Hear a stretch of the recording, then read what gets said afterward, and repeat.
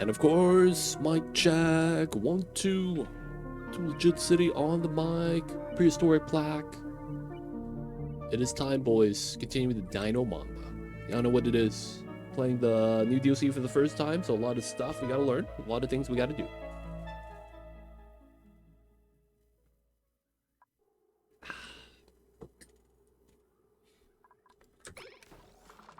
Alright. We got 145 cycles. Moved all the gases in. We got our plants coming up. Sweet sweat corn. Got rid of all the water, but we're using this as a platform for now. We potentially will be getting into the biome. Gonna be going in to grab the oil right there. This Pokey already had the egg moved. We already tapped the polluted water on the side, so it's pretty good. And then we pressurized it. Pressurized, so it's gonna be hopefully okay.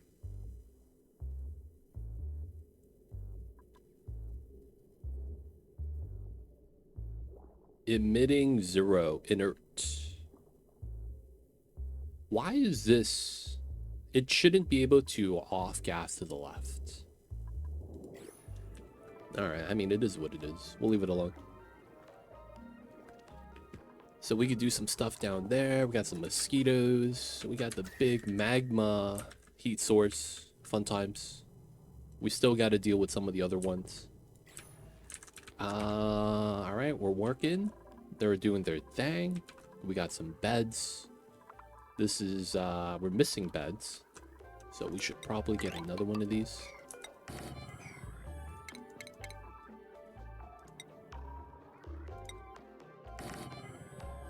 I missed the crosswords, Abductor. I see you over there, man. Hope you're having a good one. Appreciate you tuning in. But yeah, I missed the crosswords, man. The Fridays was not bad today. Not jank.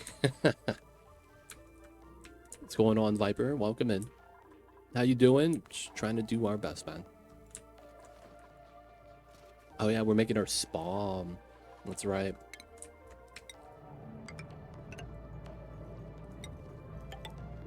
I believe that's how that works. I don't remember it. I think this is it, but I'm not sure.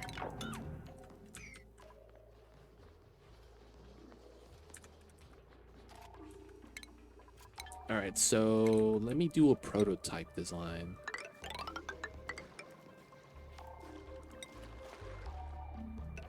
So it's normally like this, I believe.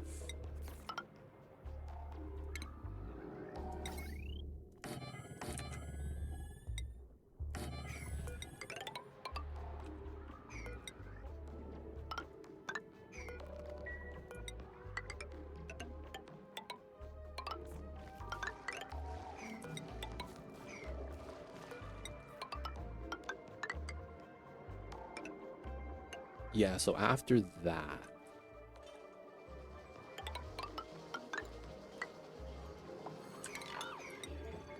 we'll use shell for this, is fine. Yeah. So I think that works. Cool. Alright, so that's gonna be the setup. We know what we're gonna do. We're gonna be using the new material type.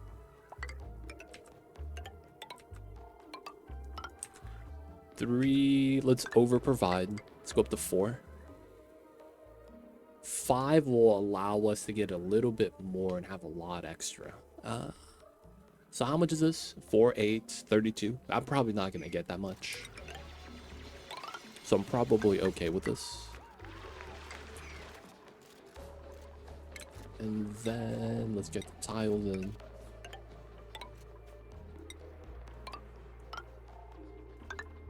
Should be good. Let the dupes do their thing.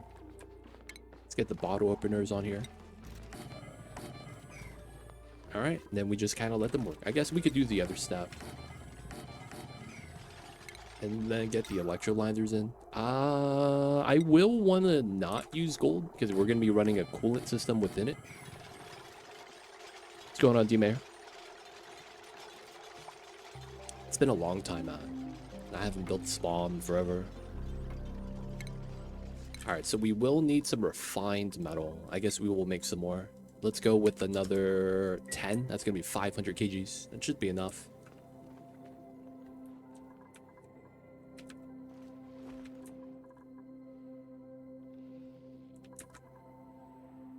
Okay, so it's still a little warm here. The water's warmed up a little bit. Let's mop this up. We still got a little bit of ice. So I should try to do this. Do the spot cooling anytime we can. That way, any hot spots we could kind of deal with before they become a problem. There's a little bit of radiance right here coming in from the abyssalite. So it's going to be helping us cool it down. Same thing over here. This is through a metal tile though. Right? So this is going to be a lot more effective.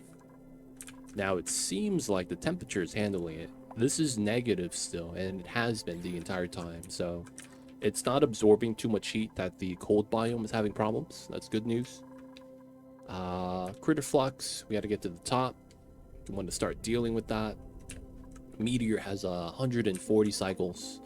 So one of the things we're going to try to get today is the ingredients for the intracosmic blast shot.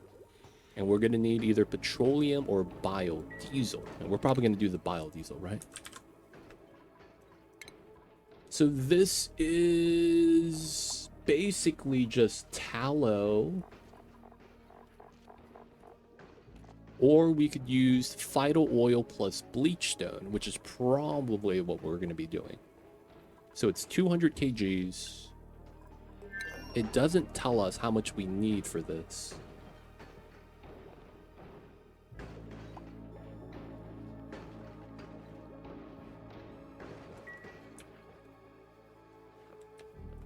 Oh yeah, I gotta build the emulsifier.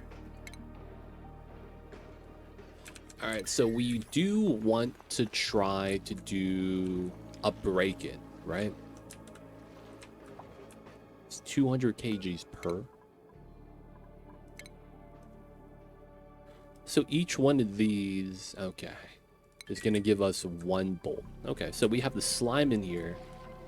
Hey, we got a mutated dew seed with the trace amounts of radiation. Nice.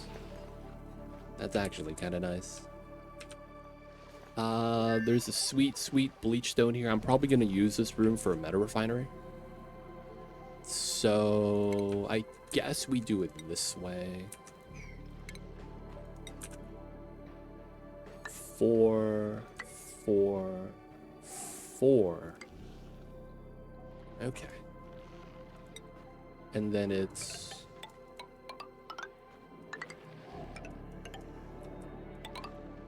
we gotta do it like that. Get that on there. And then we gotta start our ladder setup. We'll probably get a pole set up here too at some point, but I want to pull up the original base first for better travel.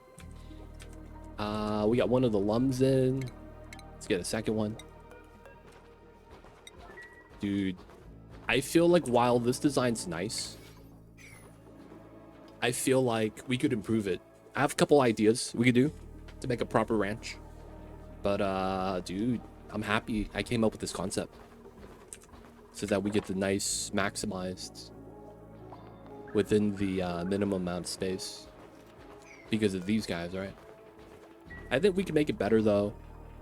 I just need to figure out what's going to be the setup we want to do. But I think it's going to be possible. I have a couple ideas. It just depends on figuring out the pathing on this guy. Oh no, you dropped the food. Fried mushroom, lettuce, plant meat, sweet corn, spindly, and then these are the unperishables. Okay, that's fine. We got some more space we could dig into, but we're fine for now. I guess we could dig these out so that we could do the other tiles. And then let's speed this up so they get to work. We got some meat, unreachable. How is that not sterile? Oh my god, it's so close from freezing point. Minus 18, right? That's very unfortunate. Another thing is that I think we will want to try to get this as a water source. I think we kind of want that if we can. Okay, this is somehow unreachable now. How?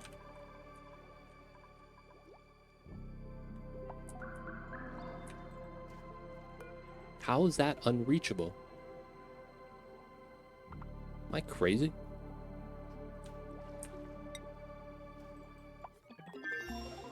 Why did it say unreachable when the dupes can reach it?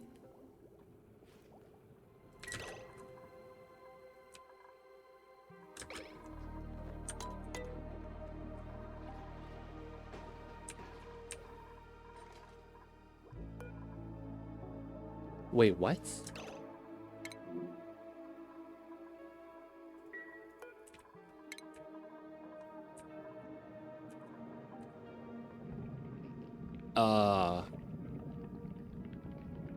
Guys, did something happen in a game that I don't understand? How is this unreachable?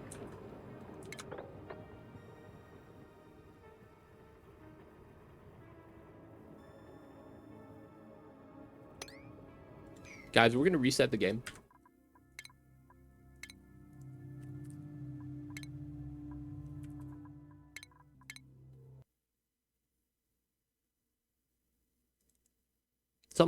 Something's weird.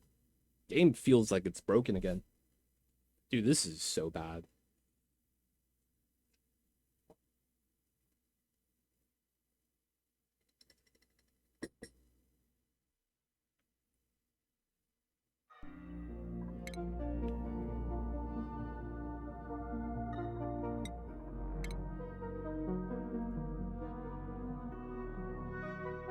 What's going on, Andy? Welcome in. Okay, it's fine. Okay, so my game just broke for no reason. I mean, I guess we know now. Cthulhu, welcome in. I guess now we know. That was really weird, man. My game broke 5 minutes of playing. Somehow this became unreachable. I thought that maybe there was a sand tile here that they couldn't see. You know, like it's a visual bug. And since they couldn't, you know, go up to this tile, they'd be blocked. I'm like, okay, that makes sense. So I wanted to reset to see if that was a thing. It's not a thing. So now I don't know why that was a thing. We got the food poisoning in the air. That's fine. Just adds a little bit of flavor. Hey, good stuff. Was that a first attempt? Abductor joining a Duke colony? I see you over there.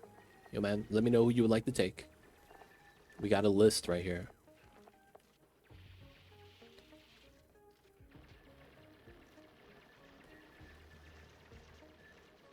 Ah. Gotta wait for the Nicolo to show up. Hey, first try. GG easy. Let's go. I still don't have a jewel at 21 yet. I don't have the corrupted stuff, man. It'd be nice. But I'm at the point where my skill levels are so high level that I feel like I shouldn't be leveling it up anymore. And it could be like it is, but it do. We got the emulsifier. We got some of the automation I want. Okay, so that means we're gonna grab this because we might need it for plastic.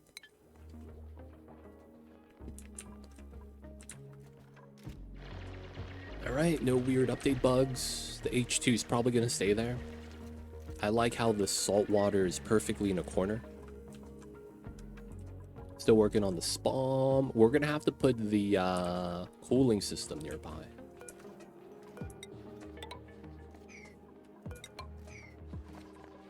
I probably put it underneath. The emulsifier makes the saltwater geyser no longer a must-have. Combines...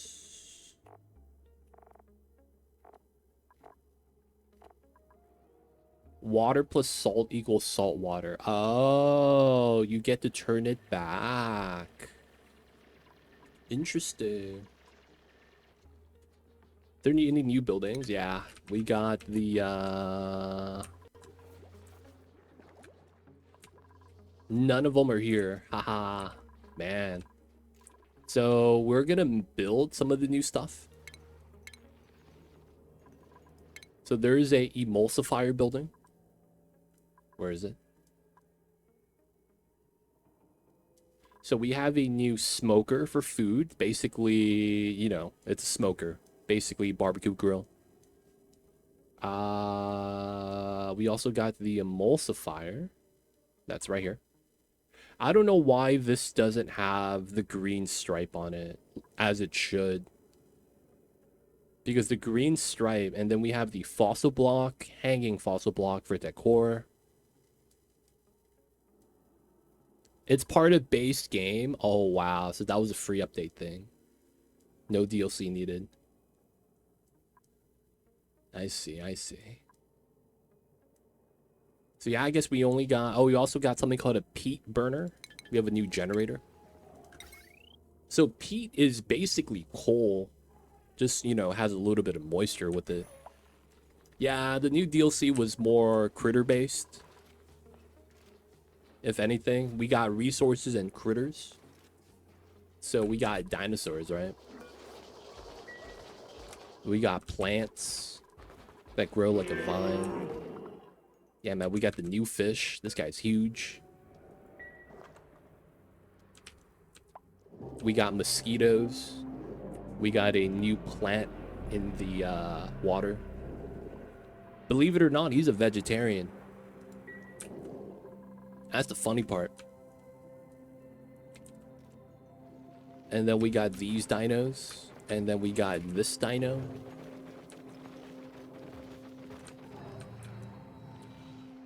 And then we got a cool chlorine, which honestly sounds kind of like a waste. But apparently it's supposed to have some value.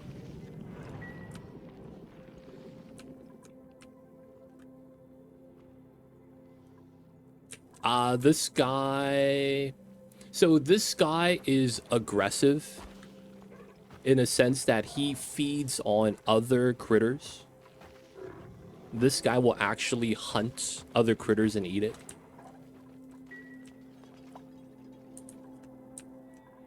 Is he not a vegetarian? Oh no, he eats meat. No, he eats other fish. My bad. He eats other fish. I thought he was vegetarian because I was reading some of the flavor text. And it said that because of his jaw bite, he can't chew properly. I was like, oh, that means he's a vegetarian. And then we got mosquitoes. These guys are aggressive. So these kind of suck because they're gonna bite the dupes for blood.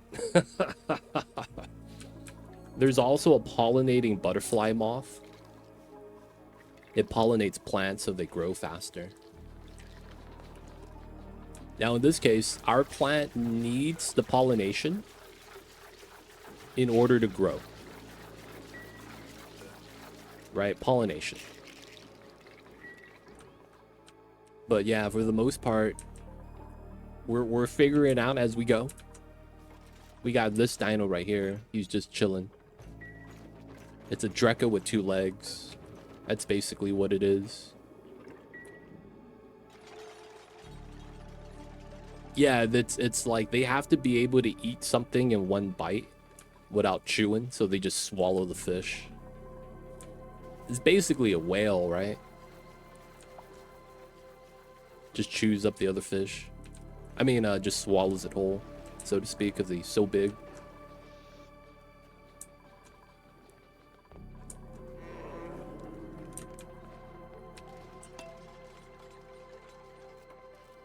Alright, so we're gonna let the dupes build. We gotta do the SPOM. We have 30 tons of algae, so we're doing alright. No real pressure here, to be honest. Yeah, some predators, a mosquito, some plants, I guess. These are all new plants. The new vine property. These guys do the happy feet. Oh my god, this breaks. Oh, that's so stupid. Okay, this is not a good enough design. This design breaks. Oh, that sucks.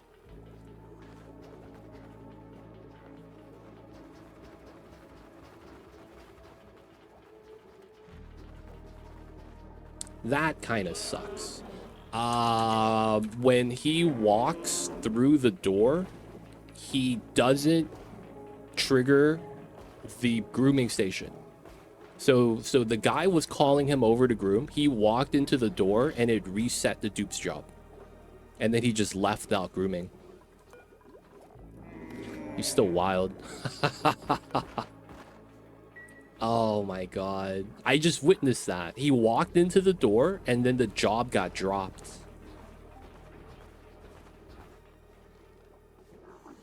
I don't know what happened there though. Yeah, when you're in the room, but the thing is that he's a 2x2. That's the thing I was banking on. That he'd be here and then he'd be here, right? Given how the game works. Yeah, the top one got groomed, but it might be because we used a drop off. So the guy dropped him off and groomed him. Maybe he got lucky. I don't know. But I just literally witnessed him drop the ball and I'm like, oh no, man.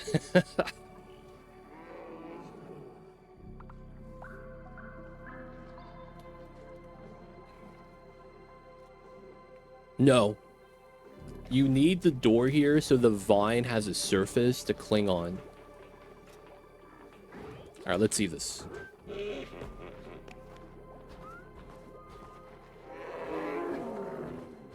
Oh, he had to poop. And he didn't get brushed. Wait, was that just happen chance? Oh, dude, that's 2 for 2. The dino had to poop, and then it was like, that's it, man. Yeah, he's confined within the door space.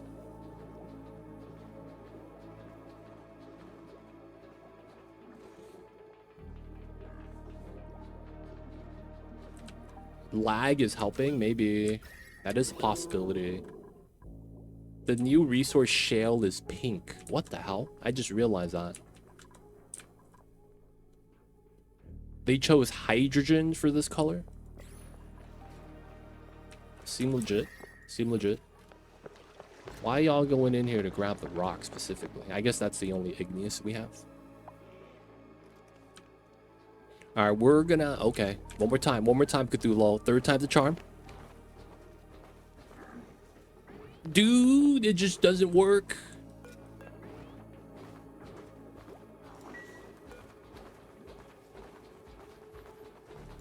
It just doesn't work. What the heck? Third time, it was like, nah. He stops at the door. What a travesty, man. What is happening here? Cthulhu tried 3 times. Okay, now he's in the left side. So if he gets called over for the brush, it's fine. And he's gone.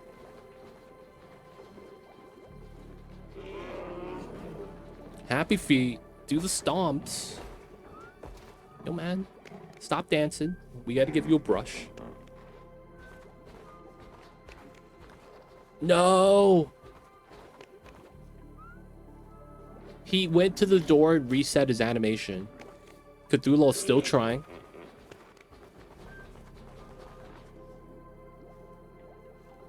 Yeah, man. What the hell is this?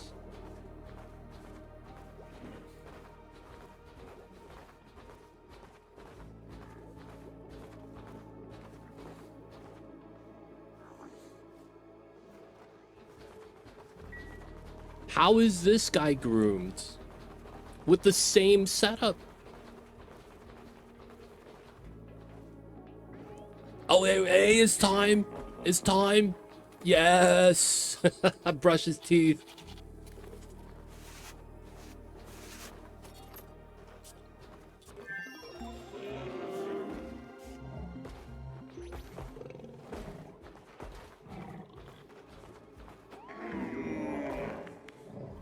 I do have one idea I kind of want to try, though. I'm probably going to try it overnight so that I don't get my design stolen. It'd be like that sometimes. We're going to leave that alone. I have some ideas I want to try, but I should really do it behind closed doors.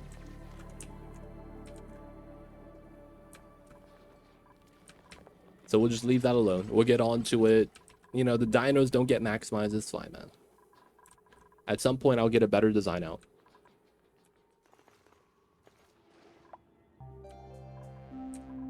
So we're going to be focusing on getting the blast shots out. I mean, we have 150 cycles. While we do have a lot of algae and we still have more, we could probably ignore the SPOM and how early we need that. So we're probably just going to be building the liquid lock, busting out, try to get a meta refinery set up. I'll probably want that on this side. And then we'll try to get the stuff set in.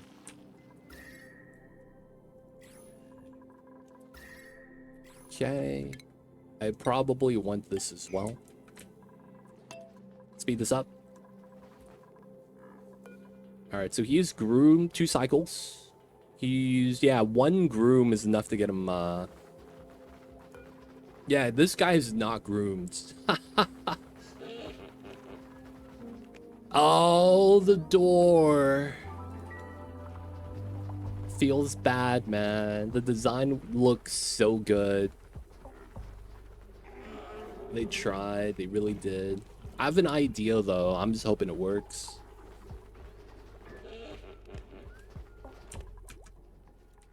Alright, so we just... Yeah. Cthulhu is an infinite loop now. We tried, man.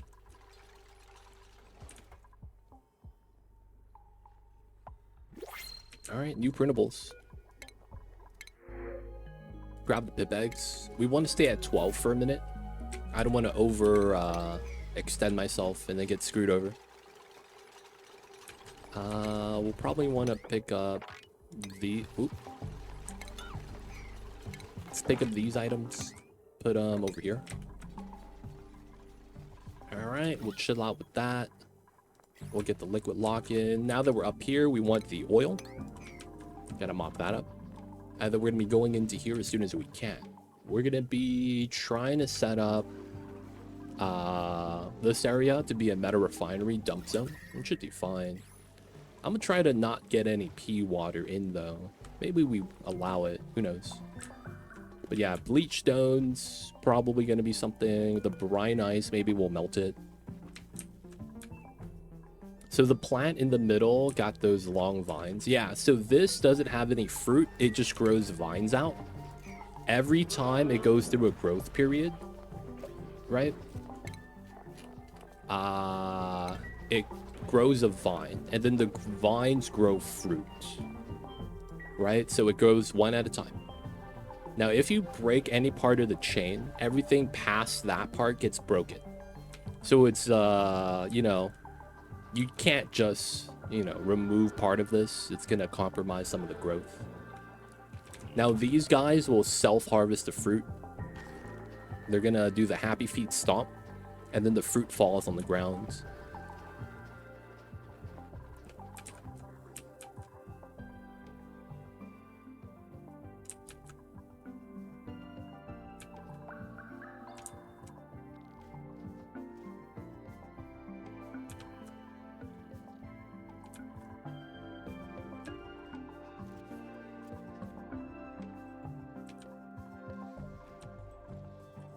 Alright, so we just gotta let the dupes work. This part is cooling down. It's kind of nice. We should probably get another temp shift plate here to do a little bit more temperature control. And then once this is built, we're gonna build one there. So we're gonna use the last of the ice that we have. That's at 18 degrees on that tile. And then we're gonna just try to drop it off at the spots that we want to keep cool. The reason is because this spot's gonna get hot because we're gonna use it to make metal instead of using the rock crusher, right? And then we are going to want to actually, let's do it here. Do the dig, moving out the stuff. Let's get the smart battery in place. And then we'll start building out the gens. Oops. Okay. We know how this works. It's a pump. Just put it right there. And then very straightforward, right? We're going to want to run this into the tiles. That might seem weird. But this is so that later on, if I want to pull hydrogen out, I'm okay to do so. Right? Because I don't have to go in. We could just pull a pipe here and then connect it and then just pull hydrogen out. Right? That's going to be the logic.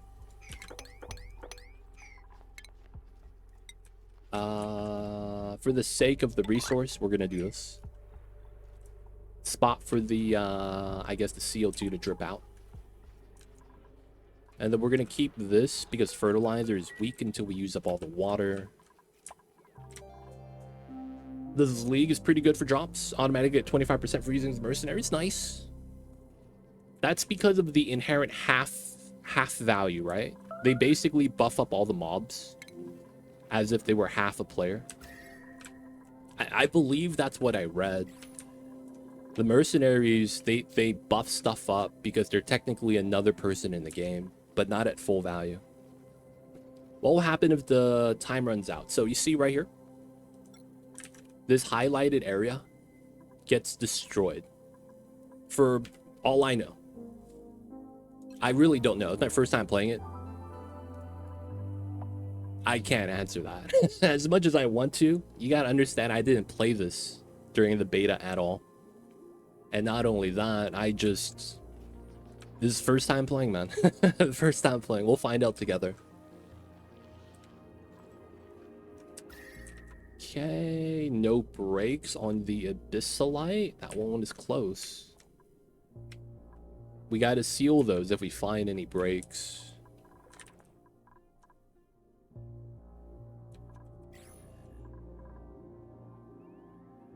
But yeah, our calories are going good. 1, 2, 3, 4, 5, 6, 7, 8, 9, 10. We have 10 dupes worth of calories. Technically. And then we have 200 calories left over. So 200 times 10 is 2,000. So that's actually technically all 12 dupes. Oh, we never set up the dino eggs. I guess that's fair. Let's start setting this up.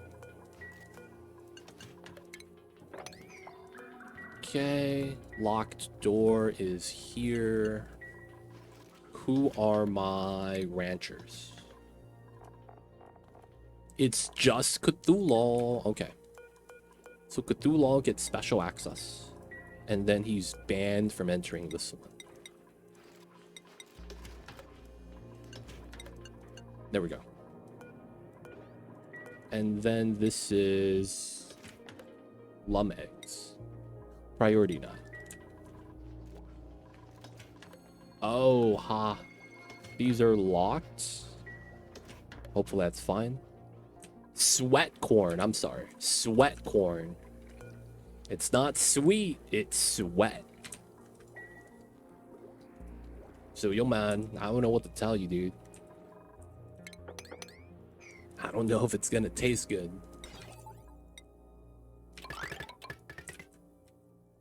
Yeah. I mean, it's salty. I mean, if you're into that stuff, man. I'm not one to judge.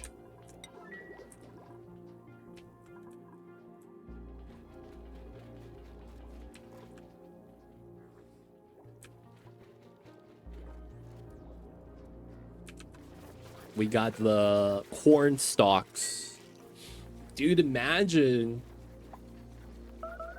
if that's how corn really was. That'd be super gross though, man. Real talk. And what I mean when I say that is like, imagine that's just how it was like named. That'd be so bad. All right, so we have a cook, no kitchen. I don't think we need one yet. We're not really focused on quality of life. We're focusing on surviving. And there's a meteor coming in. There's a salt water right here, and this is brine water. Yeah, okay, so brine and salt, very different. So this is brine, that's brine, but then this is salt. Okay, we want to make sure. Sour gas, that was false flag. Usually when we see sour gas like that, we're like, oh shit, there's a magma break. But it looks good so far. We found George. We're not gonna knock yet though. We will say hello at some point.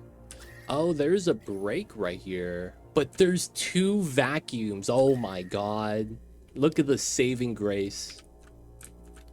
There is a break right here between the abyssalite, so heat transfer, but there's 2 vacuums in the perfect tiles. So there's no heat transfer. Wow. Yo, man, sometimes you get lucky. Sometimes you do. I'll take that, man. Nothing wrong with getting a little bit lucky.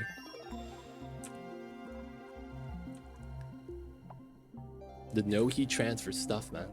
Alright, so that got done. We'll probably want to grab the smoker and check out the new recipes. And then we'll probably start leading into some of the other tech stuff. Dino George. George of the jungle. The dinosaur jungle. Temperature is not bad. So this is going to be oil. Bump this up to a 7.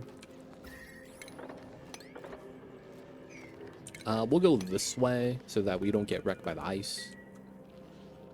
And there's ice right there. Damn it.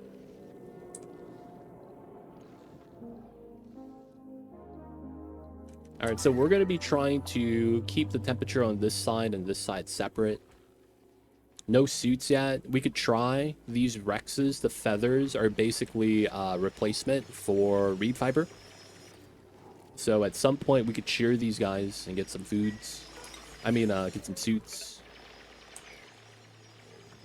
Oh man, where's my oil?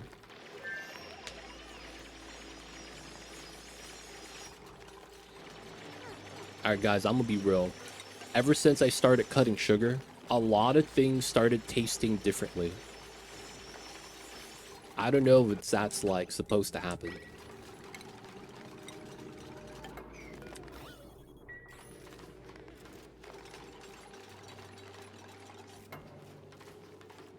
A lot of things started tasted differently ever since I started cutting sugar. Part of me is a little bit paranoid that it's, you know, that's not the reasoning why things are tasting different.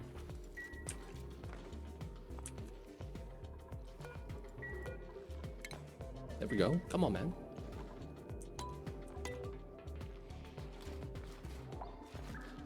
Overall, stick to the taste buds. Everything tastes off. That's the thing.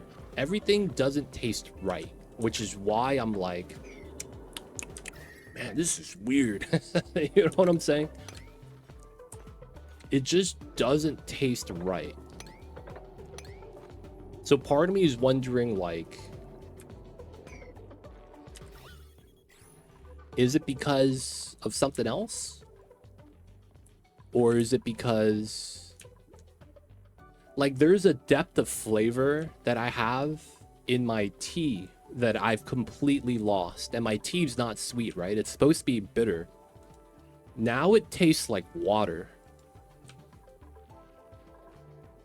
Like, there's almost no depth of flavor. There's no astringency. It feels weird. Coffee doesn't taste as bitter anymore for some reason. And I feel like it should be the opposite, right? Because don't have sugar to balance it out. Like, in terms of the flavor. Like, shouldn't it be more bitter? Shouldn't it taste more astringent? Right? I don't know, man. And I'm drinking green tea. Right? It's supposed to be light. And I get that. It's just, man, feels off. Something about it, man.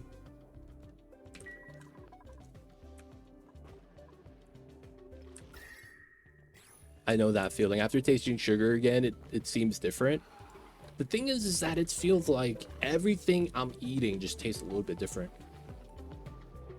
What if that's how it's supposed to taste? Man, that means I fell in love with the taste when I was having sugar. It feels weird, man. I feel like I need to change, like, teas again. I gotta start changing up the teas. I gotta find a new brand. I need a more bitter, deeper flavor. And the coffee is weird too, man. The coffee feels like weirdly... You know what it tastes like? Here's the thing that I'm kind of worried about. It tastes like I'm drinking hose water.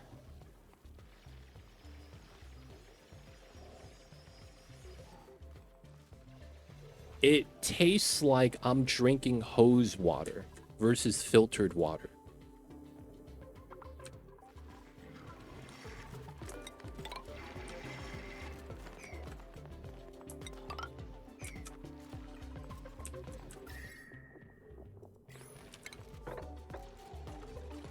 That does not sound good. Yeah, it doesn't. I don't use tap. That's the thing. So part of me is thinking, no, stuff tastes different in the opposite way. My tea and coffee is less bitter, but at the same time, it tastes like I'm using hose water instead of... I'm using filtered water from a local water store. Right, so the local water store has, you know... I might actually need suits. Big bottles with the windmill. I don't know about the windmill, but, you know, we bring the 5-gallon bottle to the store. And then they have the water get filtered. And then we use that, right? So it's like, it's weird because it's... I would imagine it should taste more bitter, but it's not. It's tasting more diluted. And the only way I could describe the taste is as if the water I'm drinking is hose water instead of, you know, the filtered water. That's the only way I could really describe it in a way it makes sense. So to me, it's like, I don't know if this is normal because of, you know, the fact that I'm cutting sugar. I feel like at some point we're going to need this. And then, yeah, CO2 issue, right? There is oxygen in here. We could probably just put a diffuser inside.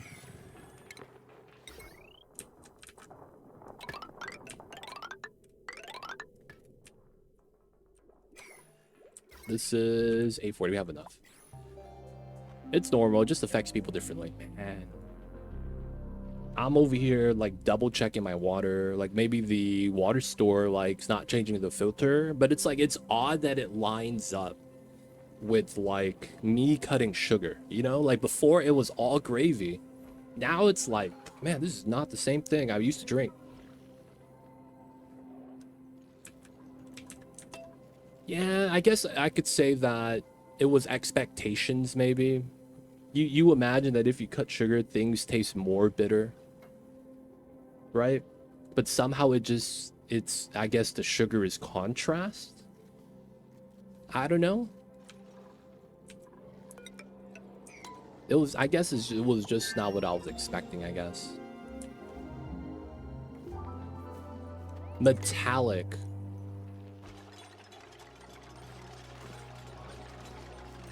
Man, I wouldn't say metallic.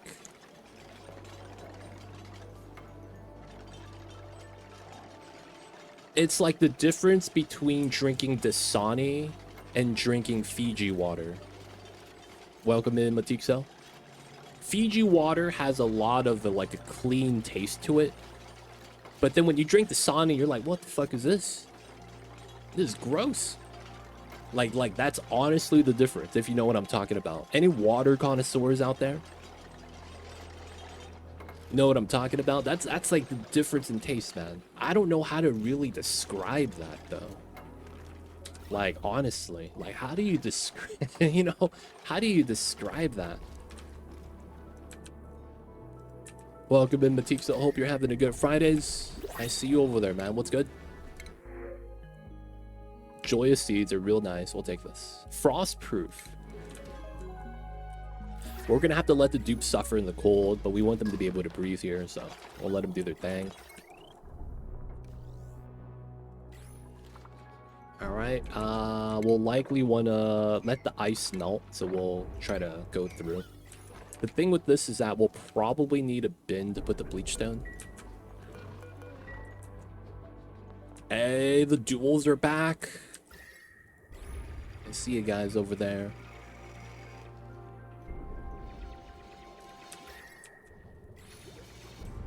Oh, Matixo got bodied. Yo, man, rip Matixo. He lived a good life. But on this day, he got bodied. They don't think be like it is, but it do. Really do be like that, though, sometimes, man. I just hate to see it.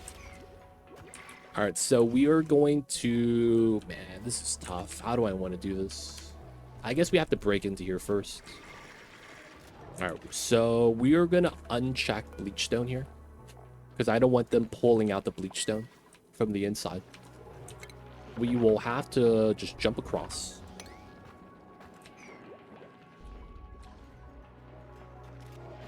And then we're going to have to go through the area. We're going to have to dig up the Wheezewort. We're going to want to bring it outside. And we want to plant the Wheezewort right here. The Wheezewort is a menace to society. But it also does good, like Superman. So what we're going to do is we're going to plant it here. And it's going to kill some germs. It's going to be nice. We might actually want to put it here too and have it become a gatekeeper. That way, you know, all the germs get vaporized. Wouldn't be bad. Okay, research is done. Let's grab the virtual planetarium. Dude, man. I got slime molds, dude. I didn't even know it was beneficial. I was kind of like, oh, man, the new biomes are going to be smaller. That was literally my first thought. Dude, the new biomes are going to be smaller. This is going to suck. Little did I know we needed that, man. We needed that. All right, so far so good. Oh, you had to do the Seacomb strats. We're gonna avoid that, man. Slime, slime, slime, slime, cold slime. More slime. We got volcanoes, more slime on the side. That's not bad. You know what I kind of like? The fact that they have random fossils now, like that. And that's so much better. I'm a fan of that, man, to be honest. We have schedules with alarms. Let's turn that off. No shift alarms. Overheated. Yeah, we can't deal with that yet. New mutant seed. Another dew seed. Dude, these dew seeds are the new freaking sleet wheat, man. Oh yeah, George does have some slime. Just a little bit. Was it enough? I got this fat vein of slime right there, man. Looks like we eating good today, boys. We eating good.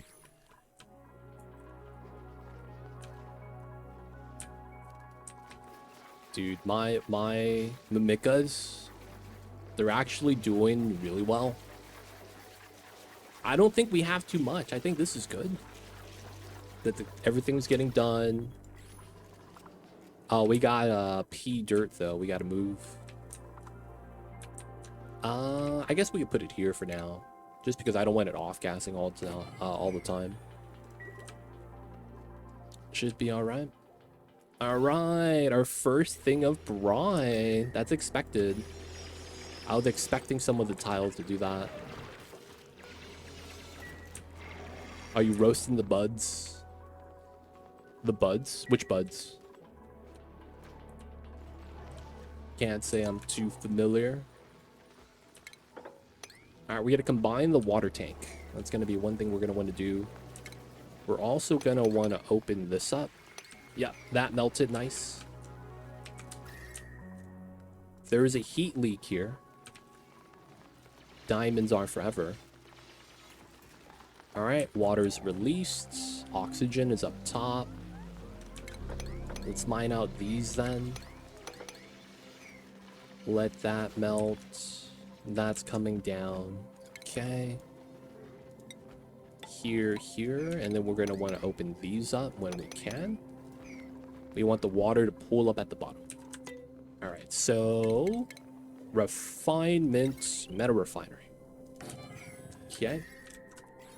We're going to break into it this way. So we will have to open this.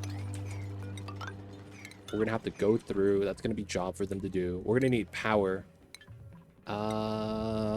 Let's go with coal. Oops. Not a lot. So it's going to be peat burning, huh? I didn't want to use that, but I guess we might have to. We have a little bit of H2, I guess.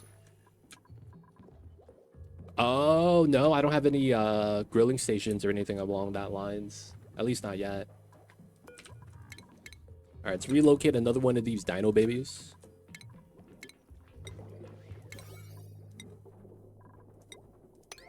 There we go.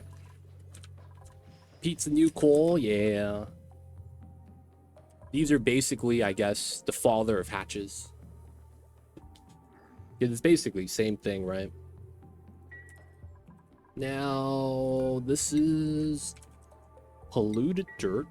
Let's bump this up to a 7. Moves it down to there. It's not bad. Let's get a deodorizer set up right here.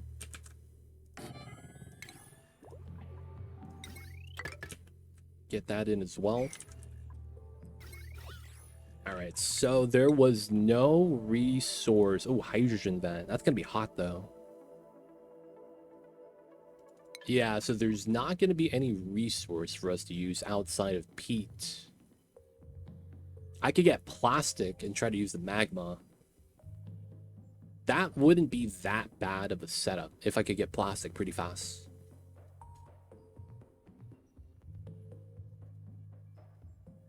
Honestly, it wouldn't be too bad.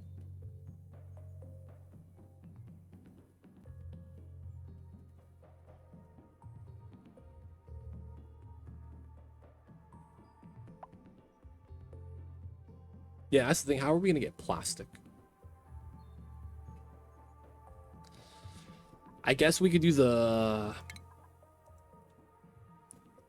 So we could get tallow, right? Biodiesel. Oh, then that's carbon dioxide. Okay, we can't convert tallow.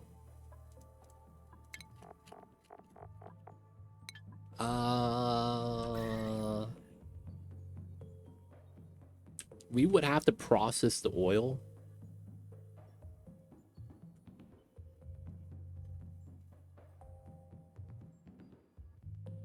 Yeah, we could try to get resin from the lure plants. Oh, no, it's amber. I'm sorry. And then that becomes resin, which then goes in for plastic. No. There's a plant right here. There's no oil biome. I just had a little bit right here. We didn't actually have a biome. I think that's on the second planet. Yeah, the oil biome, second planet.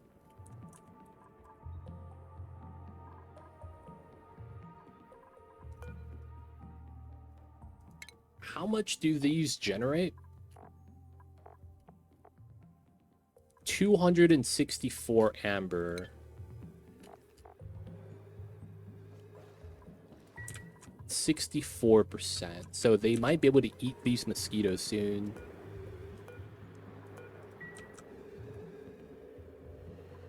Doesn't look like they will.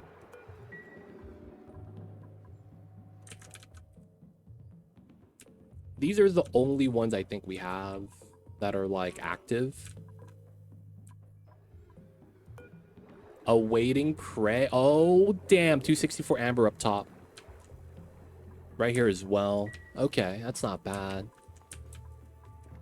This doesn't look like it's dropped any yet.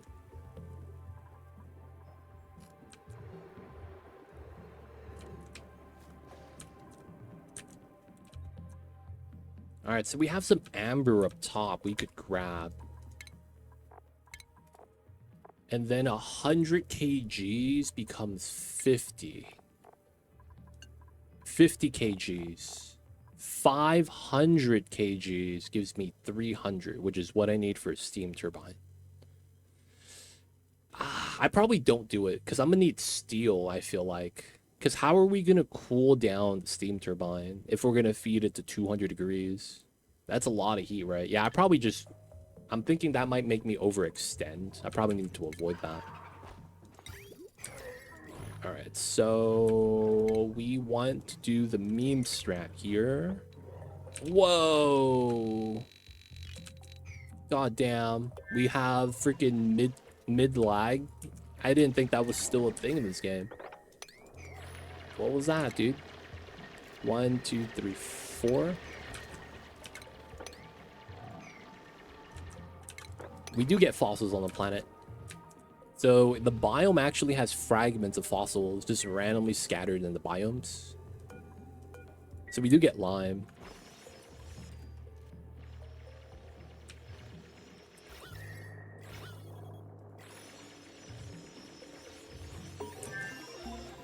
Yeah, it's kind of nice. I'm gonna be honest. I'm a fan of that.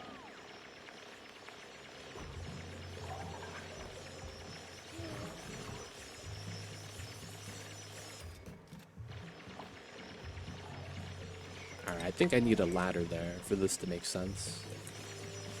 Autosave lag. It wasn't even autosave. Yeah, we have pokies. Pokies in the salt biome, though. Look at the Weaves ward here. That way we could start treating the slime.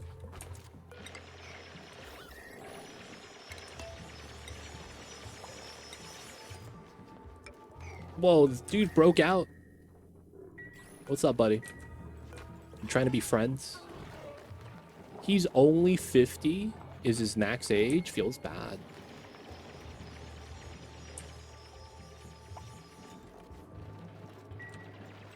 He's free, but it's hot, man.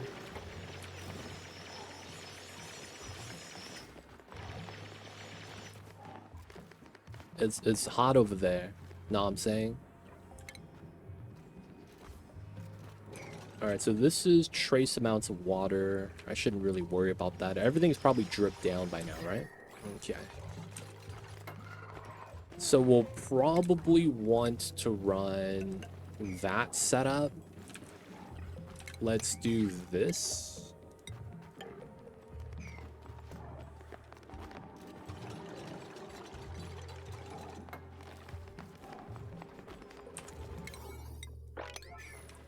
And then we got to get the power setup right here. Okay, so let's open this up. We're gonna have to run peat burners. These are 480 each. Okay. Smart battery. How much are these peat burners? 3 tiles. Okay, so 3, 6, 9. Should be okay.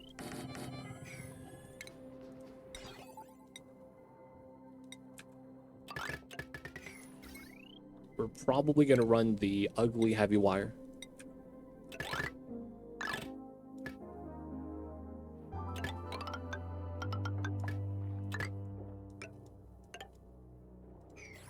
Okay. Hopefully that gets built. Broken, overheated is up top. I'm not really worried about that. Oh, they pollute. They do the water pollution. Oh, shit.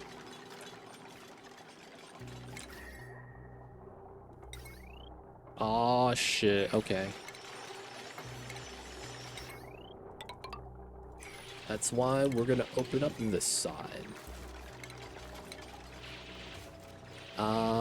We're going to argue this is just going to be SPOM water.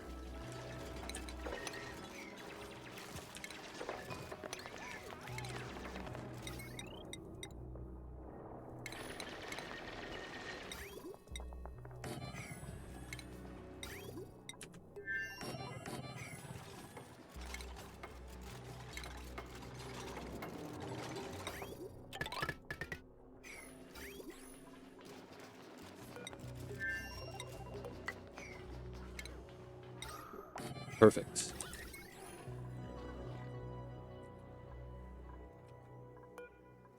We don't want the power wire connected, so it can't kick on yet.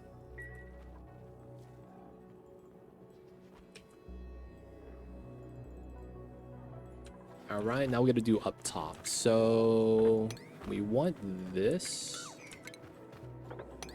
but we want to do that. Yeah, so we could do this, I guess. We should get the freedom there.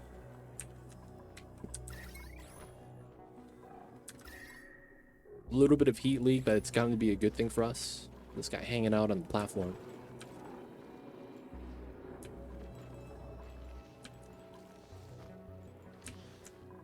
Dude, the little baby dinos are like stupid cute, man. They're like just derpy enough. You know what I'm saying, man? He goes from being a cute little derpy baby to like, I'm fed up with life. What do you mean I gotta pay taxes?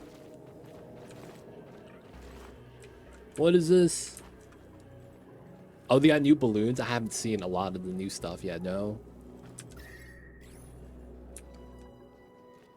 Can't say I've seen that, man, sadly. Alright, research is done. There's a lot of preemptive tech we could grab still, so we should probably try.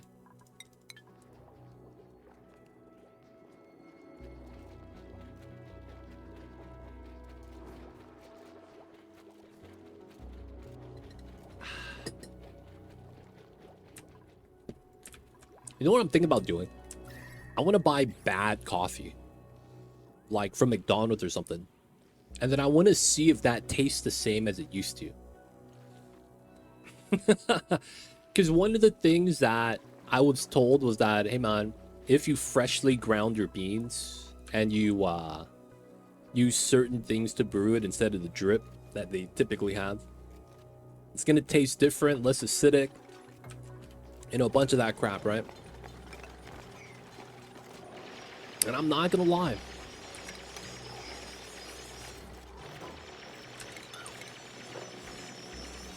I'm not saying it's not true, but I guess it's very apparent now that that's the case. Like I could taste it. Now it's kind of like, man, I wonder if the bad coffee is that bad now. Because it's like, it might taste like what the bad coffee was is kind of what I was used to before. And that's, I find common ground. No, man, I haven't seen any of the new stuff. They're going to have to give it to me if they want me to check it out, man. Well, I mean, Timo got the new outfits on, right? When we were checking out some of the outfits. What coffee do you drink now? So shout out to G. G's getting me something called... I don't even know what it's called. It's on Amazon. It's one of those Amazon coffees.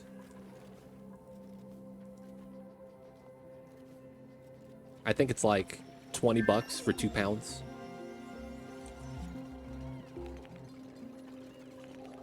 And then it's like, you know, I just grind it up. I have a coffee grinder.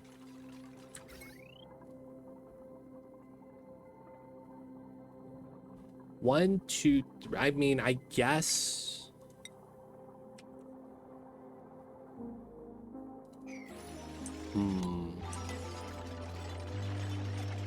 Get Illy capsules. It's the best. Oh, I don't have K-cups or anything like that. Like, I have a French press.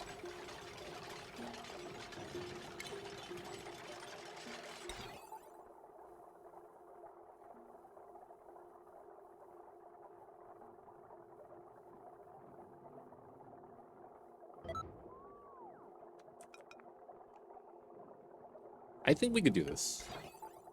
Oh, I'm out of metal? Yo, come on. All right, we do one more job.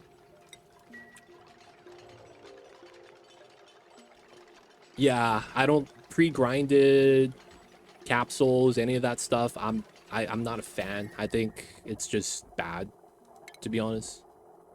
I hate to say that, but it, you know, that's just how it feels like.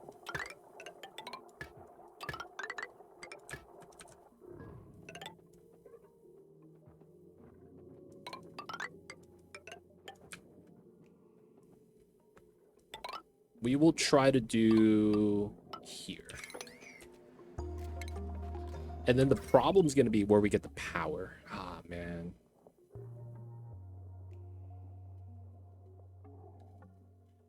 Pre-grounded coffee always tastes extremely bitter and very acidic. So I actually try to stay away from that, man.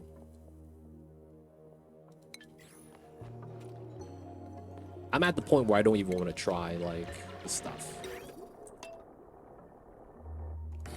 Once you go whole bean, dude, never go back.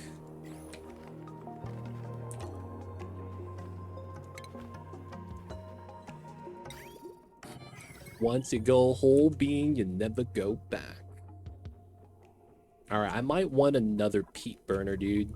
I'm thinking about it.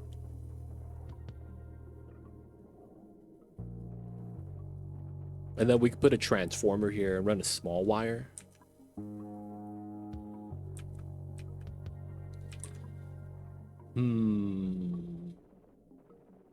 Hey, Geek, have a good one. We'll see you laters.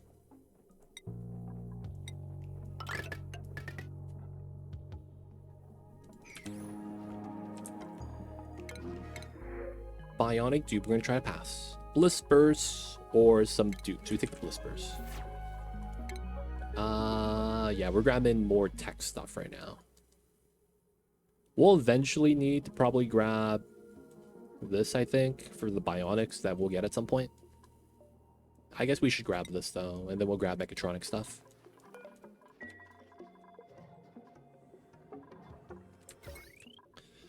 So this could handle the load, but it's like this is enough for both, barely. But if this only kicks on when it needs to, I guess it's fine.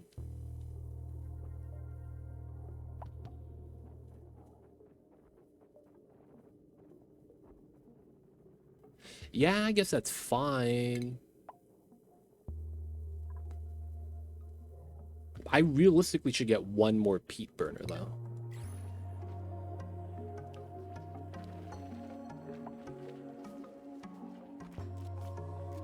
Or we power this some other way, which might be better. Different power source. Nah, it's probably not. All right, let's do transformer. Get that. Get this. All right, that should be the play. That will turn off when it needs to. We got the extra automation on this. That's gonna pump into there. No, you're not supposed to be on. Turn off, turn off. All right, for the memes, we'll do this. We get idle dupes. So we have a wheel runner on this as well. That's fair. Keep that airflow. It should work out. Smart battery on the spot. We're going to go with a 9550. So that it's always active for the power threshold stuff. It might go, you know, on, off, on, off, on, off. But I feel like we kind of want that close to topped off every time. We're not going to mix the water. It should be fine. We're out of ice, so the cooling's going to be out of options, right? We're going to be letting these guys wander around because they're cold babies. So they're technically walking coolers. Oh, he's touching the warm water, though. Oh, my God. Look at his temperature spike up. He's like, I'm out of here. That shit is way too hot. His body temperature went up a full degree Celsius, and he's making a break for it. He's like, yo, man, that was some hot water, dude. Goddamn. He's doing all right, though, I guess. All right, let him work on this. Let's get the construction on this to a 7. We need that to be done. We're chilling on this. This is not too important yet. This is not going to be powered. I guess if they're bored, we could start setting this up. We're going to want the joint plate.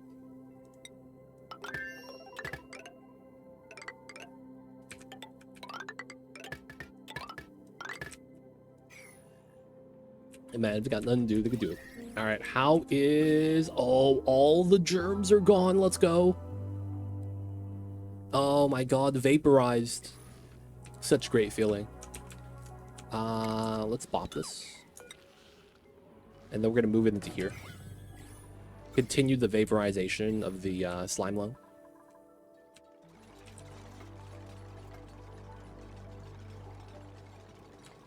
Alright, so we're gonna actually boil this biome. And then as it gets warmer, we're gonna mine the ice and melt it. But what we're really gonna do is if this naturally melts, it falls into here. And then we're gonna just dump it back out with like a bottle emptier. Right, that's gonna be the play. There's a lot of goddamn chlorine right here though, I will say. To the point where my oxygen is not being and doing anything anymore. I need slime. So one of the things we need is the blast shot. We need something called biodiesel. We could try to get petroleum. I don't want to go to the other map. So biodiesel, the recipe requires something called phyto oil. Normally, from what Zarek says, because it didn't even click in my mind until he mentioned it, you get it from the sea combs. So you have to forcefully grow this with the Pacus. Right? That's the forced interaction, and then you get to meet the Jabos. But the thing is that I had slime molds on my map. So I realized that, oh yeah, we got slime. So we're just going to do that for phyto oil. That makes sense, right? And we already got the plant pulverizer. I need to set that up as well. I think we do it in here, dude. Maybe it's a bad idea. Yeah, if you can't breathe inside, we're gonna have to do something with chlorine. Okay, so...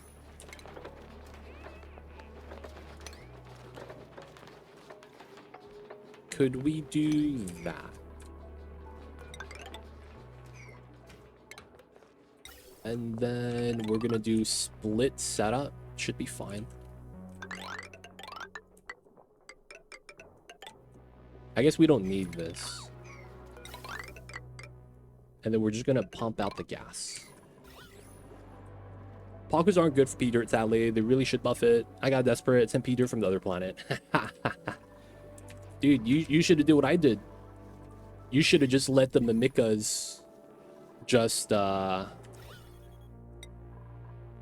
they moved all the P-Dirt. So when the Mimikas die and the seeds fall down, they become P-Dirt. Which is all in here. Oh, wait, we have so much P-Dirt. Goddamn. 20 tons already? Jeez. Let's get another bin. Why do we have so much P-Dirt?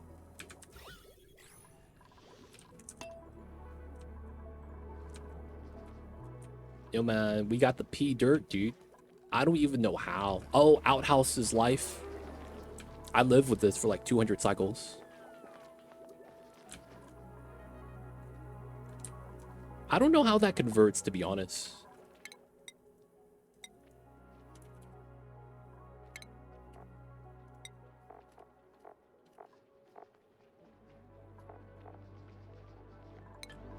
I don't know what the conversion rate of that is.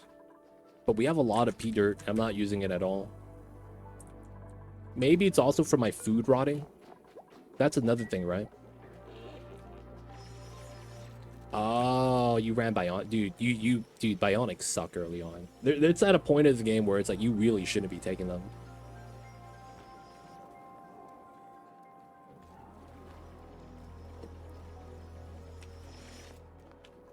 I feel like the Bionics are not the solution. Alright, so these are having some problems with the off-gassing. Alright, we're gonna do meme strat.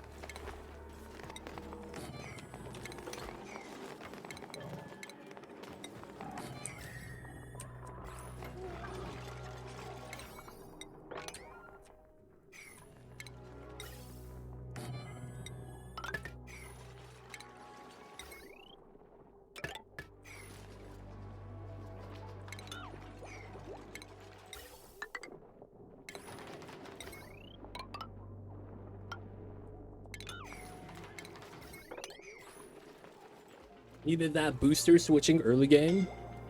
Cycle 25 mechatronics. So addicting. Yo, man. All I gotta say is you just roll the dupe with the skill. You get all of the strengths, none of the weaknesses. Just roll a dupe with the skill, man. That's a sad truth. Oh my god. Can we free this man? Can we free this man? The T-Rex got stuck like he's a pit. Free this man. Oh wait. He's still confined. Oh my god. He moved.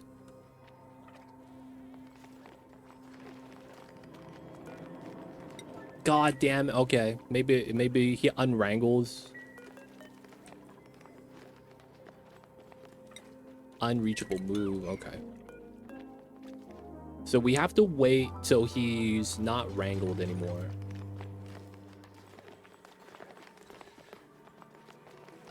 What a pain.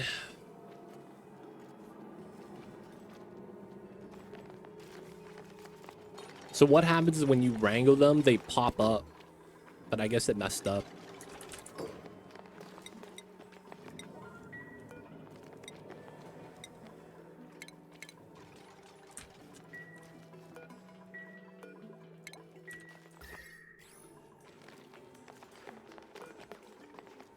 Dude, he walked in, man. It was my fault.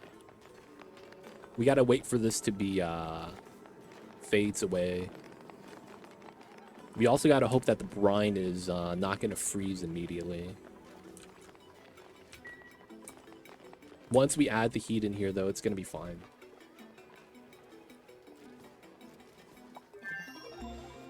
No research.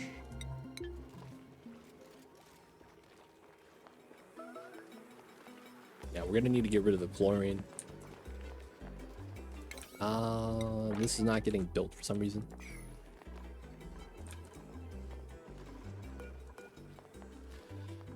Waiting to re-wrangle. I'm sorry, buddy. He's hungry. But yeah, man. My man's stuck.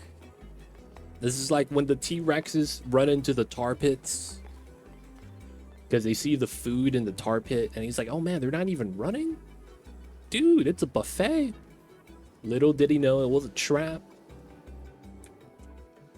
They didn't know about the tar pit strats, man, back in the days.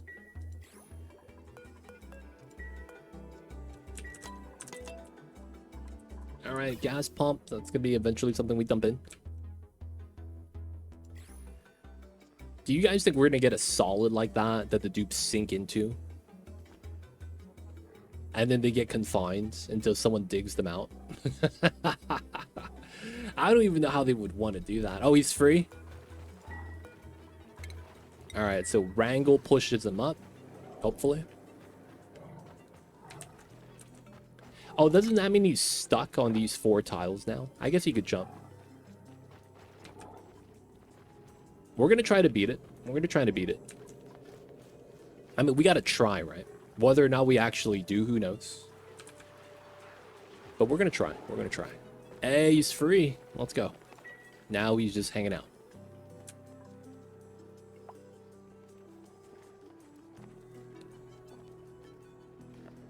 Bitumen is just a normal tile, though, in the game. It's just coal. Are you gonna let it fall? Good luck, man. Hopefully it's not that bad. Hopefully it's not that bad.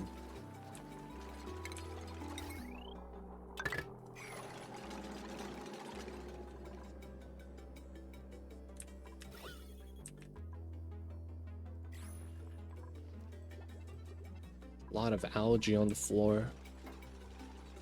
It's kind of a tar. I mean, it's in the game, and it's used in the Baitor mod. It's just, in the game, it just acts like coal, right? In the sense that it's a solid tile. Looks like coal in terms of texture. But yeah, it has no real use in the game.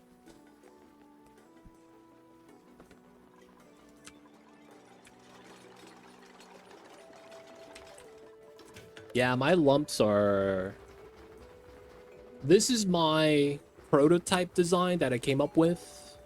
While it works really well, there's some issues with the grooming. So that's going to be something I need to address. You'll see what happens. He gets stuck at the door, and then it resets the job. So grooming is a little bit of a problem, but feeding them is fine. But yeah, you see that? They don't get groomed because of the door. When the critters are inside of a door, even though they could walk through and they're a 2x2 critter, for whatever reason, their active tile gets stuck, and then they don't get groomed. I have an idea, though, for a better design. I need some time to make it better. I want to test some things out and the whatnot. But yeah, I'll probably have to work on that sometime.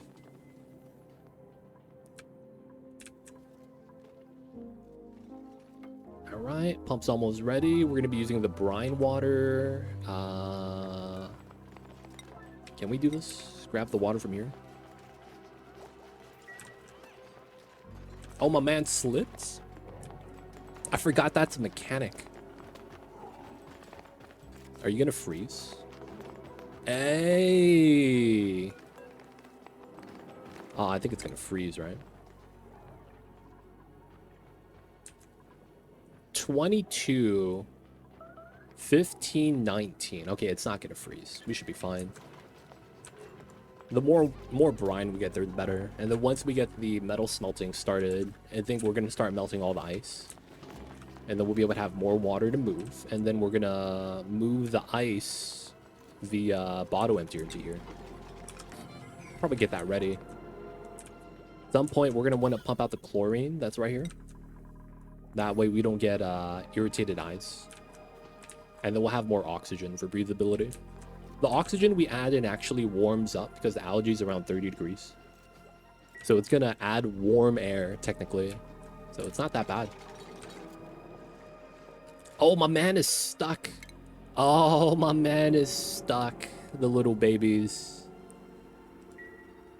We got to save the little baby on the island, man. He's doing his best, but he can't move. They don't think it be like it is, but it do. Alright, so power is good.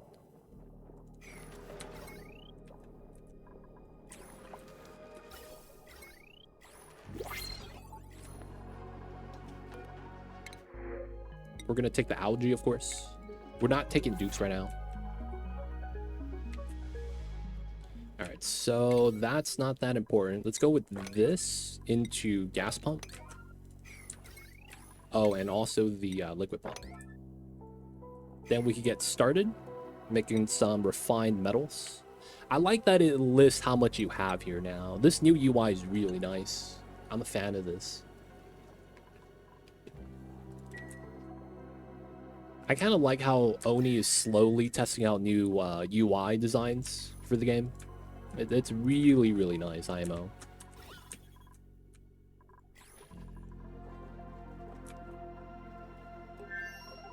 It's nice, right? Go to rack, welcome in.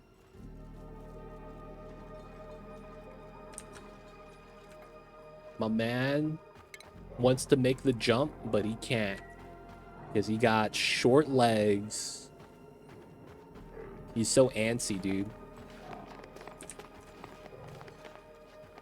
I think even without the DLCs, you get that. Don't you? Or am I wrong?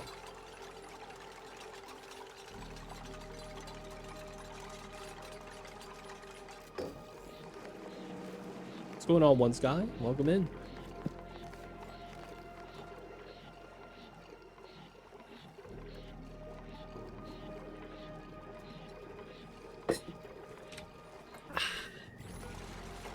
It's time, boys. We're gonna make 50 of these. So 50 per 50 here. That's 100 uses. It's gonna be good.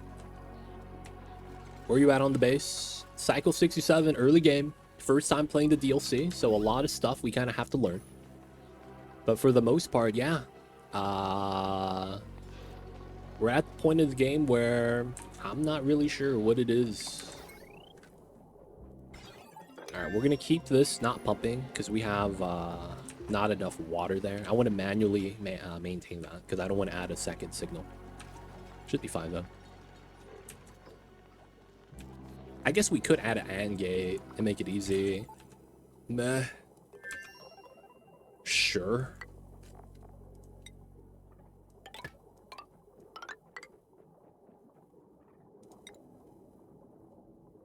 This is pressure. Oh wow, gas pump is done. Okay. Let's get rid of some of this chlorine. We're gonna uncut that so that we're not pumping out too much oxygen. Yeah, the chlorine needs to go, right? So that the breathability is better. All right, little bit. I think we're done here though. All right, hot water coming in, 25.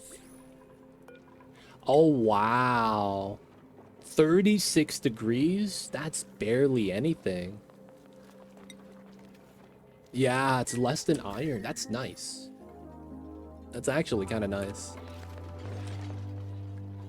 All right, so now that that's good, did we ever finish the slime? Okay. We're going to need to start setting up some phyto oil setups. It makes sense to keep it down here just because of the fact that that's where the polluted oxygen is anyways. So we are going to do plant pulverizer. Oh, that's a refinement item. This is powerless. Oh, we got the dino. Damn, that looked kind of nice. Oh, I like how it builds over plants now. That's really convenient, not gonna lie. Okay, so this means we go with airflow here. Pitcher pump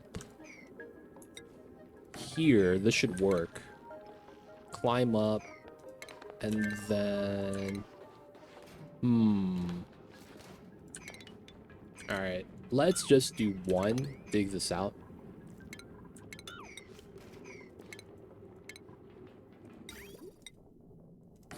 Dynamite!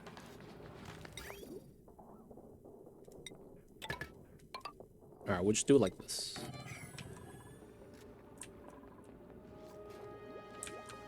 Cycle 30. Trying to do all achievements. Oh, good luck, man.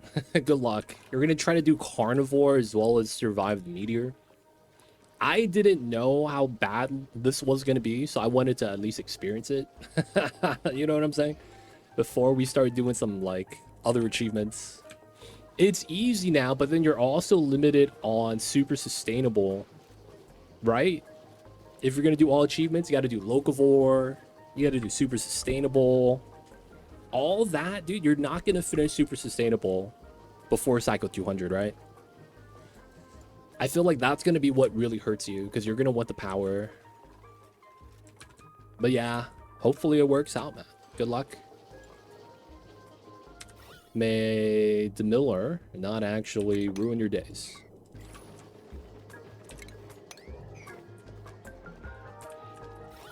All right, this is looking great. This is getting a little warm as expected. So we're probably going to want a heat sink here at some point.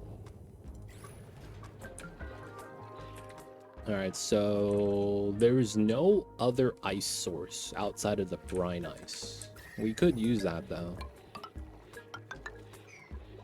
We could build this so that we could have a little brine pool.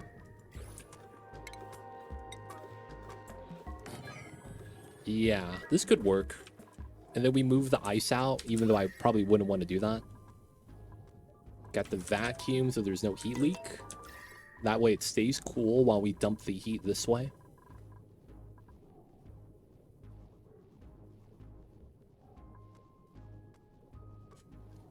And then we need to slowly fight the heat. Maybe we don't even do it there. Because we could do it here instead.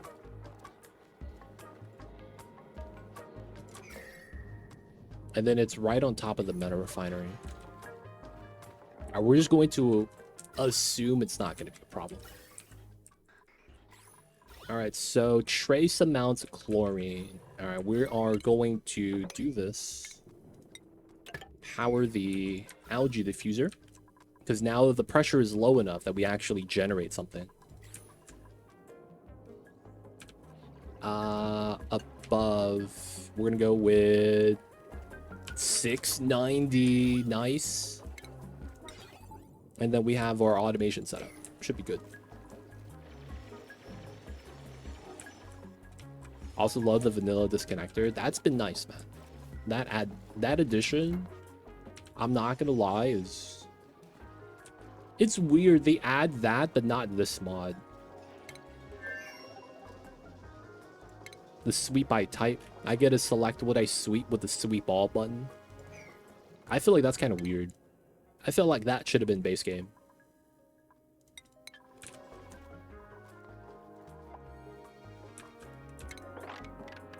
If y'all is bored, we could start digging, I guess. Small steps, bro. I mean, I've been using this mod ever since the game came out, though. No DLCs. You know what I'm saying, man? It's like, man, I've been using that mod for the last 8 years. How is this not base game?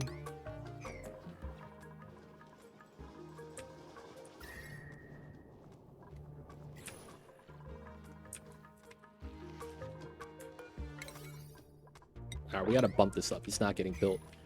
I guess we should bump this up as well. Zap in the germs. Let's go. After that's done, we might want to go down into here, right? In which case, I might want to reduce some of the CO2. We have a second planet. We've seen the surface because we have the teleporter, but nah. Don't really want to go to the other sides yet. But yeah, man, no rocketry, not even at the surface. Gonna be trying to amass the ammunition first, and then we get that. The change material is base game? Yes. Click on the building, material, and you can change material type. No mod, that's just part of the game now. Sea comb, okay.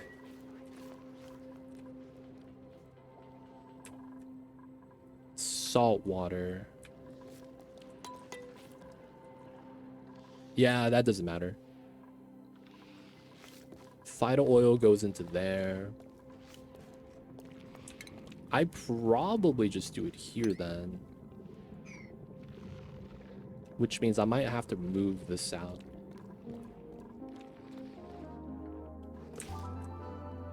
Oh, I could just mass move the salt water. That's so good.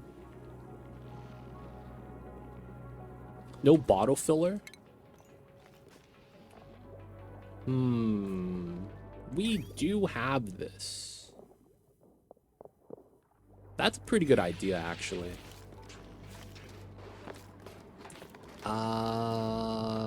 Let's see. How big is this? 3? Wow, that's huge. Okay, that's fine.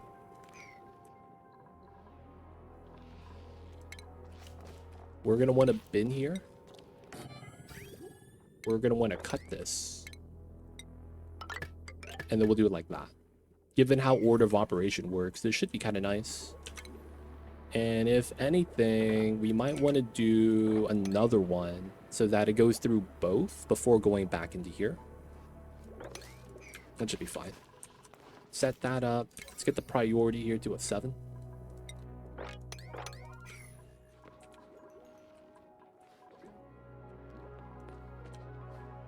Yeah, I'm not gonna lie, man. I don't really have the, like, habits yet to instinctively pick those up. Like the, vent pump stuff.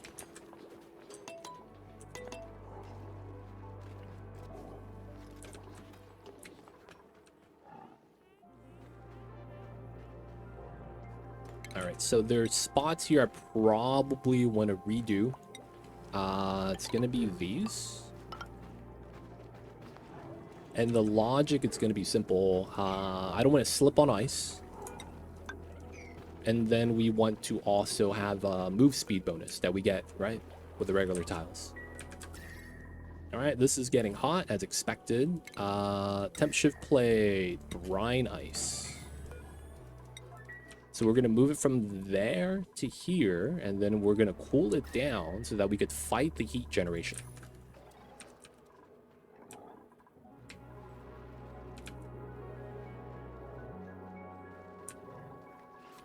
Yeah, one of the biggest things of this game is that if something is free, it could be a trap. A lot of free stuff isn't worth the effort, man. That's just the truth.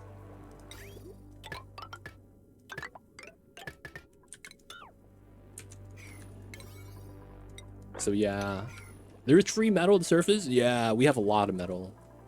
Spending time to try to grab that just because it's free, it's a waste of time. It's not like we're scarce. Not like we're running out. Not like the metal's gonna go away.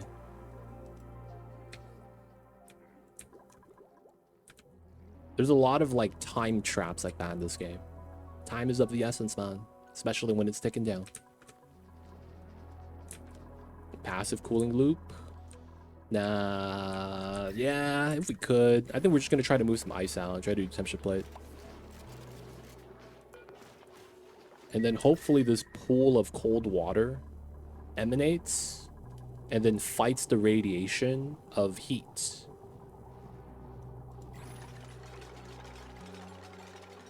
That might be excessive though, because building this is takes a long time. Hopefully it works. We got to disable this building as well. Otherwise, they might pitcher pump it out. Or actually, maybe that's what we want. Because nothing's pulling that yet. So we're going to want to have that turn on off here to dump it back in. Yeah. That should be the play.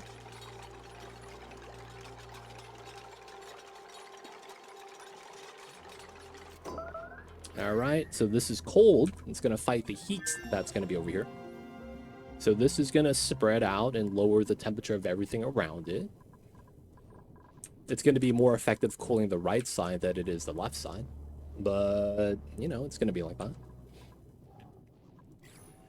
You know what we could do too? We could start trimming out the warm part of the abyssalite here to allow the coolness of the cold abyssalite to kind of radiate, kind of like that.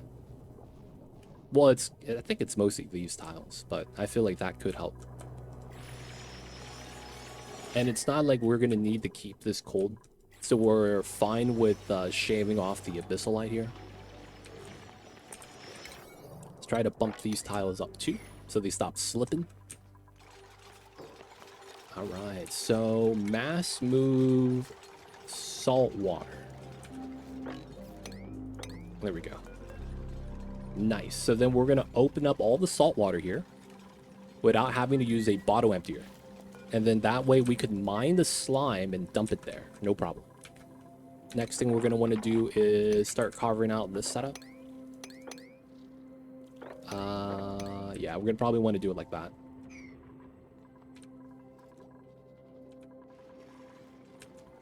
Temperature plate under abyssalite made out of metal? No, that's a bad idea. So the problem with temperature plate is that it's averaging, and when the second value is 0.000000001, you effectively just don't pull any energy from it. I don't know if that makes sense. The value is so close to 0, it's not worth it. Oh, I can't see it because Mamba can, right? Mamba moved. The little babies is mad that I'm not giving them any love. Conduction panels are decent at claiming temperature with a building and a tile. Yeah, but you can't build into the abyssalite, right? That's the problem. Because you want the attuned effect. So the best you could get is building a tile next to it and then having the conductive panel try to pull energy from that. But like, realistically, you're limited at the tile to tile, you know, heat transfer, which is in and of itself just not that great. it's an idea. I just don't think it's worthwhile, is really what it comes down to.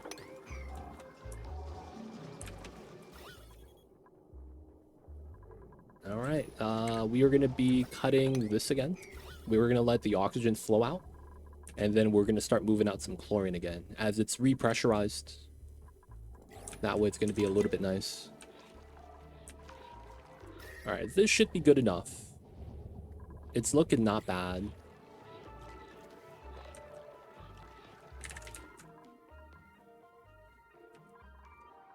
And then the thing we're going to need to do is... We could do this now. 29 kgs of salt water is a lot. We could empty that. And then once we do that, we could start dumping into slime. 2 more tiles. And then we need... Oh, we can't get inside. Okay, we got to build this out. There we go. Ah, yes. P-dirt. We need to clean up the map of all this polluted oxygen shenanigans. And this power line is barely being used. Okay, so we should be able to start pumping out some CO2 for breathability.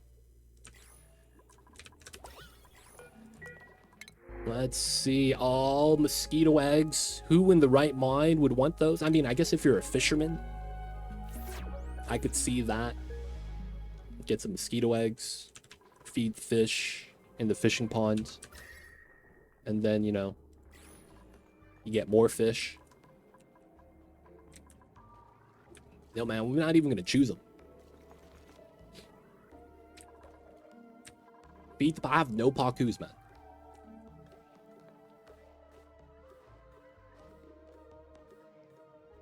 Oh, sorry about that. I had to sneeze.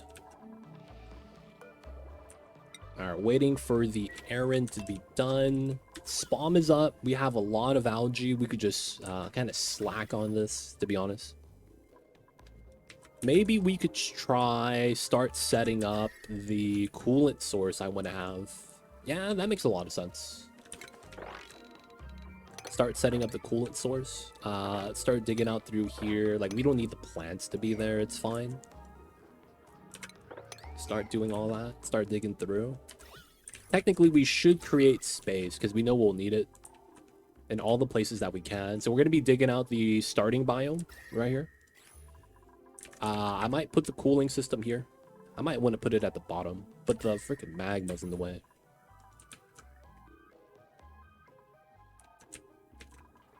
All right, saltwater's in. Slime. Oh, it's not discovered.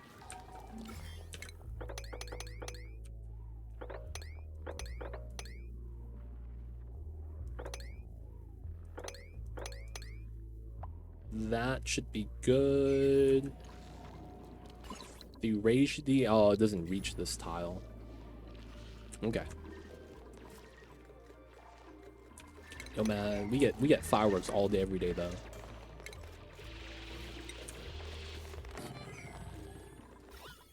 Polluted oxygen. At least the CO2 is getting removed.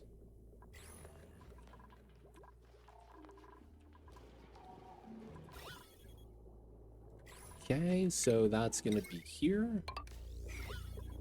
Big bubbles of chlorine getting pumped out. Big bubbles of CO2 getting pumped out. Alright, we're at a point where I think this could be turned off for a little bit. Alright, so that's done. Slime and slime. We're gonna do both. Radiation, that's not in range, but that is. So I'm gonna argue we're gonna want to do that. We're gonna move that over. Sweep all the slime stuff. We have a second Wheezewort that we're gonna, you know, remove germs from so that we could have an easy time here. We probably want to start doing something with the salt water. We want to start probably removing that somehow and start adding it somewhere. I could probably saltwater bottle emptier into the salinator and try to get some water off of that. That's something I don't think we need to do yet, though. Later on. Oh, we got the tiles. Nice. Not bad. That's iron, so it's not going to melt. And then we'll do these two. Pulverized seeds? Just slime. Can you pulverize seeds? I like how they have a milk carton for the Brachian. That's kind of funny, man.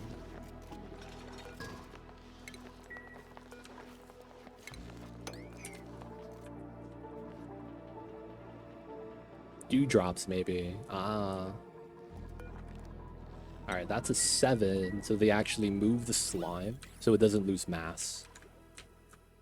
Ooh, the digs. Man, they're doing that fast.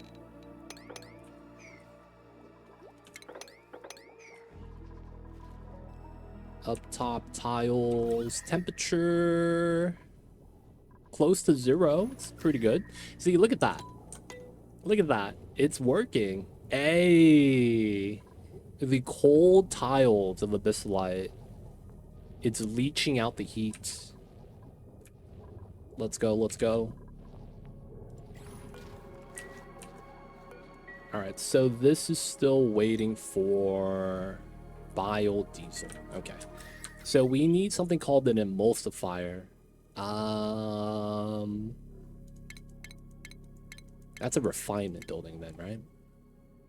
It's a... Okay. I need glass? Oh, no. How much is this? 5 kgs, 5 kgs. 5 kgs, 5 kgs.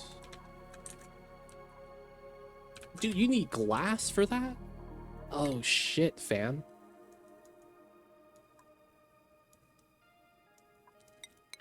That means we need Radbolt tech.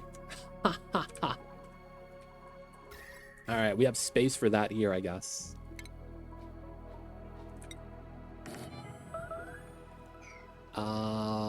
Have that set up.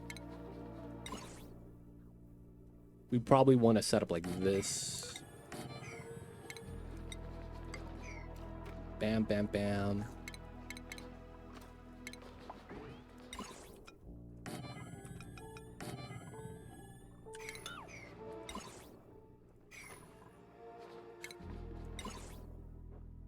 Realistically, I should do it like that.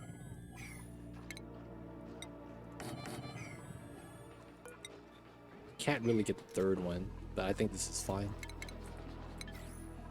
And then we're gonna need power from that. Oh god. Yeah, you need the rads for the research. That's annoying. Okay, so I think what that means is we need to do something like that. We're gonna have to run a second peat system here. Which means I should probably move the pump down or something. Or maybe we just kind of let it sit there until we get enough research and then we just kind of stop that. Whoa. No one's cleaning the toilets. This real here? Nails, man. Alright, Stinky, you're gonna clean the toilets too, man. Feels bad. Whoa. Y'all is not cleaning toilets. We have dirt, right? Yeah, 400 tons. Yeah, we make Stinky do it, dude. They don't think it be like it is, but it do. Name checks out. Alright. Pressure of the chlorine is low. We could start adding O2 again. It's looking pretty good.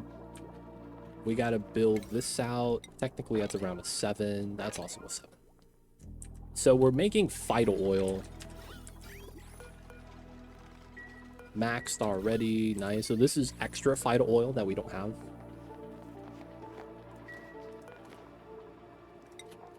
We have 140 and then nothing. Alright, cool.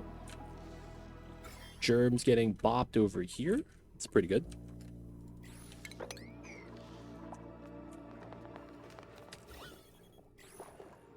Waiting for the fertilization. Bump that to a 7.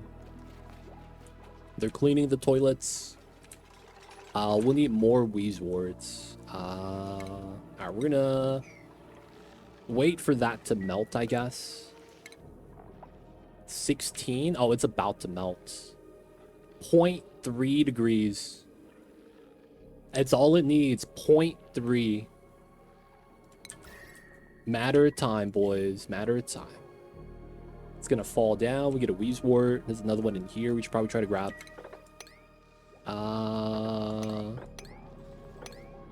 3, 3, 2.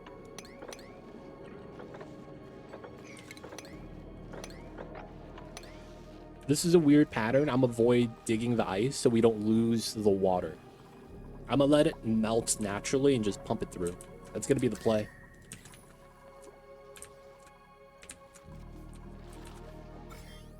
Not bad.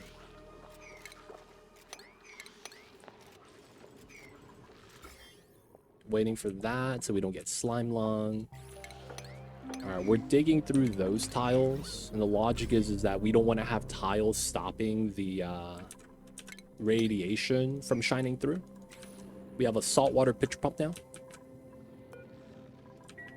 That means if we need salt water anywhere, we'd be fine. We could probably start filling these up with salt water if we really wanted to. Oh, we could start doing the oil and then adding salt water as a second layer. That's not bad. We could also do salt water, regular water, and keep the oil. Though it's oil, the oil's nice.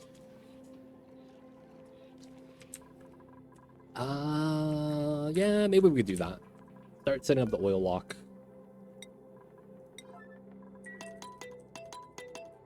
Just because we're waiting for everything else to kind of get done.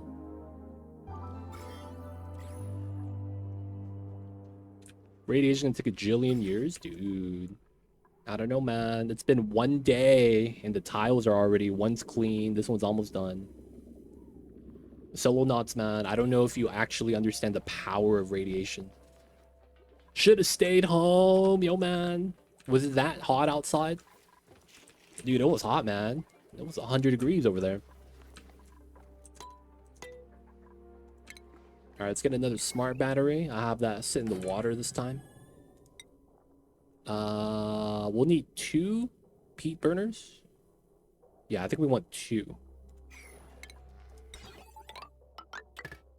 And then...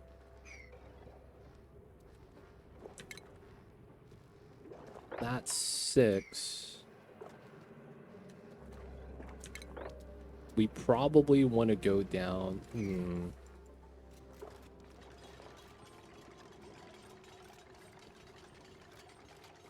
Where else could we really dump the pea water if it's not there, right? I guess we do have to just do a pocket down there.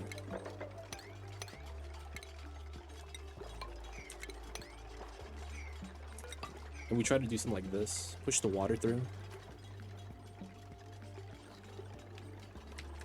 Alright, we let that do its thing. This is going to be good enough on 1,000 watts. And then we want to run that through here.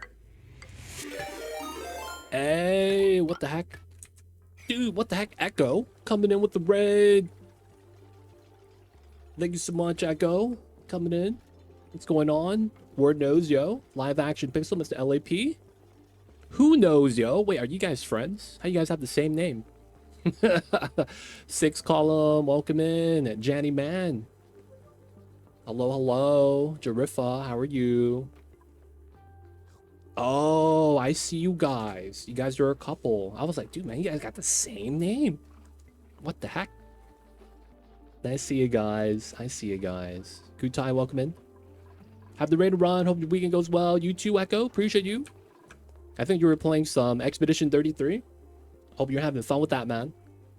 But of course, thank you so much. Have a good one. And of course, we will see you next time. You know what it is? If you guys don't know Echo, check him out. He's doing a lot of Expedition 33. He's ahead of me, actually.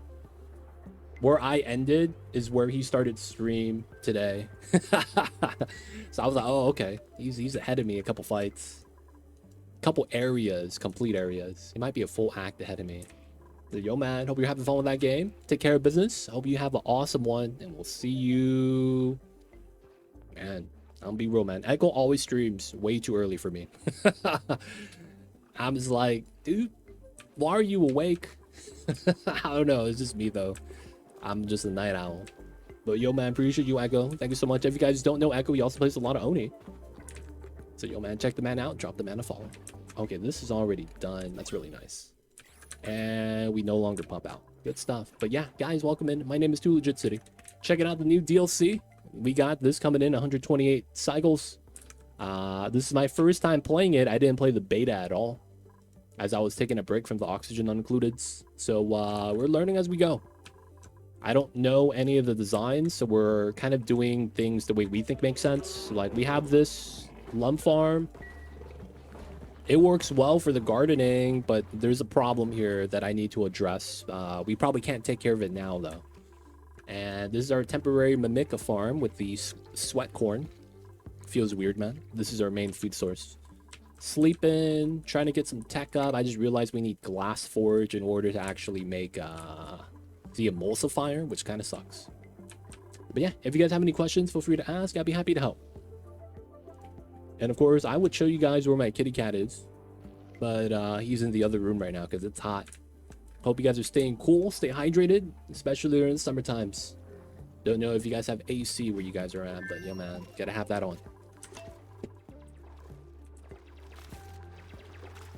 All right, we're gonna wanna bump that before we bump the second one.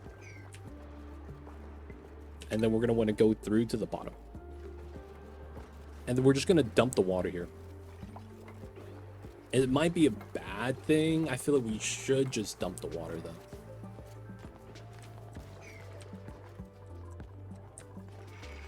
All right, we want the second wheezewort for the farm. This is done, so we could do that. A lot of the germs here are already done. Let's remove these two. And then these 1, 2, 3, 4. Yeah, I could stand there. Good. All right, so we're gonna move this down because these are almost done anyways. Power of radiation. Radiation's the fastest thing in the game that kills germs without killing the resource. That's not using, I guess, the ore scrubber.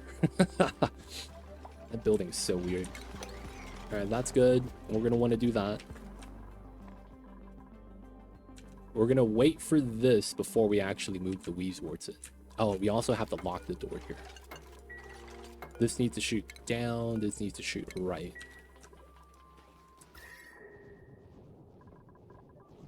Cooling is good.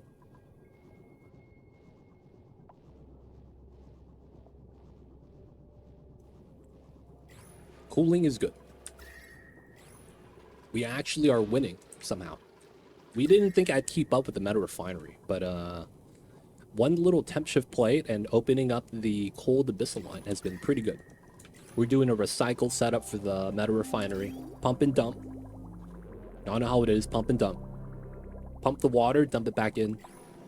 Once it gets warm, the area melts, and then we get more ice melting, so then it adds to the pool. And then if they're, you know, dripping out random spots, we just pitcher pump it, and then we put it back. But that's going to be the play. And then we're going to warm up the biome, and then we could walk through without being cold. We got some strats. But yeah, we're not going to dig out a lot of the ice in there, just because we want it to melt naturally so that we could recoup as much of it as we can. That way we have more cooling, technically, which is what we want. Now, this is going to pressurize, and I think we're going to have to just live with this balance. I think it's okay, though. All right, that's in 3, 3. And then we'll do it like this.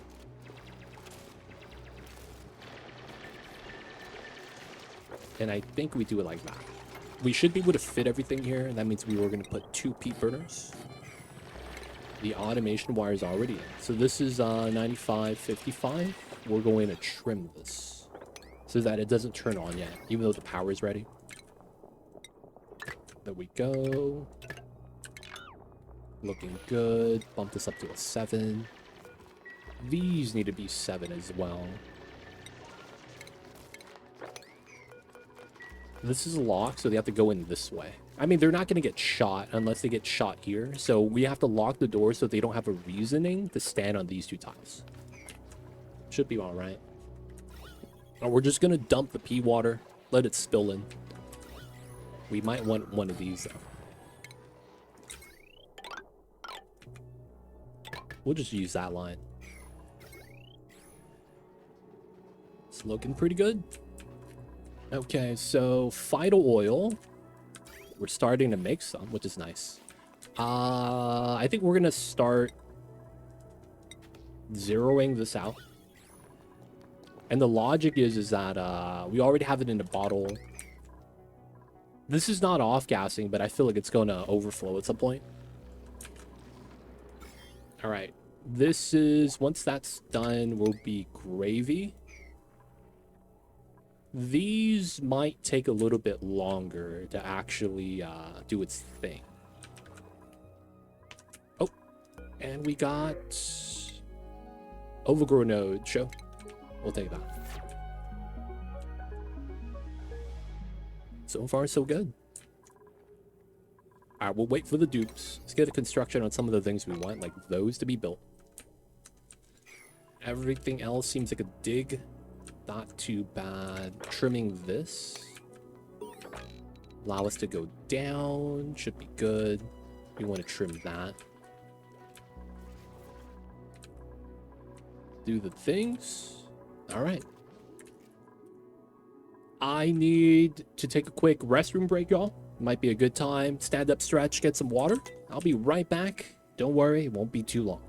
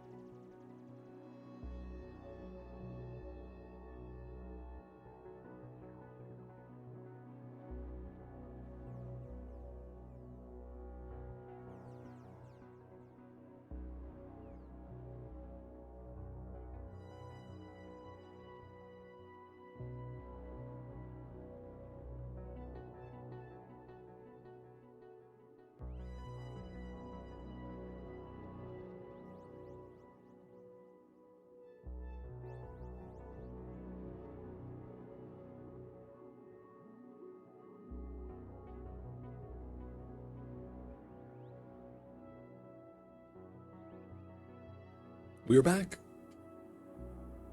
No one died, right? The dupes be duping. I mean, it looks like it's fine. Wash hands, of course. Why would you not wash your hands?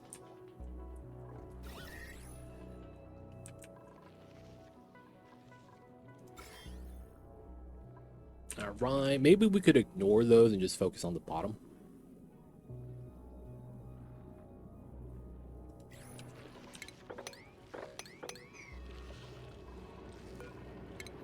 Copy, deconstruct. Then we could do these two. Because you live alone, I don't live alone.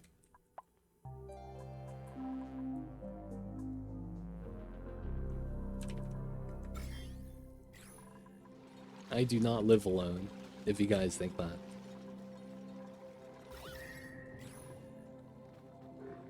Yeah, man, you gotta wash your hands, dude. You do it for your health, not for the other people, dude. What the heck? What kind of, yo, man, that's weird. You do things for yourself, not to impress other people, dude.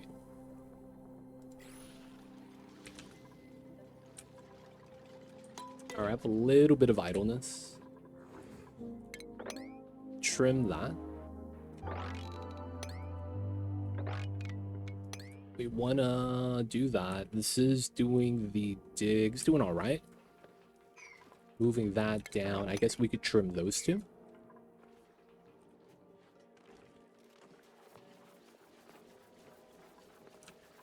Yeah, man. I can't agree with that. Nah, I can't agree with that at all. You gotta watch your hands, man. What the heck?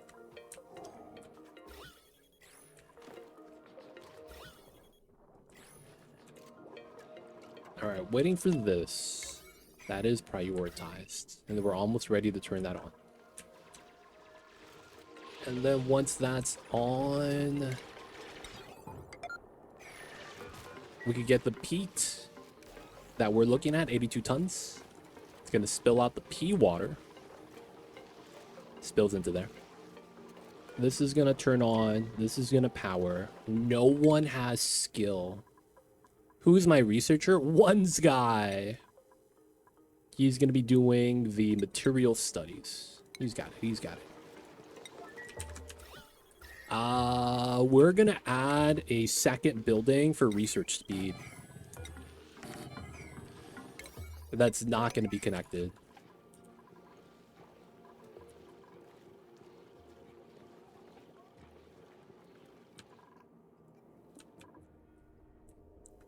All right, so we're going to be trying to get a laboratory bonus. The building doesn't actually have to be active. We just got to have the buildings, right?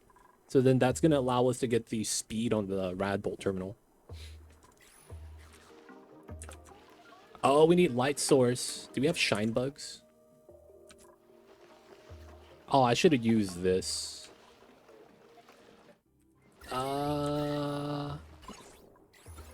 No. No, we're actually gonna have to build a light source. All right. Motion sensor time.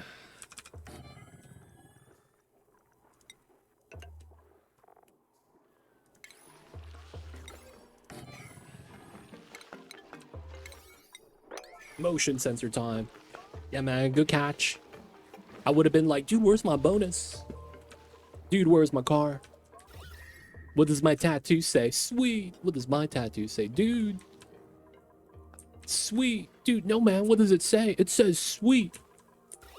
So what does mine say?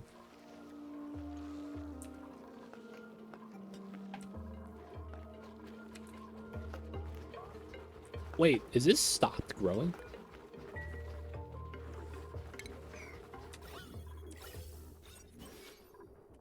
One, two, three, 4, 5, 6, 7, 8, 9, 10. Did this stop growing? Or is it just, you know, it's trying to grow, it's struggling?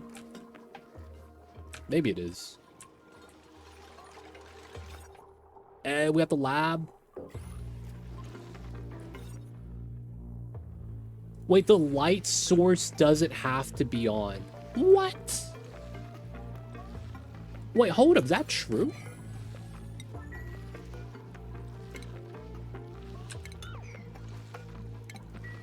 Wait, is that true?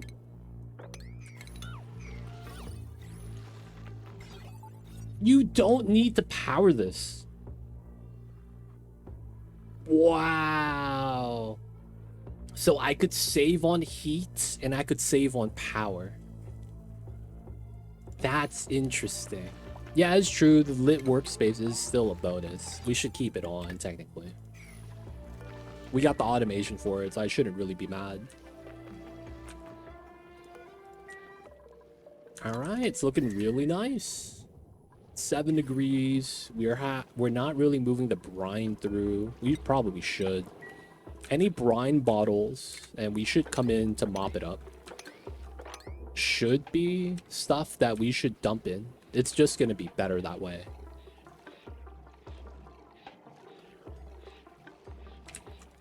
All right. The next thing we're going to want is we're going to be making a temporary TM setup for Glassforge. So where do I want to do that? We can do it here. We don't have power for it. We should probably do it somewhere here then, right? Oh, yeah, that makes sense.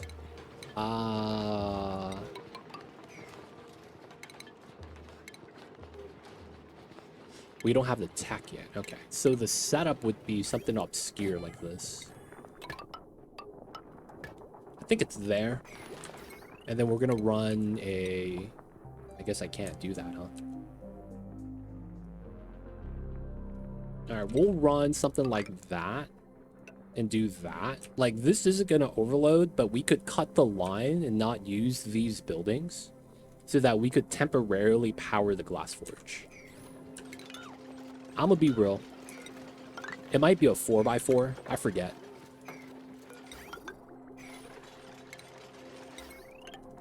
It might be a 4x4. Okay, that's gonna be fine. We're waiting on the tech. We're at 50 bolts. Let's go. Calories are going down, but that might be because my food rotted. Like, realistically. I'm not too worried about it, though. We should be fine.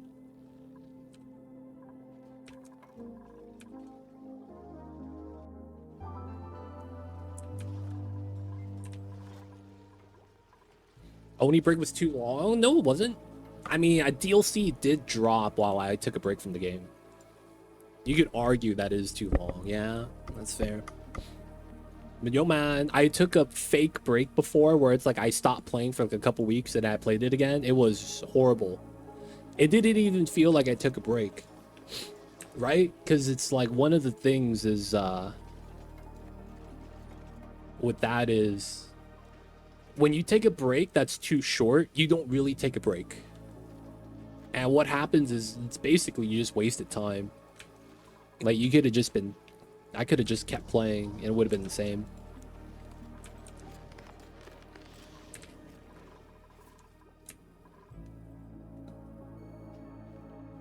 Alright, so... glass. We're in, boys. I hate how... Alright. 51. This should be a pro tip I should put in. Always put +1 on this so you don't get this bullshit. 420 and I had 50 rad bolts. I should have been 520, right? Because it's 10 points per research. But it decayed half of a point while traveling. Man, that's annoying, dude. Let's go up to 52 so we recoup that 1 point.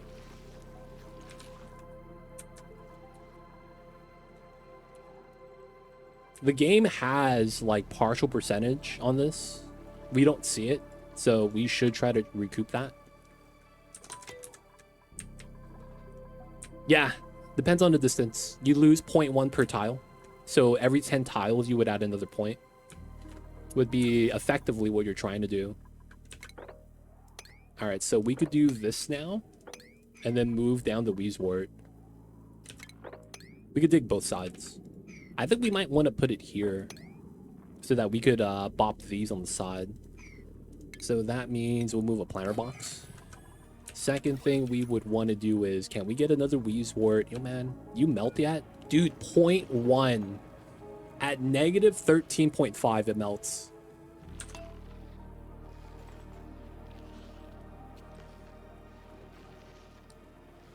At negative 13.5. Come on, man. It's 12 right here. Just go down by 0.1 and everything falls down. We get another Weezewort seed. It's going to be amazing. We get some natural AC. Dude, if Weezeworts existed in real life, would it be worth it?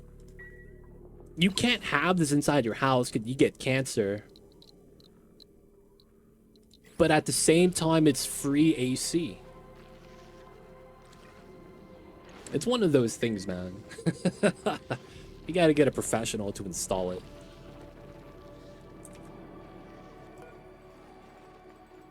Why would you want it in your house? It's aircon, dude. No power usage. Why not put a cage around it like a microwave? Because you have to water it. I mean, it's not water. You have to fertilize it, right, with phosphorite. See, the problem is that if you put it in a lead box, doesn't it not have any effectiveness?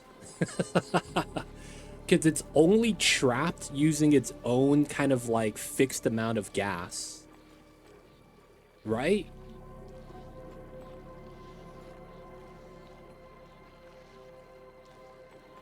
I guess you could try to use like gases to like... We need to get a pip the planet. I guess that works too. I mean, you can't like I don't know how the fertilization actually works. Like, because in the game they just shoot a gun at the planter box. But it's like I'm imagining in real life we have to like mix in the soil with the fertilizer, right? Because it's not like we just pour water on it. We have to fertilize it and keep it, you know, get the nutrients in it. I'm not really sure how that works out. We don't feed the water. Powder mixes well. I guess that does. But then it's like you would need a contraption to kind of like mix the soil. Liquid fertilizer. Now the thing is that if you make phosphorite liquid, it solidifies into something else. That might screw up your plans.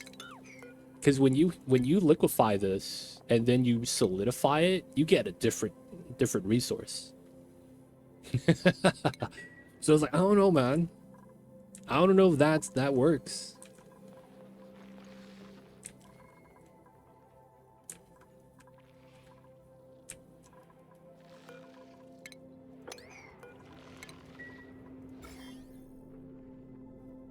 All right, so we have more slime than we need right now, which is great. I don't want to be behind on that.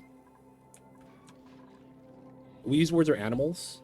Maybe they like to have the holes up top. Oh, yeah. Technically, Wheezeward is a critter. Where did it say that? Decepted in appearance, this is the member of the Sidaria phylum and is in fact an animal and not a plant. However, incapable of photosynthesis, so they don't need sunlight. They respire like amphibians, so they breathe through their skin. Huh. I mean, this is just weird. Plant question mark. It's really weird, man. In and of itself, it's pretty unique. All right, the power's holding up. Looks like we have Pete's batteries running. Rad bolts are looking good. Oh, they're jellyfish. Ah, they're jellyfish. But they don't have the paralysis on it. That's pretty fair. Dude, just melt, dude. 0.1. One time? One time, dude. 0.1. Maybe coral reefs, maybe. Alright, we're gonna force the melt. I hate to do this, but we're gonna force the melt. We're gonna build a tile that's gonna be like 30 degrees, and then on contact. Oh, 15. Dude, you're supposed to melt. What are you doing? You are supposed to melt at negative 13.5.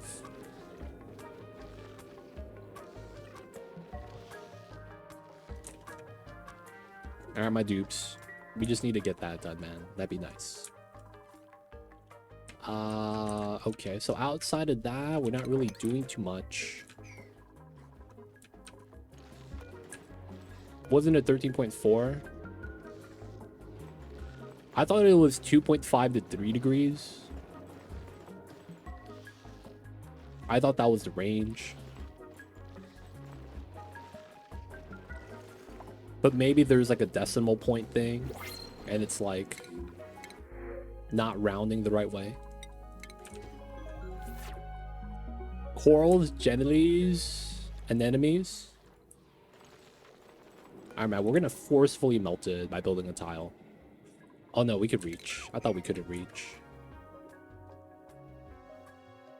Okay, slow this down. Waiting on glass. We have a little bit of phyto oil. We have the bleach stone inside here. I guess we could continue mining bleach stone. Guess that's not a bad thing. And then what else do we want to do then? Since we have slime, we don't really have a need for the sea combs yet. We'll probably do this at some point. So I probably want to work on the SPOM. Oh, we dumped all the oil here. Oh, what a travesty. Mop this up.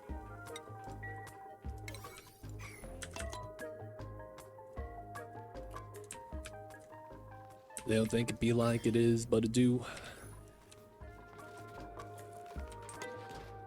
Alright, we gotta watch this properly now.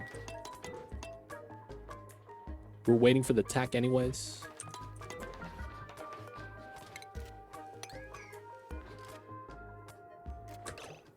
$80.7, 80.1, 80, 78. That's what? 2.5? That's 1 kg each? Perfect. And now we do saltwater auto bottle. Alright. 1.4, 1.1. I think we have everything, right? I mean, I'm still gonna try to do it. We're gonna need to get the liquid layers in here, though. 78.1. All right, we're good.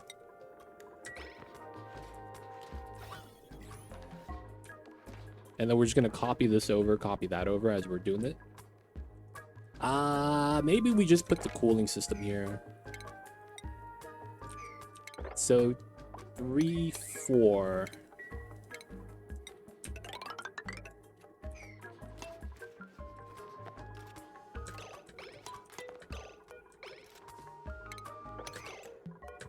$75.7, 2.3, perfect. 131114. Full bottle of salt water. Oh wait, that was not a full bottle, dude. What the heck was that? Do I not have auto bottle on this? I guess it's fine.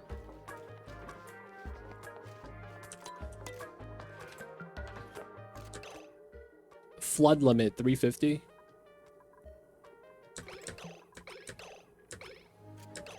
$73. Oh, we're good. I just don't want to waste my oil. It's not that we need just 1 kg. It's more so that I don't want to waste it because I don't have any oil on the map. And oil, by design, is one of the best liquids in the game.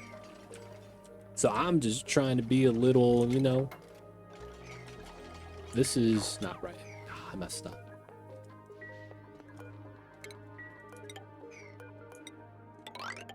Should have been 5.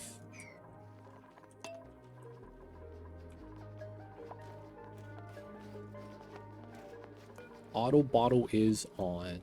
Hey man, can we get a full bottle here one time? Why are you taking water from up top? The salt water is down below. There it is. 200 kgs. There's CO2. There's CO2 there. That's fine. This is gonna balance out at some point.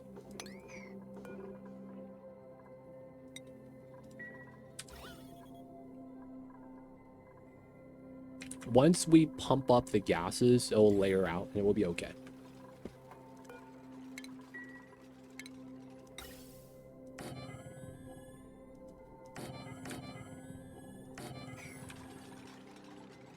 Yeah, it is. CO2 on the tile. Not too worried about it, though.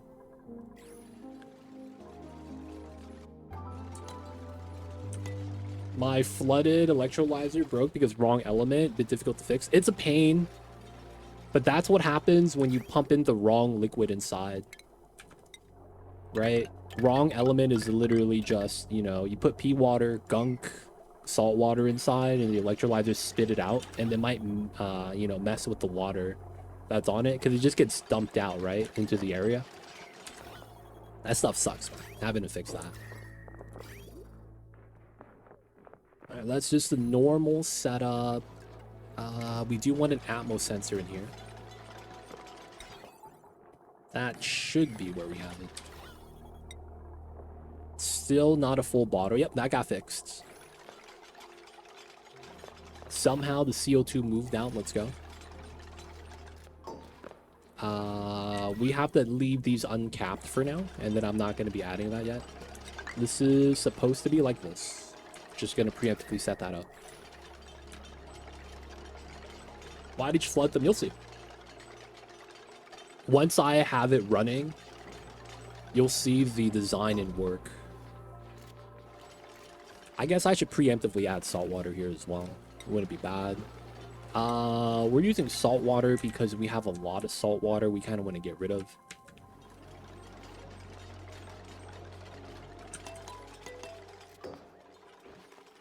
Okay.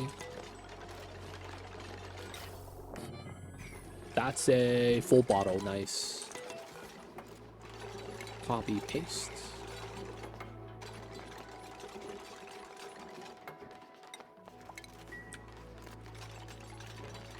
I have to say wait because if I explain it, it might not make sense. So realistically... Oh, wow. I'm missing gas res. No, I have it. Oh, it's just a base item. Huh. I was wondering what's happening here. Have that set up. You got the super sustainable achievement. Yay, dude. I sped ran. Dude, back in the days, before we had Frosty Planet Pack, I sped ran 100k challenge where the map is -150 to -200, right? That's the average temperature of the entire map. So everything's frozen, right? So I ran trying to get super sustainable in 100 cycles. I did that on the 100k map because I'm actually insane. And we did it. We did super sustainable in 100 cycles on a -150 to -180 map on base game. If you don't know how hard that is, you don't really understand how research works. Because you're locked out of everything that requires a supercomputer. Because you're not going to get water. So, like, you have to get super sustainable with the most basic tech. And it was insane how we actually figured out how to do it. But yeah, I want to say I hold that record. And there's no one that's ever going to beat it because of the DLC changes. Because of what Frosty Planet Pack did, you can never beat that. Just because of the penalty of being in a cold environment. It's so funny, man, how that works out. But yeah. Not only did we get super sustainable in 100 cycles, none of the dupes died. And we did it on the 100k map.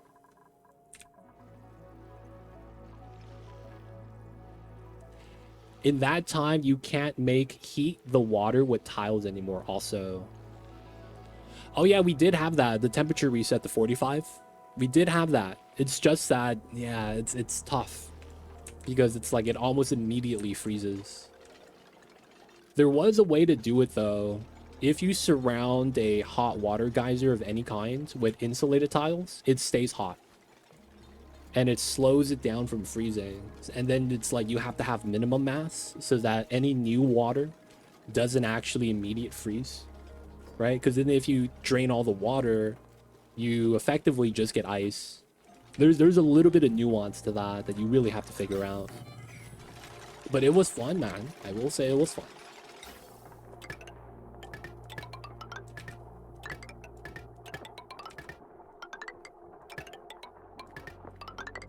Oops. And then for the time being, we're going to do it like this. Getting carnivore with DLC, I need to rethink that. I heard it was easier. It feels like every DLC is making carnivore easier. It's kind of interesting how that works out. We're gonna run 3 setups here like this. And we're gonna run transformer.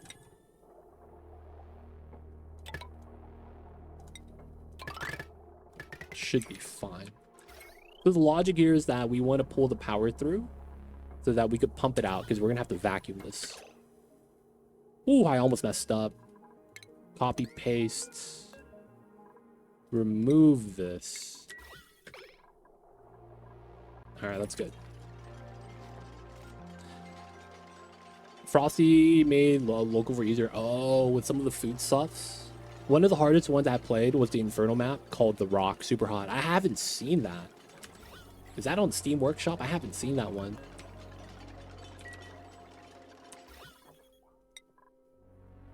Gas pressure is kind of high inside. Alright, so we probably want to do this then.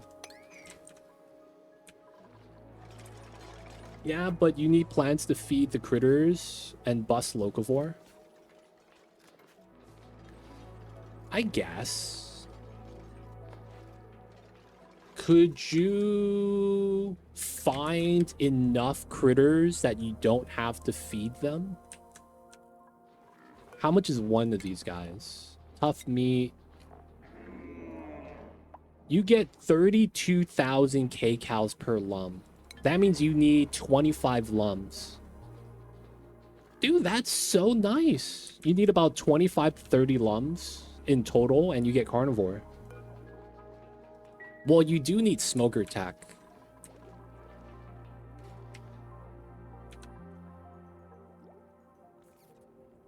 Oh, is it only 13? I did the wrong math.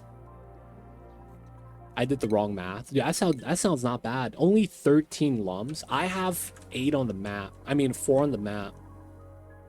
I'm not looking at the fish either. It feels like it's a lot easier, actually. Yeah, I have to agree. Okay. So this is about done. And then we're going to be waiting to deconstruct that. Now it's just getting the liquid locks in. Smoker is just really OP. I feel like the smoker, a lot of people actually brought this up, needs to actually extend the life of food. Because in the game, cooking food in any way, shape, or form shortens the lifespan of the food itself, but it does reset it, right? So if you have food that's about to rot and you cook it, it's 100%, like if you do meal-wise, the pickled meal, except that most dishes that you get from the smoker does not actually increase the lifespan. It's weird. Like, by design, a smoker kind of does that, though. Maybe make it so that there's no calorie change. Tough meat becomes jerky. It's the same amount of calories, except it's edible. Kind of like pickled meal. So you're literally working it just so that it doesn't rot. Right? Because that's pickled meal. You can't eat tough meat unless you cook it. You can't eat tough meat. Uncooked meat, inedible until cooked. So make it so that there's no increase in calories, but make it edible and last longer. Right? And that's your severe downside. You don't get a K-cow bonus, which is the main reason of cooking in the beginning. Yeah. That way it's like you could eat it, and then it's like maybe give the lifespan a little bit better. That's the same concept as pickled meal. Pickled meal doesn't increase calories. It's literally 1800 to 1800.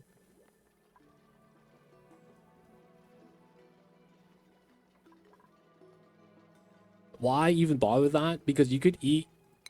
dirt has better efficiency use for planting plant for food. Eating mush bars straight up is the worst way you could waste resources. You're giving up water. You're giving up dirt. That's so much food you could have gotten. Bristle Blossom, that's science, right? Both the starter and supercomputer is exactly those two resources. So if it's a scarce resource, you would never want to make mush bars, right? Because that's exactly what the two science requirements are. Mush bars, by design, are really bad. I think your really undervaluing a lot of the other stuff you could get. Smoker needs no dupe labor. Yeah, but you gotta tech up for it, I guess. It is not that bad, though. Supercomputer tech.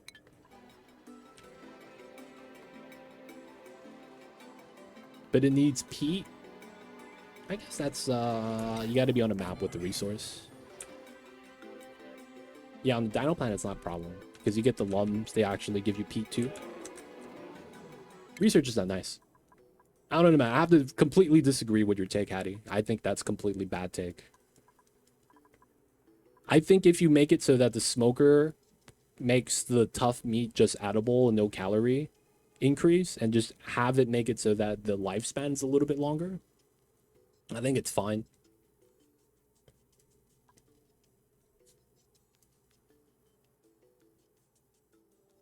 But when in regards to the other foods, that's a different story. Like, that has nothing to do with the jerky take.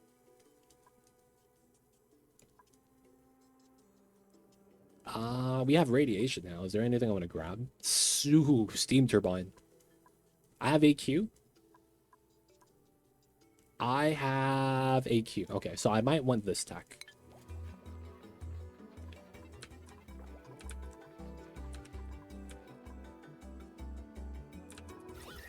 All right, so we got the Wheeze wart melted. Let's go. And then that means we're going to get the wart seed so that we could remove germs a little bit better. Nice. We're going to do these so that we could reach the insides. This tile, I guess we grab that tile. And then from here, we're probably going to want to put another planter box there.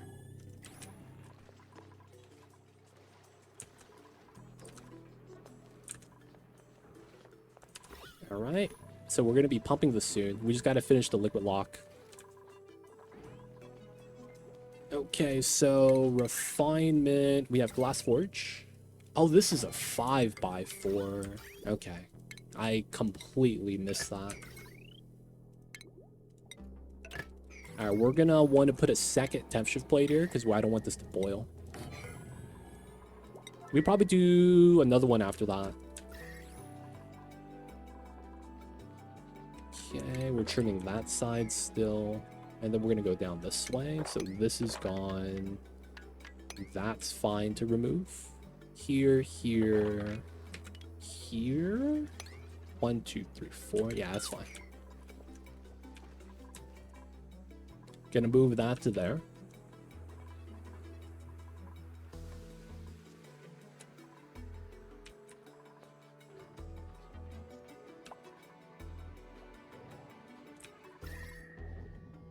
Looking good.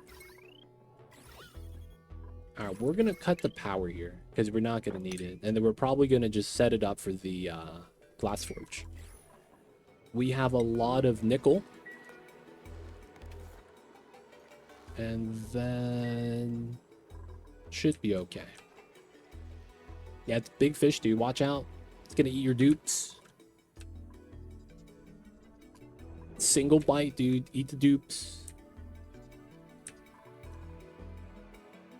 All right, so we're no longer refining. Temperature here is at 14.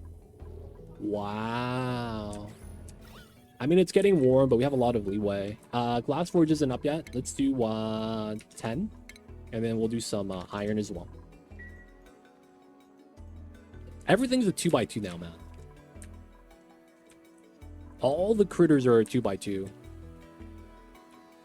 Well, not all of them.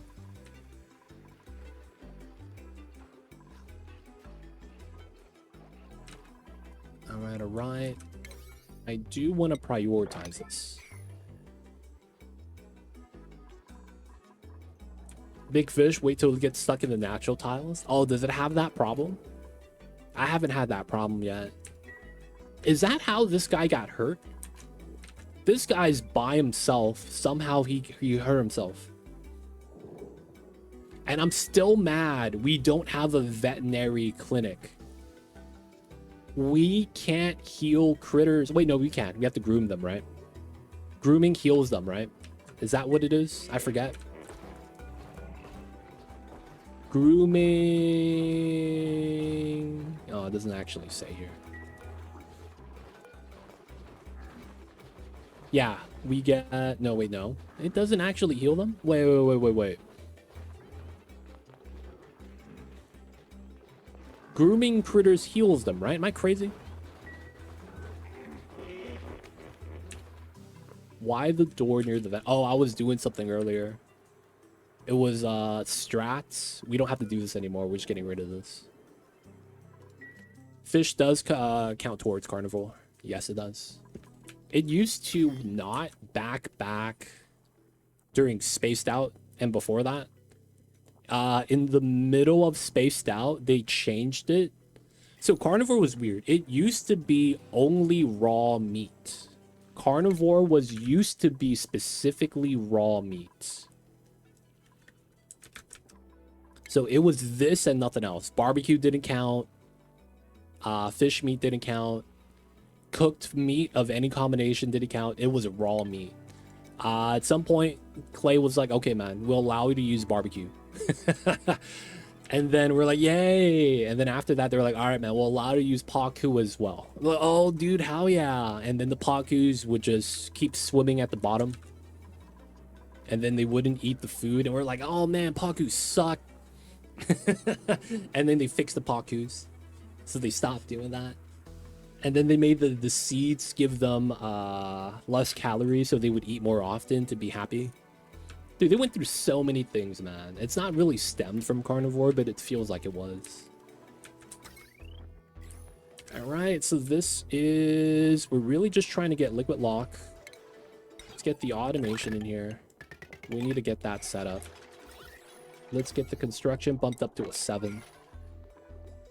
Feeding heals. Something about ranching heals the critters. I forgot what it was. I remember I was mad that critters get hurt and we couldn't, like, heal them. So that, like, you know, you have a pet pip. Somehow, you know, he went into the oil biome and he got hurt. And you're like, you tell him not to go inside, right? Because the zombie spores. It does it anyway. So you want to heal them, you know? Sometimes you just can't. They don't think it'd be like it is, but it do. Alright, we added the water, so it's cold again. Let's bump this to a 9 so it gets done. And then once that's done, we'll start adding the glass. We need, what is it, 100? All right, let's get 200. So we want 8.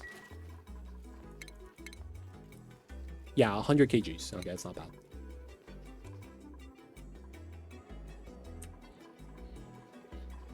All right, we have some ice melt. That's going to be where we want to start mopping. And then we'll move that in.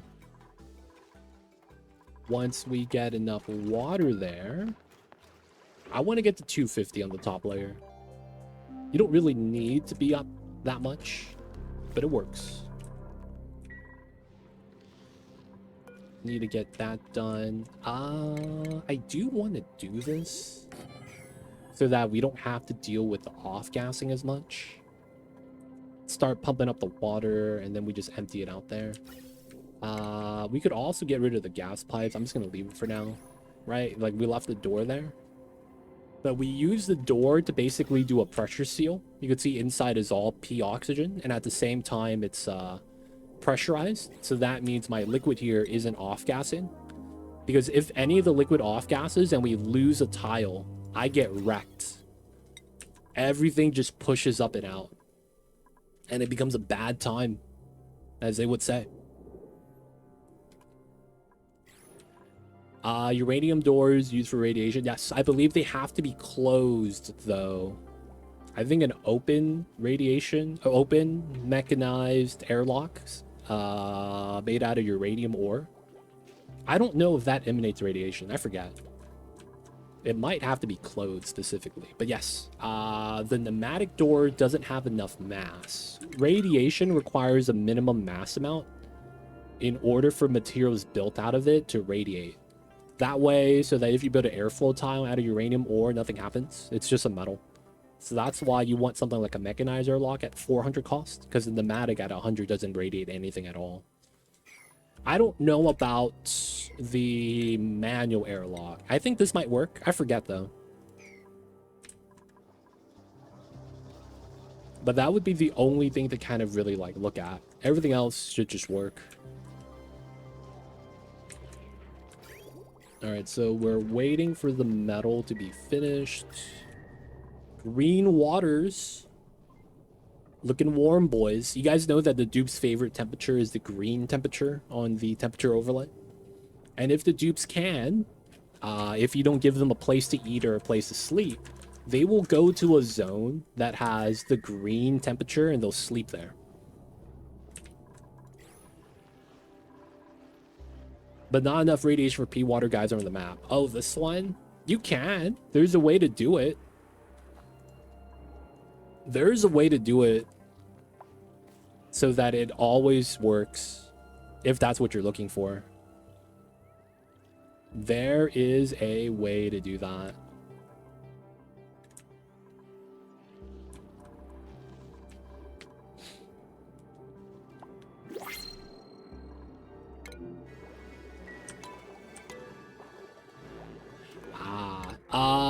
Look up my YouTube video, the uranium door filter design.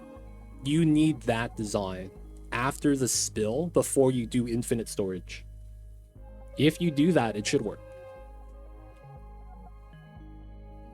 I use a design where you have to have a minimum amount and you want to double dip the doors.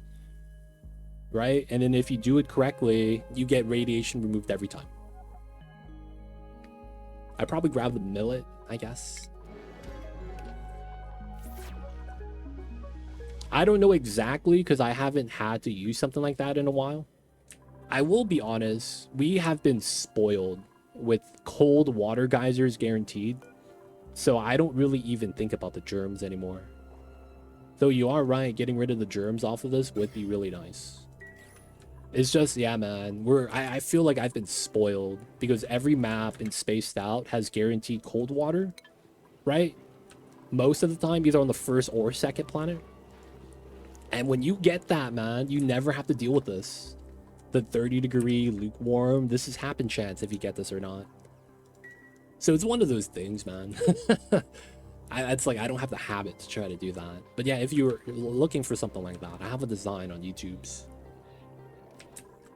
But yeah, I think you need 2 or 3, and then you want to run the U-shaped double dip. I feel they bumped up the zombie plants. They do more more spores now. I have a set right here, right? 3 million. No, it looks the same. 100,000 and 1,000. That looks the same. That doesn't look that bad. Bumping up the radiation, the germs on the zombie spores would make this a lot better. To be honest, the biobots. Oh, you never understood that. If you do the biobots, you will completely understand.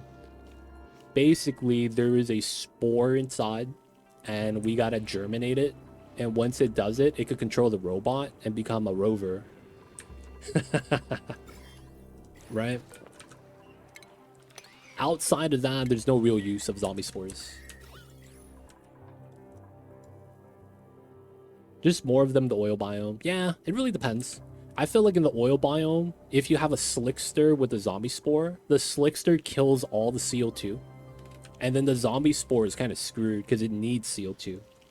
I feel like that's a lot of times what happens. You have to get lucky to get a zombie spore that's not flooded with oil and CO2 in the room.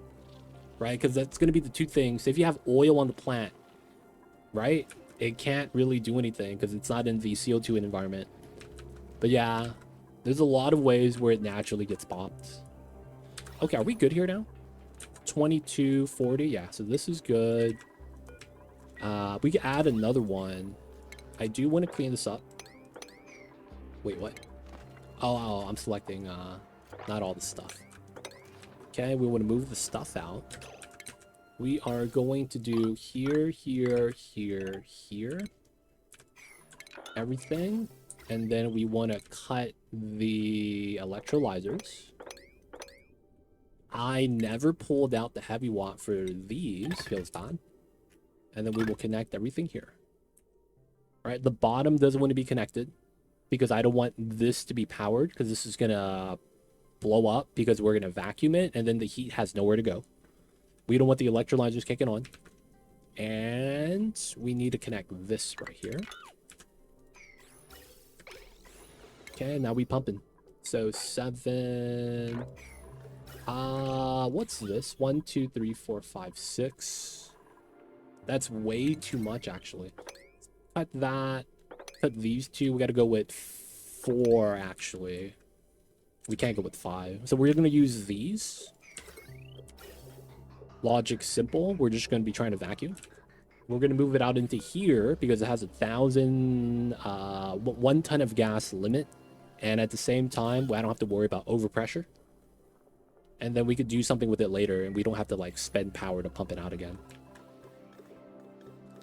Okay, so we're just going to be removing the gas. Might take a while. The dupes are ready to work. I'm probably okay with 300. Turn both of those off. Everything's looking great. We good here? Okay. We are going to turn this off. And then it's going to be glass time.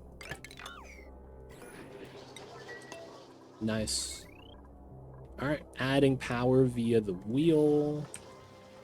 We're low on peat, actually. Let's actually bump this up to a 7. So we get deliveries. Alright, we're hoping this does not boil my brine. Because this is going to be hot. Damn! 1935. That's almost as old as me.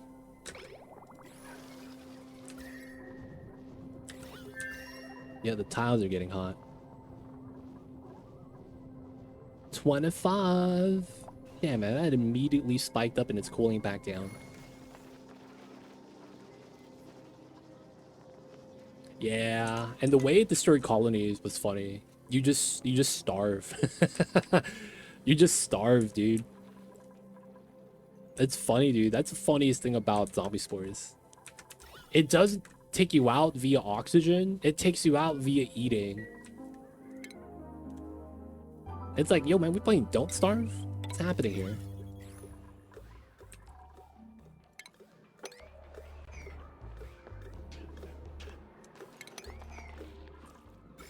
Alright, germs, more or less gone. We could, bop a lot of these. Alright, so let's get rid of that. That way we're just gonna remove all the slime. We have enough. 2 tons waiting for us to process, so we're not really too worried. Waiting on the glass. 75, we're almost ready.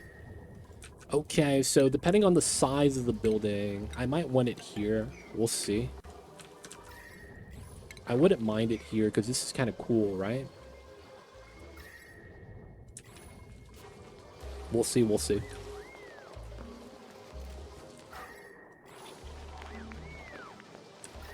The water is getting kind of hot, man. We're going to add another brine temperature plate in here.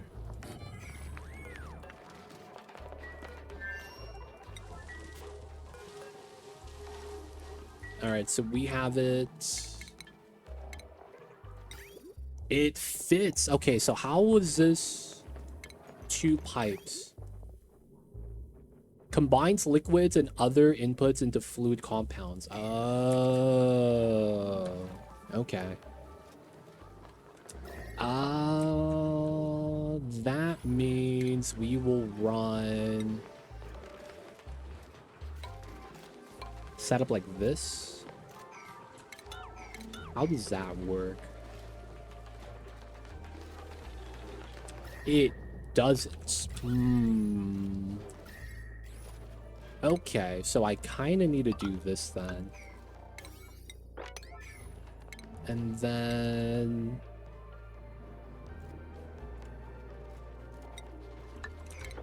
4, 1, 2, 3. So we go here, here. No, we do it like that. Here we go.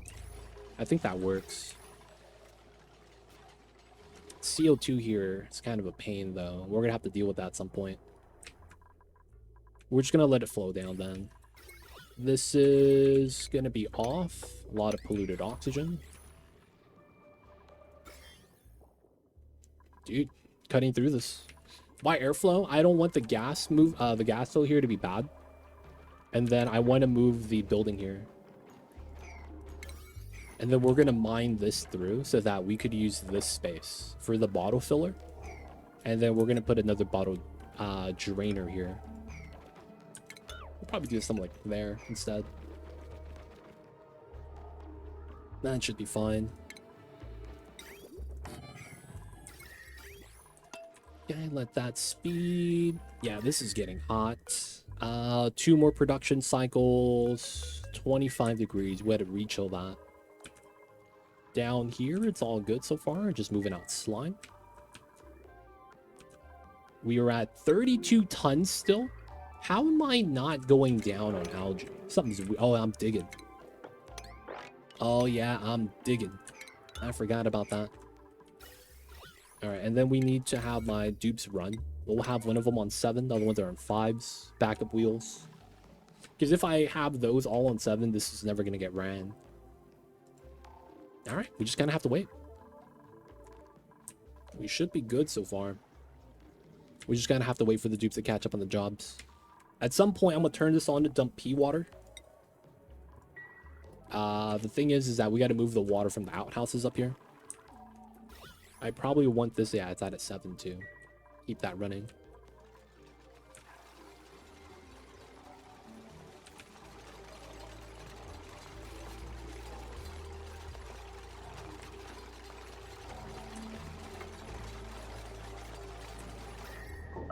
Cool it down. Oh, spilled a little bit. My bad. Mop it up, boys. Mop it up. Mop it up. Priority 9 mop.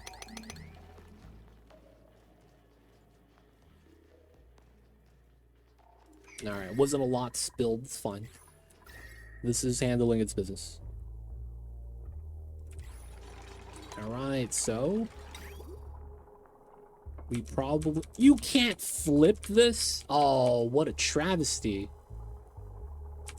You can't flip this. What the hell is that?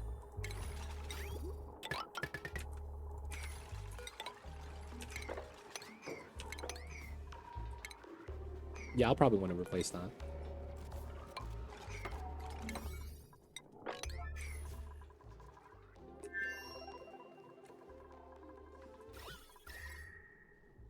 I don't know why you couldn't fix... You can't flip that. I don't think be like it is, but it do. Alright, we got the CO2 pumpage. It's getting there. It's getting there. Oh, the pocket right here is going to be a problem. It's going to move out after everything gets pumped out, and it's going to be like a second gas. It's going to be annoying. I mean, at least it's getting moved out now.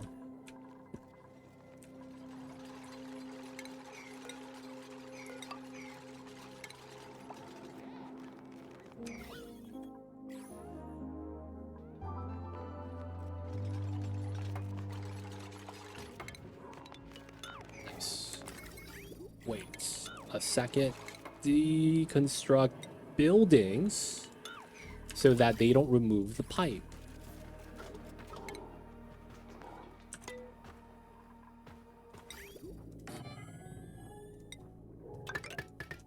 All right. Biodiesel. It's gonna be time, boys. It's gonna be time soon. We're gonna be waiting for some builds. Bump it up to a 7. Oh, we need power here. Okay, so that's gonna be this line. Feels weird, man. Gonna be using all that. So this is a temporary meta refinery that we're using just to make the blast shots. Psycho 81. We're looking really nice. More slime to be dug out. Alright, we want to get to here and probably want to move it down soon. And then moving that all works. Makes sense. At some point, we'll move that down to get this cleaned up. Slime here is ready. I just want to get rid of a lot of the salt water right there. Realistically, I should try to do this so that we get more water pumped out. I feel like that just makes sense. Okay. Vital oil should be okay.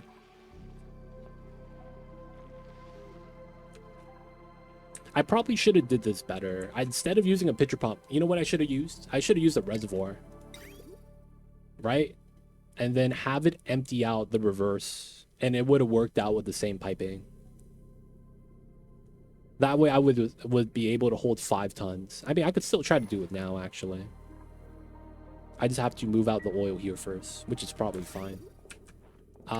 Let's cut that. We don't want that to happen. Should have that in the pipes then. And then we do the reverse feed out. So all we got to do is pitcher pump that out. And we should be good. A couple times. All right, so this isn't powered. I'm probably going to want to just, yeah, run this line down. We're not going to use this anymore. We're just going to get rid of it. And it's because I don't think we're going to use a lot of glass. Tankless filler, right? It just feels like it's so nice. It's an auto bottler at that point. And nothing uses power. That's the best way, man. IMO. You don't use power. Everything just kind of moves. It self-bottles. This feels like great times, man. All the little pips are alive. Oh, shit.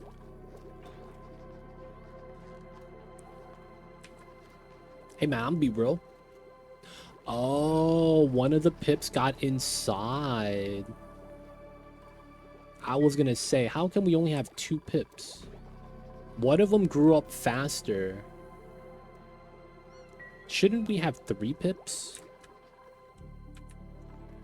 Glass by 80. My poor 150 cycle colony is never gonna survive the asteroid. Also, that Lum Ranch is sick. It doesn't work, Loki-sana. It doesn't work. Truth is, anytime I try to groom them, when they walk into the door, they get stuck. And it's because when you're in the door, you're confined. And you're in a separate room when you're inside the door tiles. So I gotta redo this, like, watch. Oh, nope. I'm stuck, and then he just leaves. I gotta redo this. It's kind of a problem. Like, the ranch part right here is perfect. I just can't groom, right? Now, another thing is that we can't groom on the inside. Because it's like the vines don't grow in the building. But yeah, there's some improvements I need to make to this. That way it's actually more viable. But it is a couple of problems with that.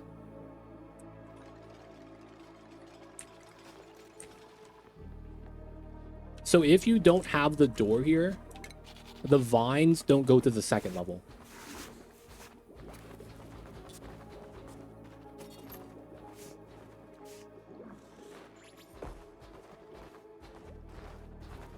See, if they're inside this side, they do get groomed though.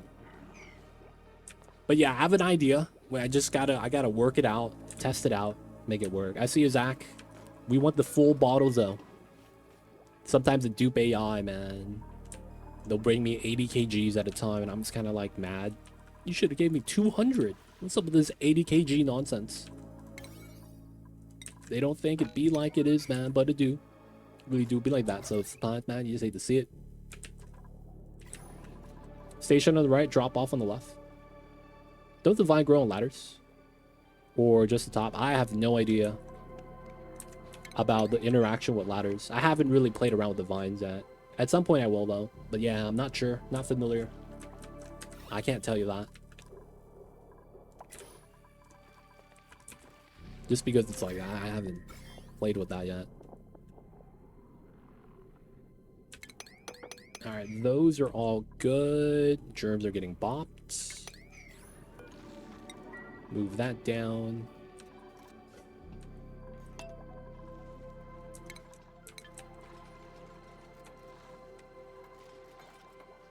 That wouldn't be bad if that works. Because then if you could replace this with the ladder, that'd be nice. But yeah, I'm not sure how the vines interact with ladders yet. Yeah, you would have to test that, man.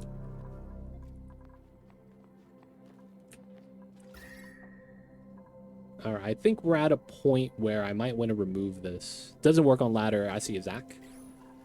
Yeah, man. There it is. Looks like we found out, boys. I have an idea, though. I have an idea of how to make it work.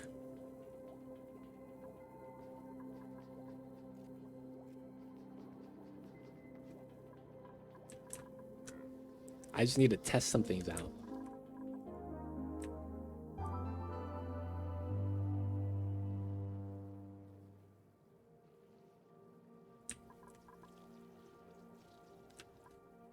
Okay, so right now, okay, copy, paste. Let's get rid of that. Let the radiation move down.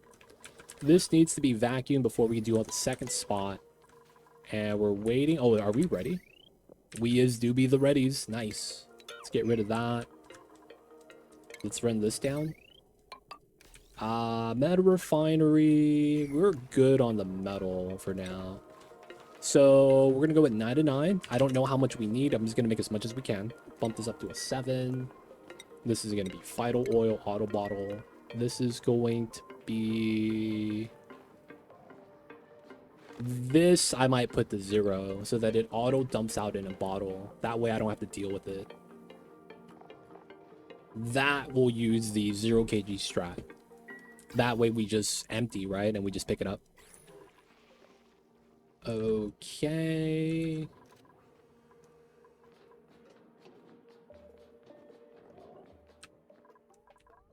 Should be good.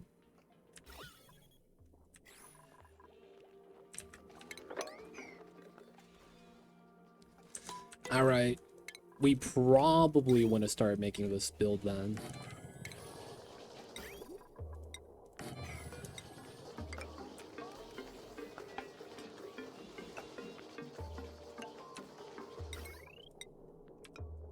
And this is... We could pre-filter the water. Wouldn't be bad.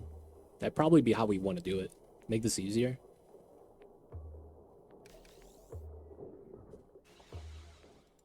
At the same time, 8 versus 9, that's contact. So we would do it like this. Okay. I would want gold for that if possible. We have any more gold? Oh, right here. I like gold. I like the gold.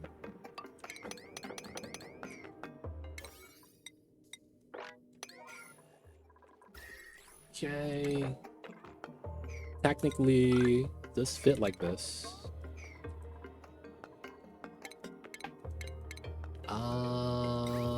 Realistically, I should have this on this side, I think.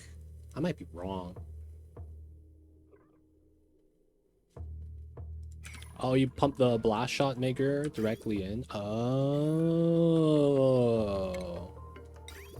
That's a good idea. I see over there, Zach. I see over there Zachary, the Red Ranger from Power Rangers.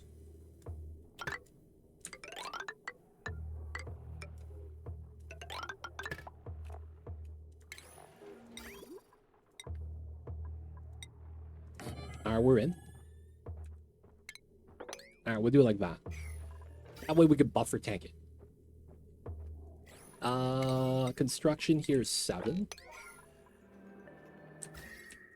Alright, we have a lot of work for them. We're just gonna let them do their thing. I need a... Wait, toilet out of order.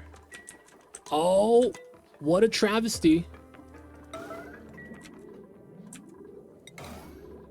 Do we have that many dupes?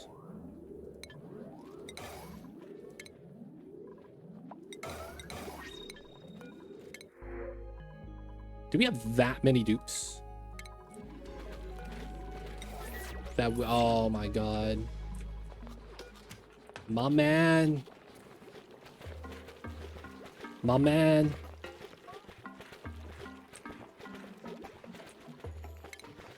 He's cleaning the toilets.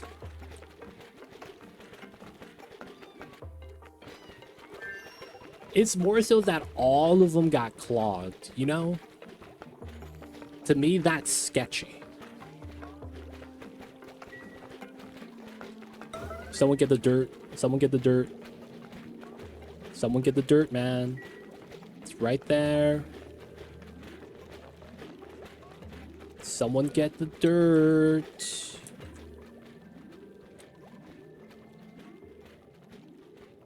Alright, who's getting the dirt? I don't trust you. Alright, you're right there.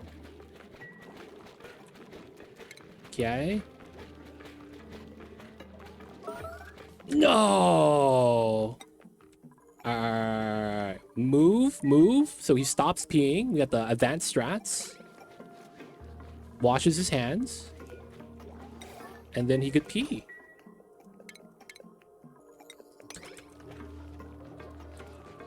Come on, Stinky, you got this. Oh, look at that. He's diligent. He mops up his own mess. You guys probably didn't know that strat, huh? You could move a dupe after he immediately does the pee, so he doesn't pee that much. He doesn't flush his bladder that way, though. Right?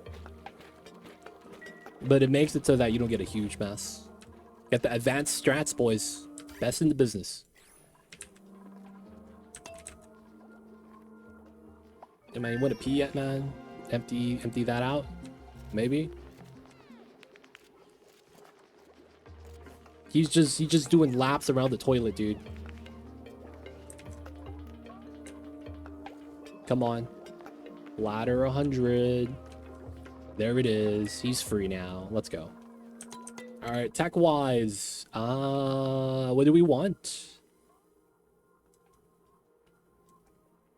We probably either want steam turbine or the rocketry stuff. I'll grab STs just because we have the, you know, heat source right here. That way, if I really want, we could vacuum this corner and try to make a steam turbine tamer using the cold biome as a coolant. I mean, it works that way technically, and just don't know how effective it might be. Oh no, bro. We're not building the pipes. I mean, it is what it is. We'll allow them to do the thing.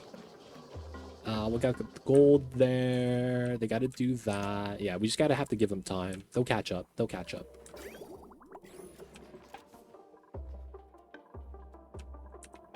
Cool. All right, so let's think about how this is gonna work. Can I put it here? No, right? Because I want to drip off the ledge. I guess we could delay that. How does SPOM cooler work again? That's going to be a great question. So we want this to be a regular setup. And then we want this like that. And then we want a normal feed in. So it's probably going to be like this. Depends where we pull the water from. It's probably going to be up top.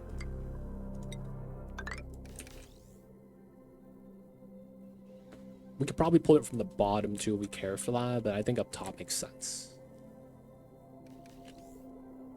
And then I think we're going to do a double dip setup here.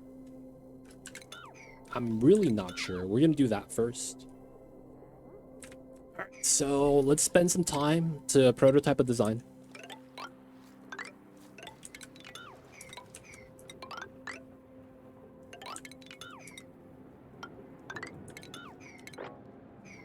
So we know how the bottom works, right? We want no contact here, which is why we're going to be there. So it's going to be like that. We have door. AQ. We have to flip it so we get the sensor on the right side. Just given how it works, right? We will have to live with the contact there. It's going to be minor. It is what it is, right? And then sensor, liquid pipe element. Liquid pipe thermal, my bad. Okay, so given how this works, I probably want the vent here. I mean, I guess we could change that.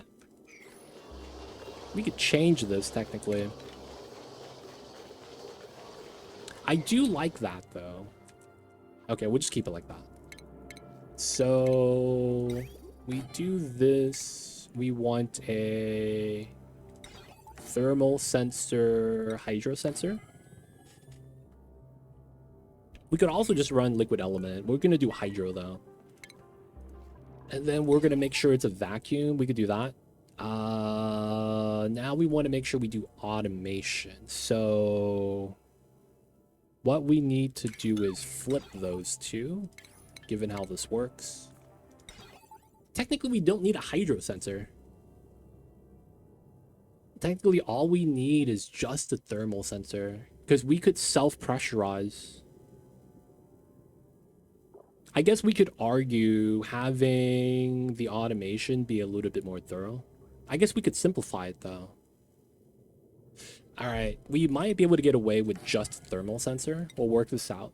So when above green buffer, I want to say that's the automation I want. So when it's red, right? I guess we do want it so that we could use an AND gate so that we don't get a void value when we vacuum. I don't think we need it though. So we would run that. This just always releases. So we might want to run like a NOT gate on this. So when this is red, I guess that's why we have the hydro sensor. I mean, I just want to basically make sure we recoup everything as best as we can. It's probably the logic. So we want an AND gate here. Here, here, here, here. I think that's how it works. I might have to flip the NOT gate to the other way. Water is here. Close. No, it is the other way.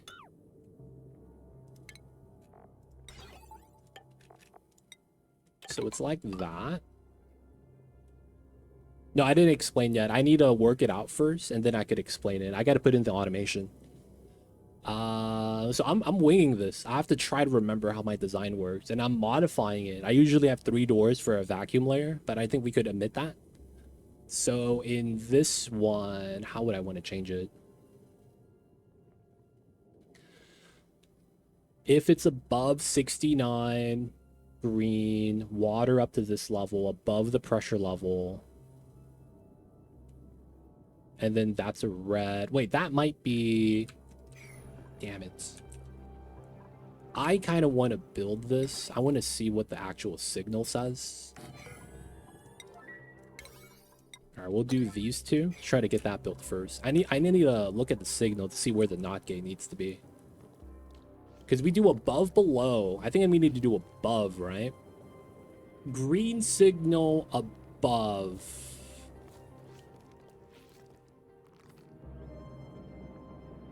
All right, so above 500, let's argue. Wait. We have one. I don't need to do this. I have a hydro sensor right here. Green signal went above. So how is that going to work? Above green. Yeah, so it's the opposite, right?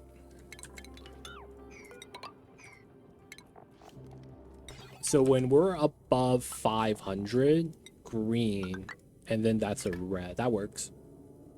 So that when it's not at 500, this is open. And then the automation can't turn on. And then how we do this is... So we wait for both. Once it's open, we let the water drain. But we want to wait for a filter. Yeah, I think that's how we need to do that. And then that means we could recoup the water and not have it drip off. So we want these two to be equal, if not 2 seconds more. And then we keep it open closed. Once it's closed, do we filter buffer? I guess we could. We wouldn't need to though on a single gate setup. I think this works. We're just gonna keep this as the prototype. We'll test it before we actually run it, and then we should be okay. Still waiting on the vacuum. We could take our time with this. I'm not really too worried. And then we're waiting for this to be built. Everything else seems okay. I don't have pyrotechnics. Who's my plumber? Nails. He's in. That's at a 7. That's also at a 7. 98. Yeah, it's just a pipeline thing. Have that pull out. Once the res is in, it's going to be good. All right. Let's get the dig here. We're going to move this here, right? So let's start testing it out. I guess I could pre-test it on the side.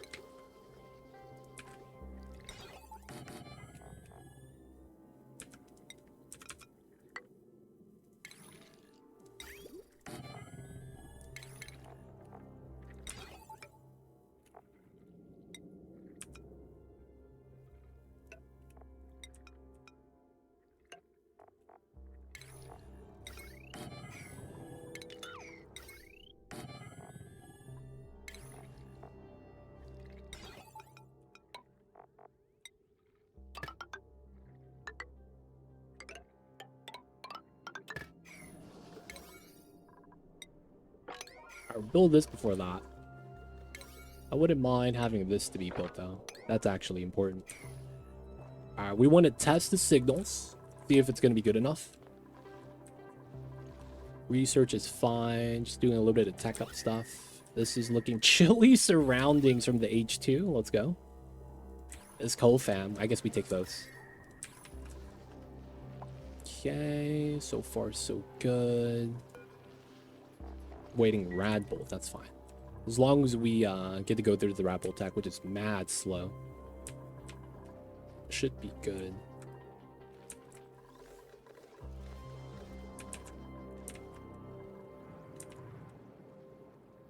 Yeah. How is this? Yeah, the germs are getting bopped. So we go here. Then we go into here. Okay, so we messed up right here. We no longer have a way down, so I guess we could do either way. So in which case, this is probably the new better spot for platter box so that we get more germs bops. We're doing great though. Ooh, okay, so let's mop this up, get rid of the pitcher pump. Bump this up to a 9, and then we get the water res here, and then we could do infinite pulverizing. It's gonna be kind of nice. Oh, you're winning? Nope, I'm losing, son. Feels bad. Old man me, he's not having a great time. We'd be losing.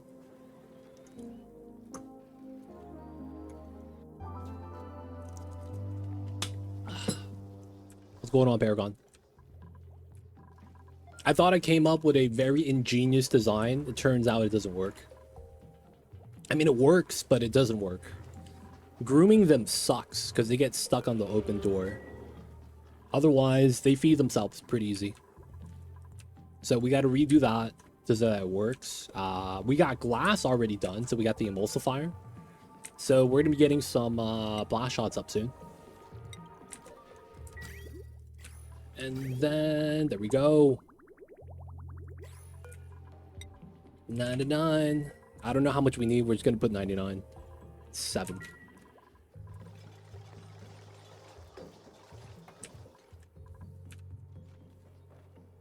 Oh, yo, man, you gotta take the L, dude.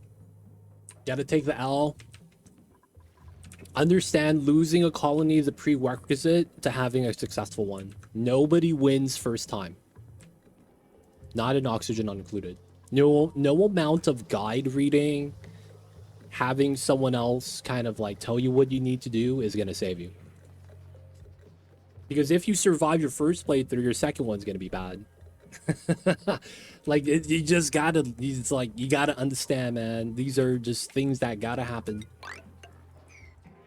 They don't think it be like it is, but it do. Really do be like that though sometimes, man. You just hate to kind of see it sometimes.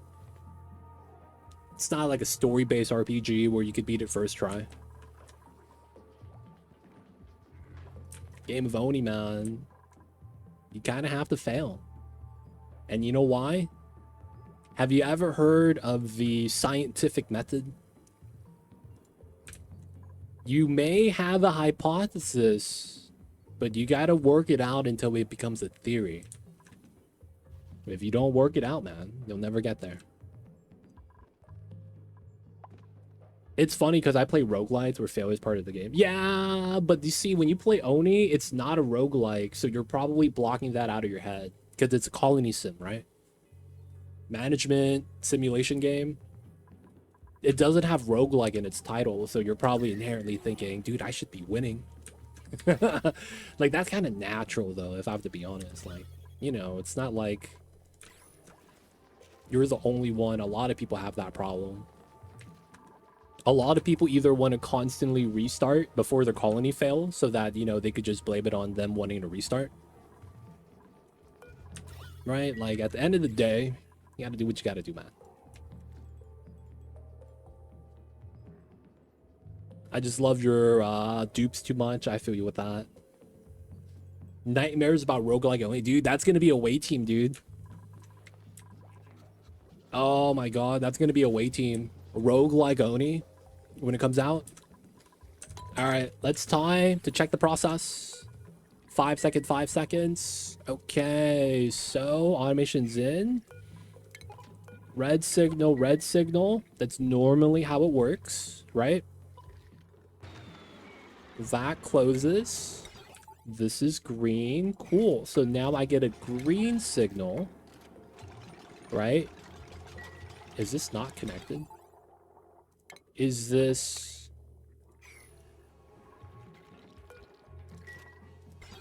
This is not supposed to be green. What the heck? Oh, it's because of this stupid thing. I didn't have that disconnect. Okay, so then now this signifies we have enough water. Do you know if away team's gonna be multiplayer? No, we're too early in the process. I don't even think we have a release date yet, let alone like knowing a lot of the details of the game. Things could change. I don't know if we have any promises by the dev team yet, but for the most part, all we got is a trailer. At least all I know. So, basically we fill up the water to the signal and it turns to green because we have above, right? Above 500. That should turn this off. That's great. And then once it gets hot enough, this turns on. Right? That stays open, water flushes, and then both of these are off.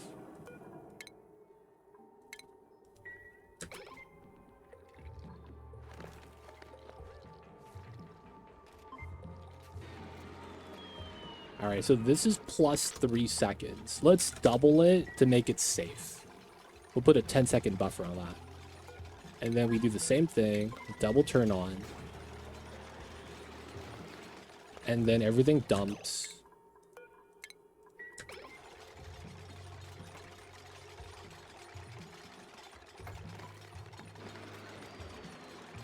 Completely closed. All right, this should go down to 3 seconds so that this could go down to 7. Okay, so that does work.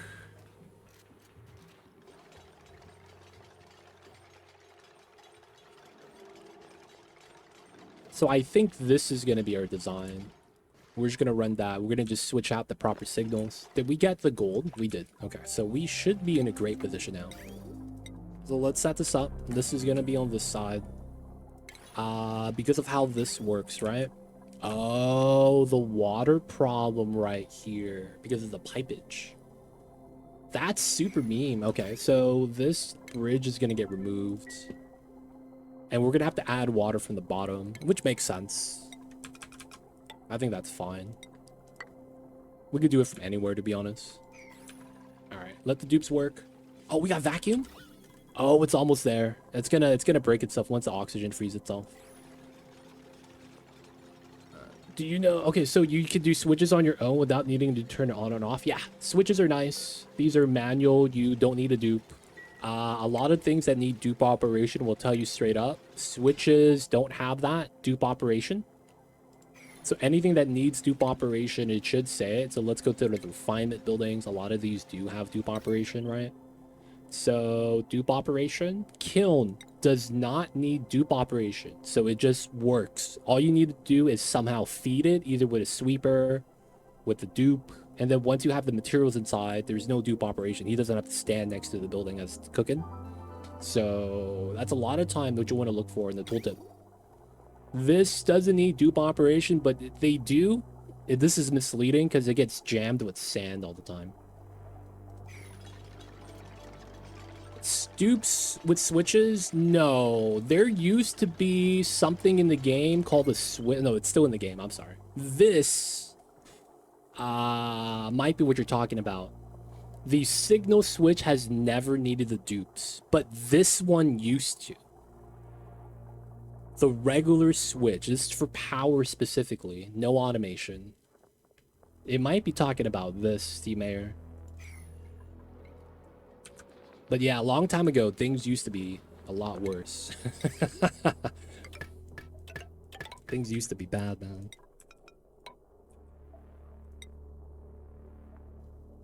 All right, so now we want to do the radiant pipage. I guess we're just going to use the nickel. We want to do a weird setup. We're going to do a... So I think we could get away with this. Here, here, here. And then we're going to alternate. And then what we're going to do is from here. And then we're going to run this.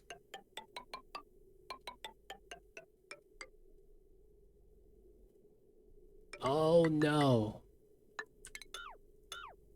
It's gonna be up top. And then that's here. And then it's like that. There's the pattern.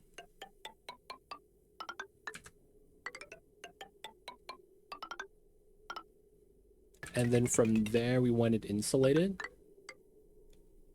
That goes in. Single radiant pipe, we'll do it on that. I don't want the hydrogen getting everything hot. And then that's kind of where we need to figure out how we want to do this part. Oh,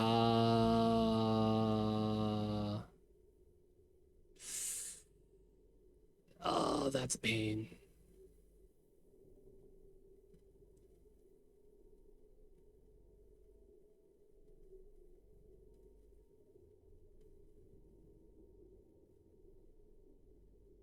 How do we get to back inside?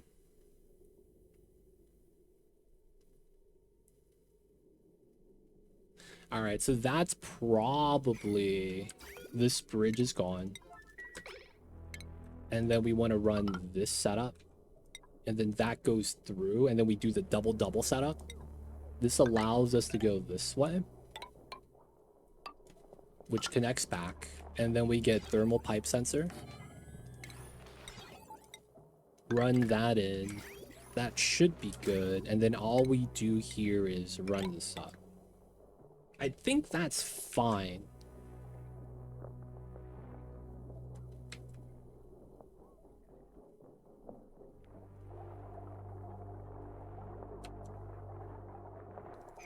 Yeah, and then after this, we need to do the inside. So we want to run vent.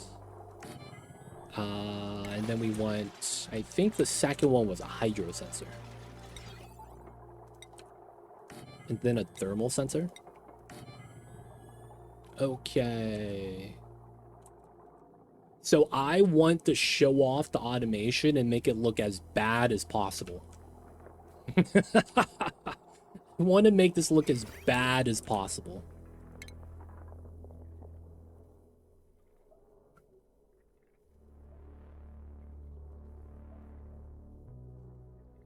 Wait a second. Oh, the double doesn't work. Wow. I mean, I guess it does. Because we gotta do this into that. And then we do it like this. That's so convoluted. Guys, this is the best pipes in the business. Believe it or not. This is the best pipes in the business. Oh god, this is gonna look so bad.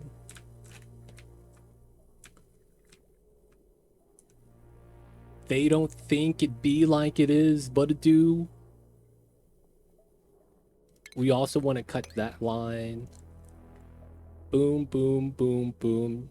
Hey, young fella. Boom, boom, boom, boom. Black sheep. Y'all know the DDR songs? I don't know why, man. Those songs were bangers. Dude, DDR was the reason why I got into, like, electronic music. I was in the era, dude, where that came out and people were just dancing at the arcades. And I was like, yo, man, the hell? Music's kind of bumping. Yeah, DDR really was my childhood. Yeah, man, we're gonna make the automation look as bad as possible. I'm not even kidding. So it's gotta be 1, 2, 3, 4. I mean, I guess it works. That's so bad. That's so bad. All right, we probably want the ladder moved over. Funny enough. No, by 2. Yeah. All right. We have a new printable setup. Sweetle babies. Oh, hell yeah. We could get them hanging out with the Mimicas. We get the Sweetles tending. We get the pollination combo. Oh my god. I mean, realistically, it's not going to do too much, though. Oh, so this is done. Oh, I completely forgot about this. I was just too busy working. We're going to do this so that feed. Get that in forever. And then once we get this in, we could buffer tank this, and then it just gets out to bottles. All right, so we got to do the inside as a vacuum. If no one farts, we're golden. But if they fart, dude, we're gonna have bad times. Got the power, should be good. Oh, yeah. I haven't considered this.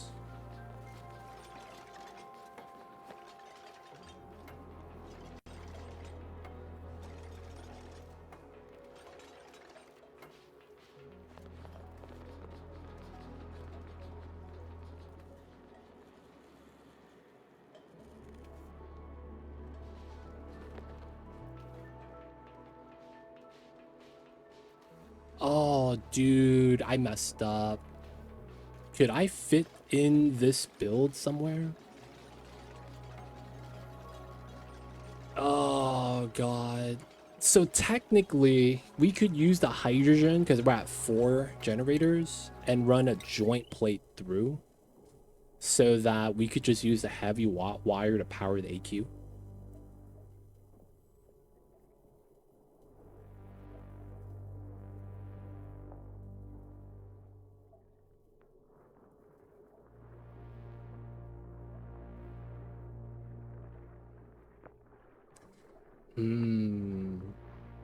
All right, I think we just take a minor L then. Yeah, we just take a minor L. So we bop this, bop the power. And then we would have to do a minor setup here. We're going to have the heavy watt come outside into a transformer, and then we run it through a conductive wire. That is not ideal. The better design would be to do like a vacuum pocket and then have that vacuum pocket transfer in the wire. Yeah, I use thick cables. That's the thing. Because this is going to be like, I don't even know how much watts that's going to be. So you got to have the joint plates, right, to go through the tiles. And then we already vacuumed the inside. Damn it, dude. D-Mayor, I see you over there, yo, man. It'd be like that sometimes. You just gotta hope they're not, like, lactose intolerant. And then it's like everything has milk in it for the in-flight meal. And then he goes to sleep because it's a red eye. And then he's just unloading while he's passed out. They don't think it be like it is, but it do, man.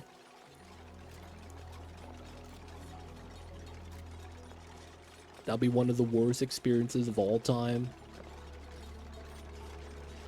Alright, I think we just run that weird setup that I'm considering.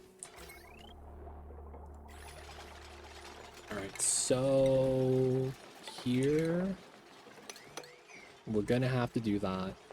Let the CO2 in.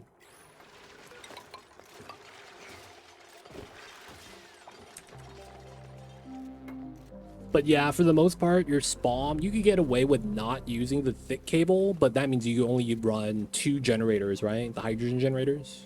Otherwise, you kind of want to run the heavy cables, because if you want to expand your SPOM, that way you're not worried about having to change the entire power line setup. You know, it just makes it a little convenient.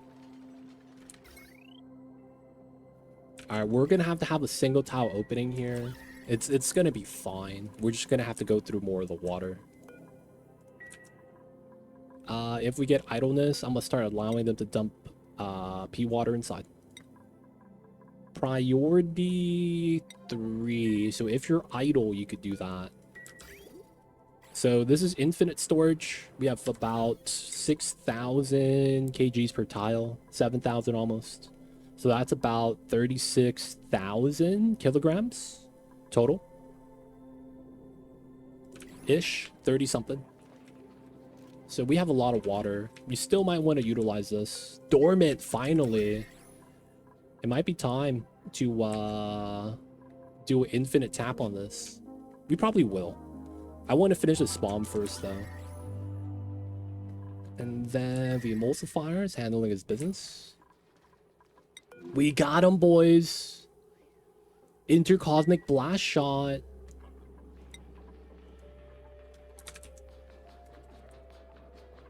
We want to keep a tracker on that. We know the value that we have. What's the red liquid? Red liquid? Where'd you see the red liquid? Oh, the magma.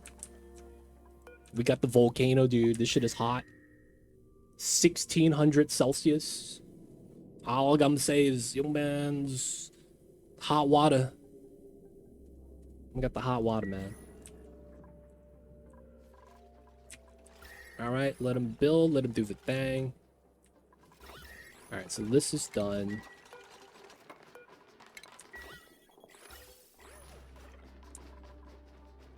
So we do it like this in a vacuum so that we could just put the joint plate here. That's going to be the play.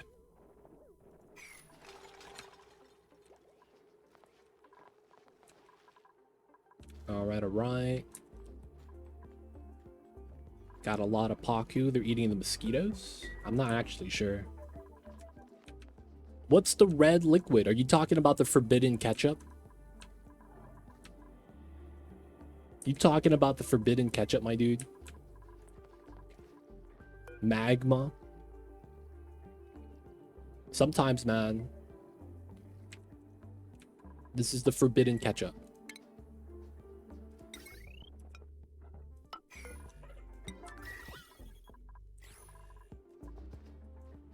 Liquid stonehatch food. Yeah. Hot sauce. I don't know, man.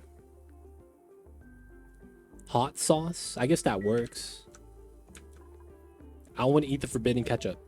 You could go to McDonald's, get some French fries, because they're the only French fries that aren't going to get messed up by the forbidden ketchup. You go get fries anywhere else, they're probably going to get cooked. But the McDonald's fries, though, yo, man, that shit is different.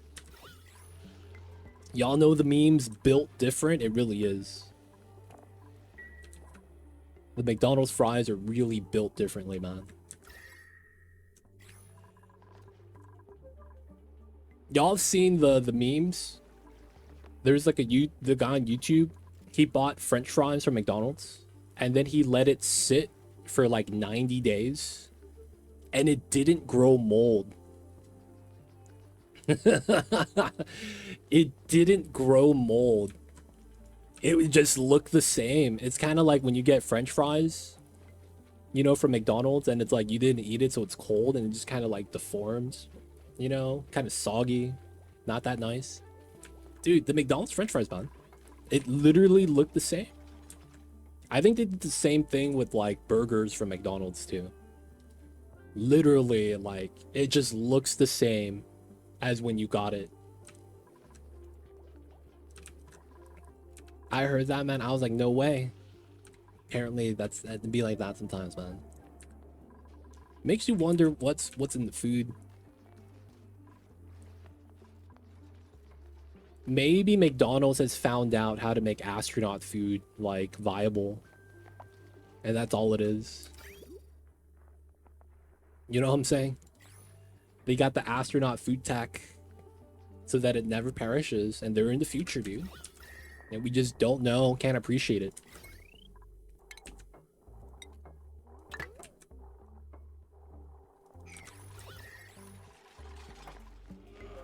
Alright, I do want to replace this. Oh, we're in. Alright, so the strat works, right? Oh yeah, how was my setup here?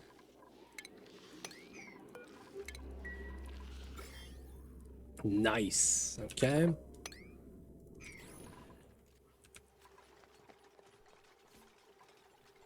Freezing biodiesel creates McDonald's fries IRL. Dude, man, this game, they don't call it that, though. They call it tallow, which is the blood of baby seals. I don't know, man. It's weird. Somehow this guy's made a potato. I guess that makes sense. My life is potato.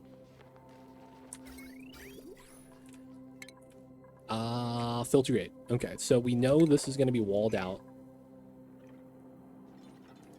Okay, so we want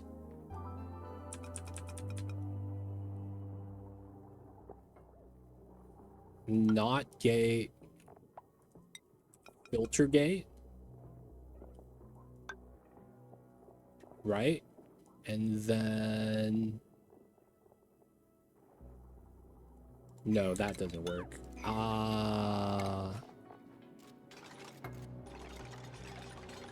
Not gate, filter gate, and then it's like this, and then that's a different line, and then we run. Wait, no, that's not there, right? So we actually move that. Filter gate. Oh, because of how it works, it has to be like that.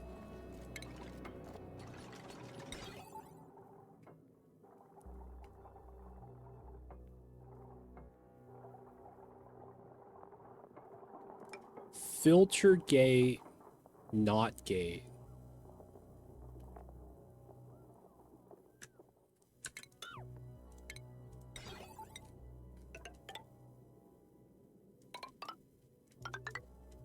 Yeah, there we go. Right? And then this becomes the overflow gate, which now becomes AND gate. And then we run straight buffer gate.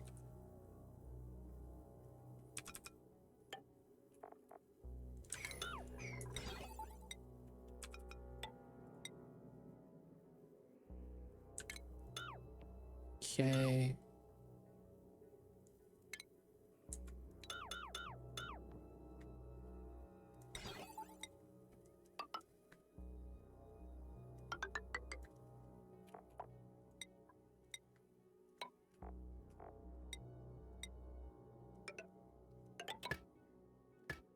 Yes.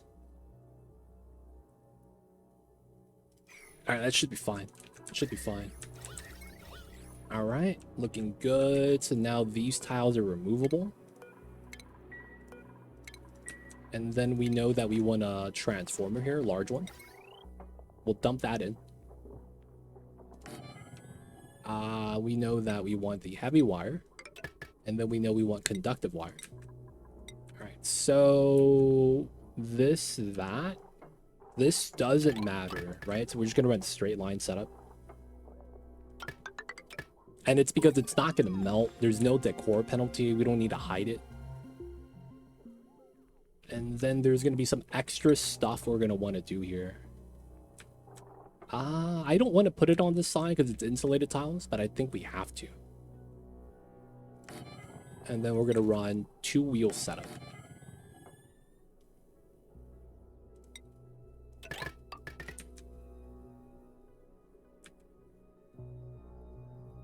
Yeah. All right, this is gonna be 95-55. We just got to get a seal here. We should be good. I think we do it here, and then we're gonna be waiting on a vacuum.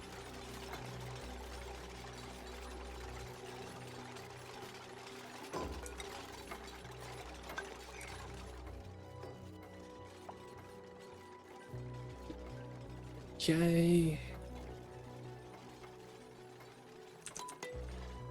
We're only at 1 still. Wait, we're not making biodiesel? No, we are.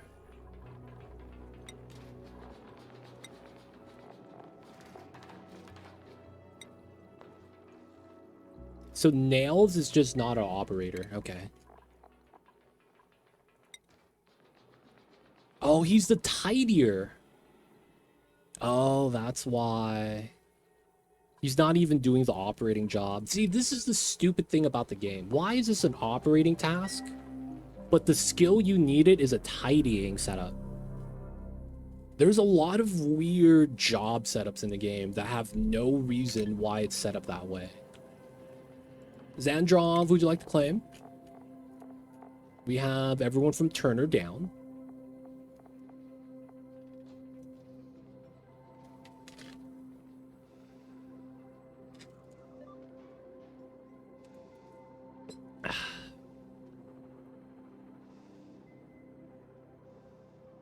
That's fine. You can get another dupe if you want. You want Stinky.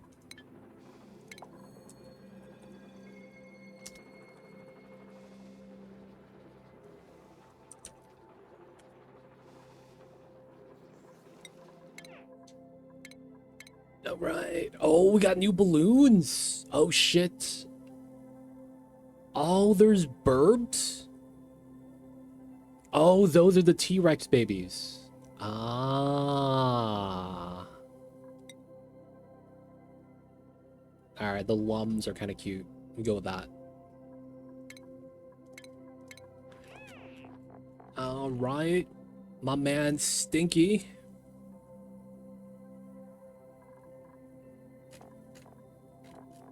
We did get some new clothes.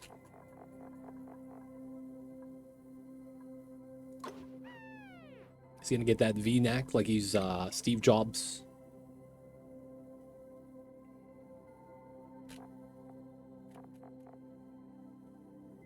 Give him the black gloves.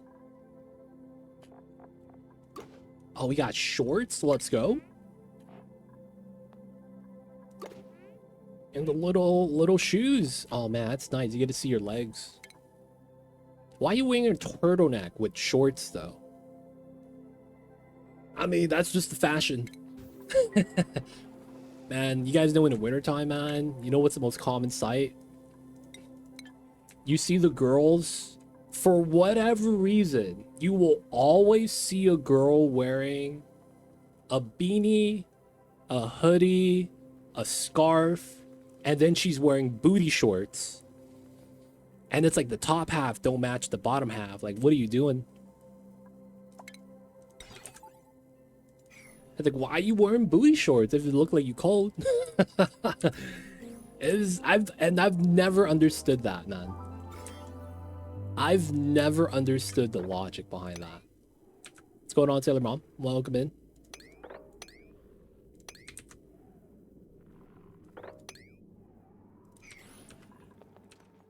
That's just the Canadian way here. Every dude wearing a hoodie and shorts, flip-flops, middle of winter. Dude, yeah. I mean, in Cali, it kind of makes sense because it's not actually that cold. But it's like, you go to the cold countries, you see that still. And it's like, what? What are you doing? You look like you cold, but at the same time, look like you all right. Sailor Mom, welcome in. Hope you're having a good one so far. It is Friday. So, of course, hope the week's been going well. Hope the week's been going great. Welcome in, welcome in. Let me know if you have any questions about what we're doing. Right now, we're trying to get a SPOM up, cooling system. Everything's looking pretty well. Because of how this works, I think we're going to do a meme strat here, but I think this is fine. I wanted to kind of like save on a little bit of metal, which is why we have this weird pattern set up. And all right, because of the liquid setup, let's get the cap in.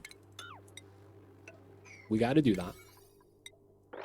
And then after we get the cap in, we want to seal this side as well. We want to vacuum this. We're going to vacuum in a weird way. We're going to use the top. If it doesn't break into the bottom, we're fine. I have a question. Where do we find reed fiber? Ha. Y'all see the T-Rex? This man. Oh, shit. He just multiplied. What the hell? Dude, you saw that there was one and then there was two? Is this one of those dudes from Alien vs. Predator? What was that? Yo, what was that? Anyways. This guy grows the thimble reed on his coat.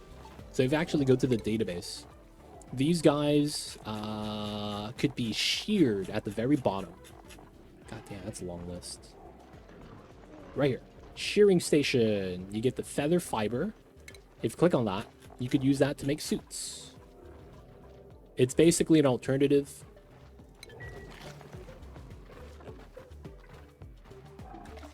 So that's going to be how you didn't get that. So get these guys, shear them, and then you get feathers.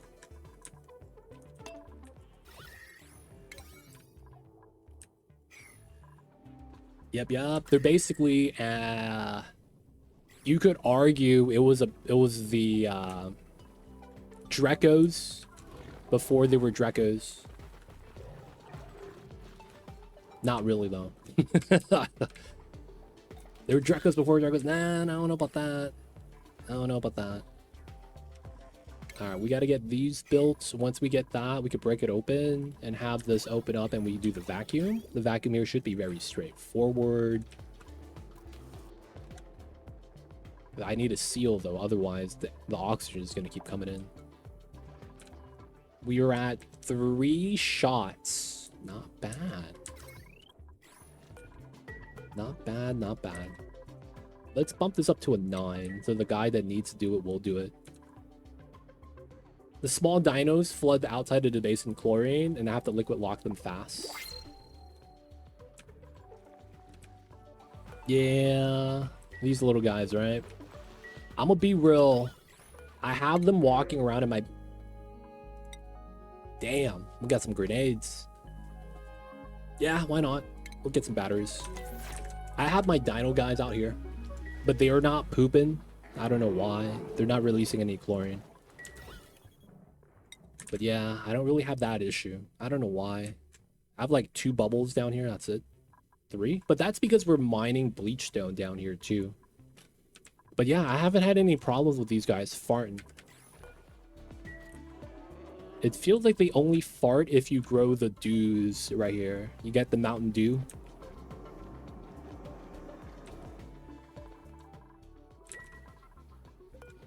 Wait, these... Oh, okay, the Rexes will eat these lums. I see you. I see you. Could you just feed them the Mimikas? Is that a thing? I'd feed them like the free critters if I could. Doesn't look like we can actually. Oh, feels bad.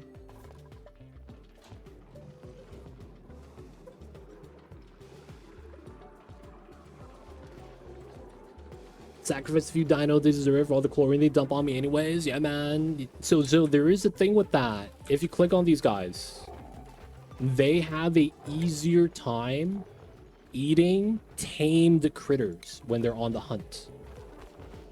Right? They fare better against elderly or tame targets. So you want to brush all of them. That way they don't have a bad time eating.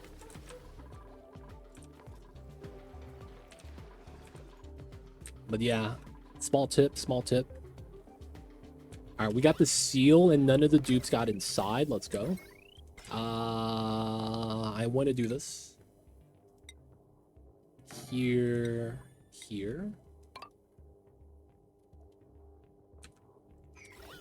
Okay, we're gonna remove this. Oh, did I leave anything inside? No, I'm lucky. Okay. All the items here, none of it. Okay, cool. So that will be the only tile with stuff. Liquid layers are looking good. This is almost ready to turn on. We just gotta vacuum this area. Let's get this made. We also want to turn this on. Here. Okay, let's get the power turned on. 1, 2, 3, 4. Let's not have this one run. That means both of these are good. There we go. Let's relocate the rock. Dwayne Johnson. All right, so what we just did was we opened it up so all the gases flow in, and then we could just vacuum it. Right? So we want these 4 pumps pumping. That way we have like the most pump space because it's a plus sign. So this is like the only tunnel they're able to go through. So we have maximum coverage. It's really nice. And then what we're going to do is this is going to turn on the door so that everything works. You're getting a meteor shower? I'm getting a lot. That's actually why we have building broken and stuff like that. They've been bopping all my stuff up top, man. All my signals are broken. You can see the damage. Feels bad, man. Regolith everywhere. Been getting the meteor showers. And it's metal meteors, so they actually require steel to block. Which kind of sucks. Oh, I never remade the pitcher pump. My science is getting bottlenecked. I hear a lot of things about that I wouldn't mention. But yeah, technically spoilers. Alright, all the gas here gets to release. But yeah, don't tell Sailor Mom. Because I don't want to know what happens. Don't say anything, please. Because this is my first time playing the DLC. I'd rather experience it. Someone already ruined for me something about it. So I just rather not have any more info. Yeah, that's what I'm saying. But you're asking it, right? You're asking for the spoilers. I'm telling the people that may potentially tell you to not say anything. That's all I'm saying.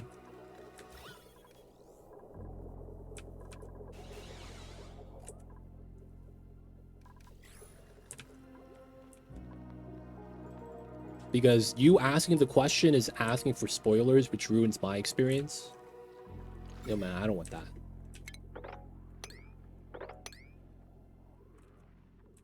All right, this is almost clean.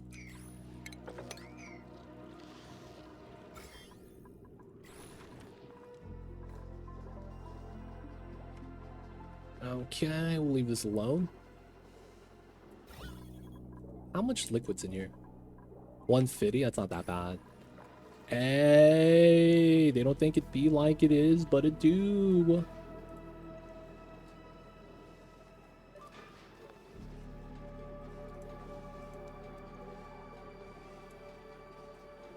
I see over their zone. No spoilers. Only emotes. 8 shots. 10% of the way there. Alright, technically we get rid of this. Because we don't need this anymore. Everything should work out. We shouldn't need that ladder there. Alright, and we're just pumping out the gas, but we need some power. That's going to be what we're waiting on. And then another thing is we got to do the pipe in here, technically. Realistically, I think we almost always have this. So we'll let them work on that.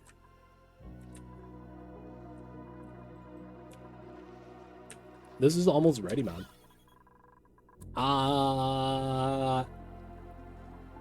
Exy, are you there? Exy, I had a question. What is this build? So you're gonna see very soon.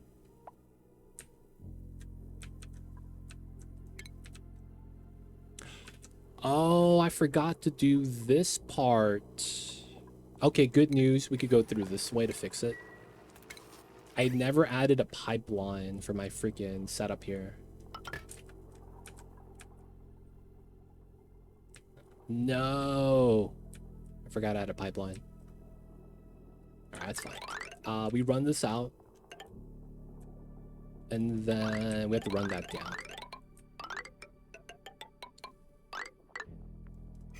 Realistically, we'll do something like this.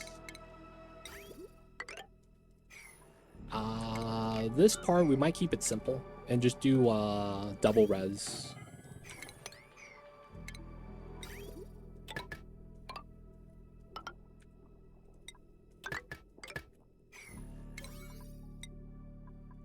Bump that part to a 7. That part is more important. And then this part. Okay, we want to move the stuff out. Yeah, we're waiting for the gas to be pumped. So we just need people running the wheel. Bump 1 to 7. Looking good, looking good.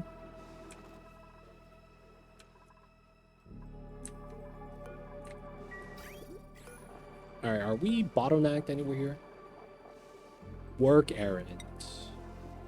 Bleach stone. No vital oil. Let's dump this to a 9. Oh, we just have no vital oil here. Alright, bump that to a 9 as well. Alright, we should be fine. Oh, it's so thin they can't breathe it. I see. Toilets are cleaned. If they're idle, they could dump that in. Yeah, I was like, was that Mamba? I looked around and I was like, wait, hold up. That sounded like he was outside of my door. I see you over there, Zone. I was like, dude, is he outside? Like, no, he should be like in the other room behind me. I see you over there. I see you over there. All right, this is getting warm. We're going to allow auto bottle here so that this could be pumped and moved in. And then we could move more brine ice out to keep the temperature controlled. We could do the same thing here as well with the water. I think we will. We got to hydrate. Guys, I'm out of water. 111.1 and it's flashing. Oh my god. All right, guys. I'm going to go get some water because I'm out of water to hydrate. BRB.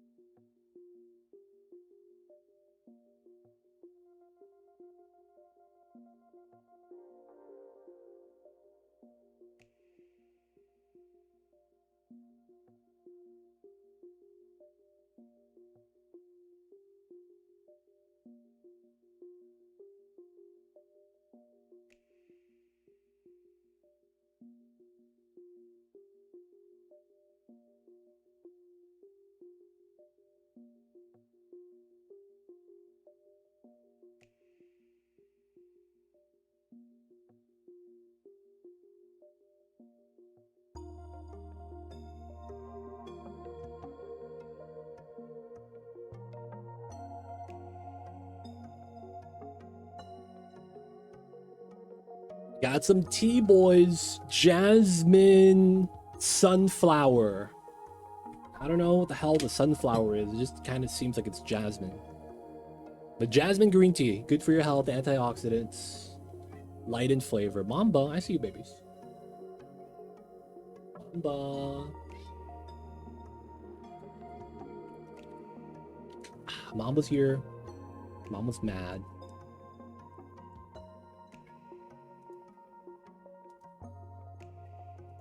All right. Mamba saw me get up and he thought stream was over. So of course Mamba's gonna come up to me, meow, try to get the head rubs. Mamba thinks he's like figuring out the pattern, but you know, kitty cats just be the kitty cats. He just wants the head rubs.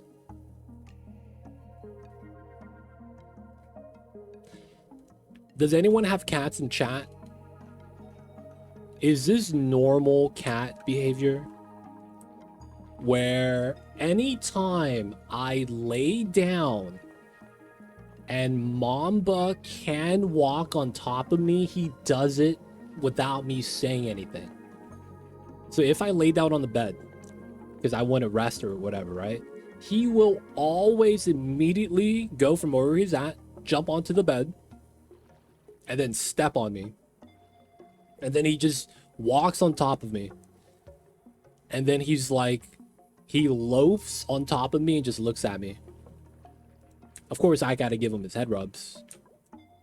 My cat is literally doing that right now. Dude, why is that? That's normal meow behavior. No cat, but my brother has a cat birth, 2 kitties. Waiting to see if other kittens will come out. Oh, nice. Take care of the kitties. The first month of a kitten being born is the most important. So hopefully they're going to be great. But yes, the first month, man, it's like life or death. I'm not even kidding. That's like the most dangerous part of a kitty's life. I have 2 kitties. Miss Moo does that all the time. Raspberry, though, it's more of a lap cat. I see. Dominant. Oh, that makes sense. My brother's cat does that, and he has a blanket on his lap. The cat will lie down on it. I see. Mamba gets his rubs. Okay. We'll give him his rubs.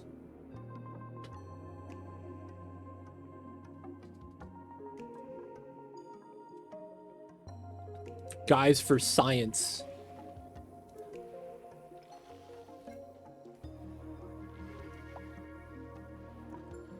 Actually.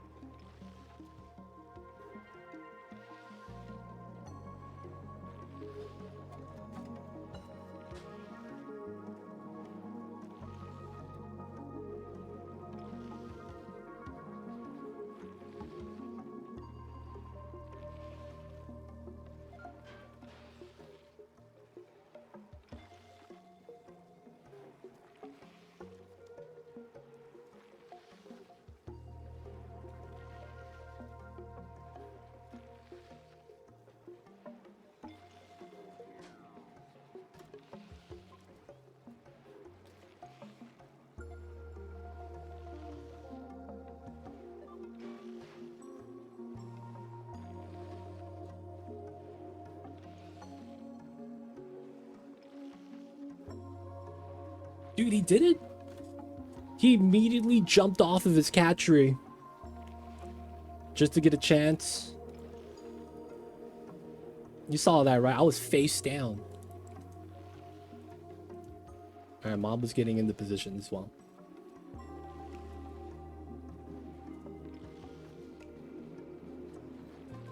I know I scammed the cat.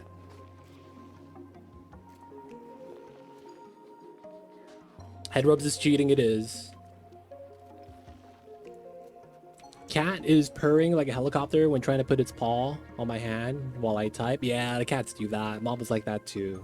He starts purring the immediate time he's like loafing on top of me.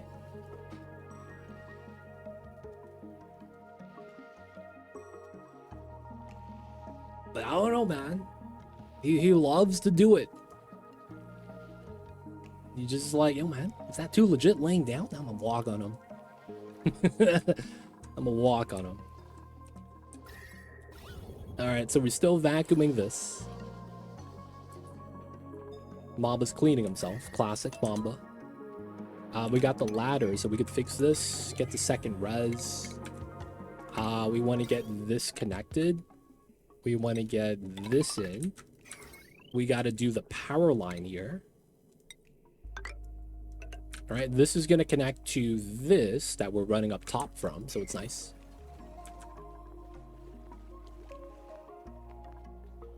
Oh, I can't. So the reason why Mamba would bought my mic is because of my layout, because of my old desk. I used to have a one piece. So this is my bed, right? And then this used to be where my desk is. I used to have the L-shaped desk. Now, it's separate, but there's like no gap here. I just want to show that they're two separate things. So Mamba would walk from the bed to the desk. And I'd be sitting right there, right? So he would walk over, bop the mic. I don't have that set up anymore. I have a normal desk like that now. Mamba has never jumped up. Right? He has never jumped up. Add a purr mic? That's hard, man. Mamba doesn't like it when you put the mic in his face. But yeah, Mamba's not a cat that likes to jump up to like the shelves and stuff. He knows that he gets in trouble. What he does is he will incrementally go up and see if you look at him. So it's like there's a chair, right? And then the table is right here. Right? So what Mamba will do is he'll jump on the chair first, and then he will look around to see if anyone was looking at him. And then if no one's looking at him, he'll go on top. He does it levels at a time, man. Rearrange my life, that's tough, man. We could try. Hide the mic under the sheets. That's tough, man. It's gonna be a lot of static. My cat tree is right beside my desk. My cat tree is behind my desk.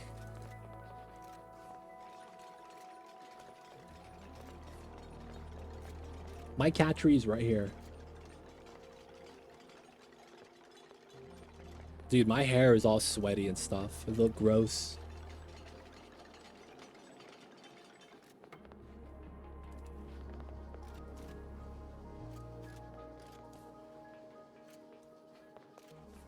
But my cat tree is right next to my desk too. He could technically jump from the cat tree to the desk. He just doesn't do it. Oh, we need to sieve. You right. You right. We do need to sieve. You right.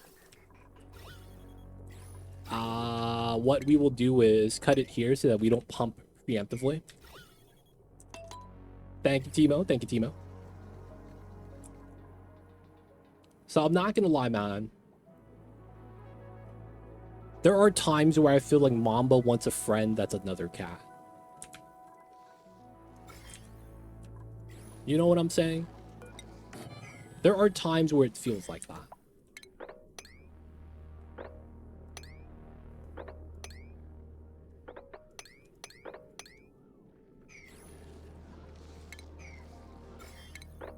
So I gotta ask.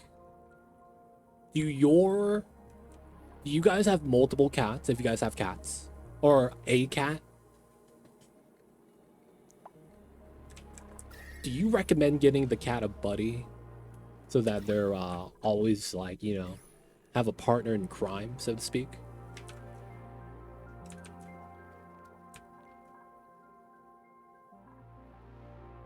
Oh, they don't pollinate fully grown plants, that's right. My calories have been slowly going down. All right.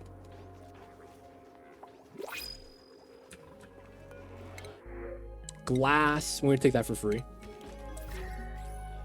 We're gonna have to do meme strat.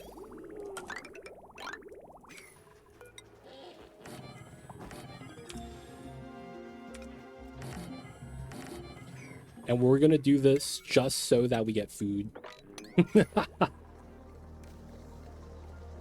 Nips got Miss Moo because he thought Raspberry was lonely. Raspberry 13 Moo is too. Raspberry hates it. She was used to only being the princess. Yeah, that's the thing. There are times where I'm like, Mamba very clearly enjoys being the only one. However, there are a lot of times where Mamba wants attention, and what he does is he hangs out by the door, right? Either front or back. And he will sometimes get a stray cat, and they kind of interact with each other. And it's kind of interesting. I'm kind of like, man, I wonder if Mamba wants that all the time. But I could tell that there's a lot of times where he's kind of like, he doesn't want to be bothered, right? And I imagine if I get a cat that has an age difference, the energy difference, you know? Like young cats, they're more active, they don't sleep as much, right? It's 12-hour to 16-hour difference. Not difference, but like, you know, younger cats sleep closer to 10 to 12, older cats sleep closer to 16. And it has this thing where it just doesn't line up and the other cat wants to play, right? And then it's like, it gets them angry. And that's like, there's times where I'm like, okay, maybe it's better that we don't. So I feel like maybe there's something along the lines of getting them at the same time, same age. Because there are so many times. Have you guys seen the Reddit GIF that came out recently? And it was like just casually petting my cat. And he's petting his cat. And then he reaches deeper underneath the cat's chin and there's a second cat. And they're both just sleeping next to each other. Like big spoon, little spoon status. Sometimes I'm just like, man, that's awesome. You gotta get something like that for Mamba. And then it's like, you know, Mamba, you know, he's kind of just chilling. Have you guys seen that, dude? It was on Reddit recently. I could probably pull it up. I don't want to bring my cat outside because he's never had fleas. That's one of the reasons why I don't want my Mamba to go outside. Now, another thing is he doesn't want to go outside either. Mamba has this thing where if you leave the front door open, he doesn't leave. He stands at the door and he meows. Like he's telling me, hey man, the door's open. What are you doing? Like he literally sits there and meows. That's literally what he does. And I'm just kind of like, I mean, honestly, I can't be mad about that.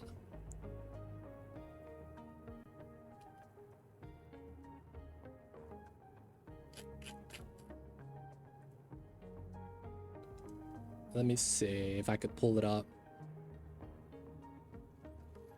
Can I find the cat gif? Oh, it was in I didn't save it. FML.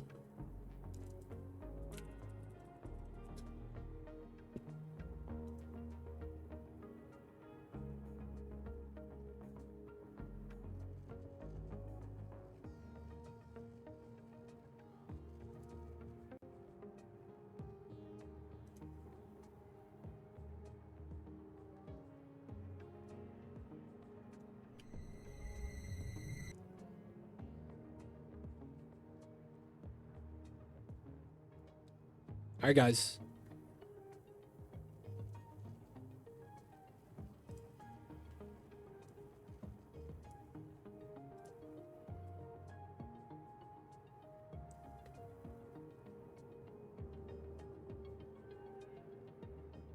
You see that? 2 cats, and he's like, no, man, we're going back to sleep. And it's like, okay.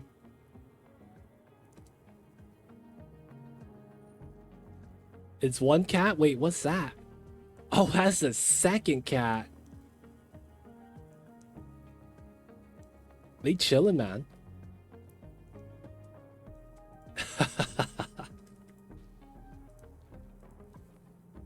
I saw that. I think it was like yesterday. I was like, man, maybe Mamba needs another cat. Maybe Mamba needs a Mamba. You know what I'm saying? Mamba needs a Mamba. That's like the best way to put it. There's definitely bonded pairs of cats, but you could also trial meeting at your local pet shelter to see how they react. But for my 2 girls, 6 months before they could be in the same room together. There was another thing. I used to have other cats, and Mamba... So, Mamba is a guy, right? I used to have an orange cat that passed from old age. She was 18. And she passed, right? So before that, I actually had Mamba, and they would interact. The old cat, my orange cat that's old, always got mad at Mamba. Mamba would always be there. Like, you know, he's trying to be friendly, but then it's like he's sniffing her butt. And then what happens is like she gets mad and then she slaps him and hisses at him. And I'm just kind of like, yo, what the heck? Yeah, I had 2 orange cats growing up when I was little. So they were both sisters and they were both orange cats. One of them passed way too early, but then the other one lived till she was 18. But yeah, 2 orange cat sisters. We were given that from a family friend who was a dog and cat breeder at the time. They don't do it anymore, I don't think. Like, they got a normal office job now. They're not really breeding. Because they were breeding, and then Taylor Swift, you know, with her Scottish folds, and then everyone wanted a Scottish fold. And then they made some money off of that. And Mamba was one of the leftover Scottish folds that nobody wanted. Do you guys know the story of Mamba? Mamba's lineage comes from Beauty. His dad, Mamba's dad, was a all orange Scottish fold. And he was amazingly good looking. His mom is a Scottish fold as well. White, all white. So those 2 cats, right, had a litter. That's Mamba's. Mamba was the last to be born. He was the last one. And his siblings, right, went from white, orange, orange, white with spots, right? It's like a weird mix. And then once he got the Mamba, he was the only black cat. So when they put him up for adoption, the litter of baby Scottish fold kittens, and of course you could see the parents just chilling right there. The first cat that was supposed to be adopted wasn't adopted. They thought that one of the baby kittens were. Everyone wanted the dad. Everyone looked at the dad, was like, oh my god, I gotta have this kitty. And they were like, dude, this cat is just really good looking. They fought over him, right? And he was, you know, adopted. They were like, I guess it's fine. So they let go of the orange cat dad. So what had happened was that after that, all the kittens got adopted. And then when it came down to it, it was Mamba and Mamba's mom. There came a point where they wanted to adopt Mamba's mom. But then the owner was like, oh yeah, she's not going to be up for adoption unless Mamba gets adopted first. Because they're like, you know, this is probably be the last time we're going to do this. So it's like getting all the cats adopted is probably fine. But they don't want the baby cat, you know, kitten Mamba, to be alone. So they're like, we're going to keep the mom just so that he's going to be okay. So they basically had him, and he was literally ugly duckling, right? Nobody wanted a black cat. Superstition, all the stuff, you name it. And, you know, y'all see Mamba. He's good looking as hell. He's a cute kitty cat. And he's awesome. There's no personality issues. He's very affectionate. I'm lucky to have him. So back then, like, you know, when you're just picking out cats, I guess that was the biggest thing, is the coat. And since he was all black, they didn't really want him. Now, they had him up for adoption, but literally 2 years pass and nobody wants Mamba. 2 years. So he was 2 years old when the breeder's mom knows my mom, and they asked my mom if she wanted a cat, because we have cats, right? At the time we had the orange cat still, and they were like, oh yeah, sure, why not? So they brought over, or we went over to their house, got Mamba, and he was already in the little pet cage and he was meowing. He didn't want to be inside. While walking to the house, I saw Mamba's mom literally just sun tanning outside. He's chilling. And they were like, yeah, that's the cat. He's inside. It's all black. I'm like, oh, that's fine. I stuck my finger inside the cage.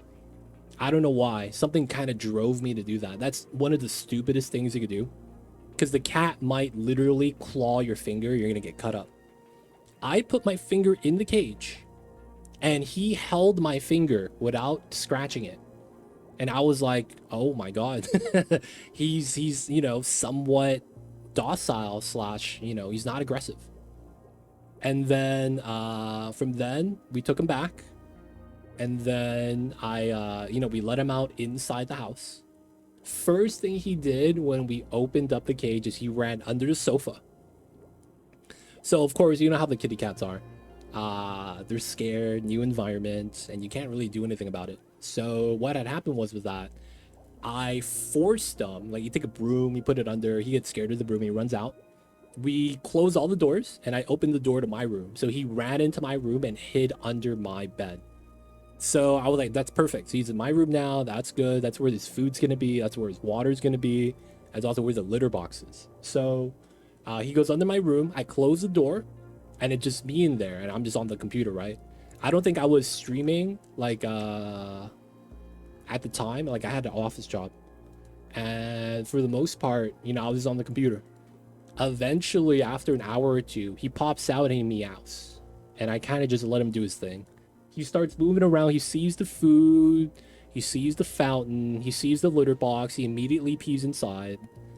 And then afterwards, it's like, you know, I try to let him come to me, because it's like, you don't go up to a cat. You never do. You got to understand, you're 10 to 20 times larger than the cat, and you're approaching it while standing up, right? It's like a big monster, David and Goliath, right? It's like, dude, who's this giant? I'm gonna throw a rock at this fool's eye, you know what I'm saying? And, you know, I kind of just stay seated, put my hand down, and so that he could sniff me. So we did that, and it was like a month of that. He didn't want to do anything except go under the bed, and he kind of had that as a safe spot. Eventually, after a month or so, like, he would come out to eat, come out to pee. He started getting used to being in my room. And it turns out that my entire room became a safe spot. That's kind of when he, you know, if anything ever happens, he's inside the room. He runs straight in. He meows at the door. I think, though, right, because I have a room inside of a house. It's kind of like a square within a square. It feels like he considers my room the house and inside of the house the outdoors. That's kind of how it feels like he treats it. And then, like, leaving the house into the actual wild, you know, the actual outside, he doesn't want to do that. So from then on, he was just kind of like, never want to leave the house, always wants to be attached to my room. And then that's the story of Mamba. I didn't do any special training. He was already knows how to, like, take care of himself. He was 2 years old, right? So didn't have to potty train. As soon as he got associated with my set and my room, and he kind of claimed it as a safe spot, that's it. I didn't have to do anything. And that's the story of Mamba, how he came to be here. And then at nighttime, he would jump up on the bed. The first time, he would jump up and look at me to see if I would react. But for the most part, he was I was cool with it, so. That's why Mama's on the bed right now, just napping. Well, yeah, that's the story of Mamba, dude, the little babies. What's going on, Edwin? Welcome in. How's the Dino DLC? We are learning. We're making ammo. We're about 20% of the way there. And then once we get that, we got to go up top and start blasting fools. But for the most part, we got time. We got about 107 cycles. We're making a SPOM. Still vacuuming. We're going to be doing a setup here. Once that's done, we're going to be ready. And then right now, making the blast shots. Solving the oxygen problem at some point. Getting a cooling system in, adding in the water for that. Oh, this is active again. Let's go. And then we'll probably want a desalinator to get some water here. Do I have that tech? I do. All right, this is going to probably be temporary TM.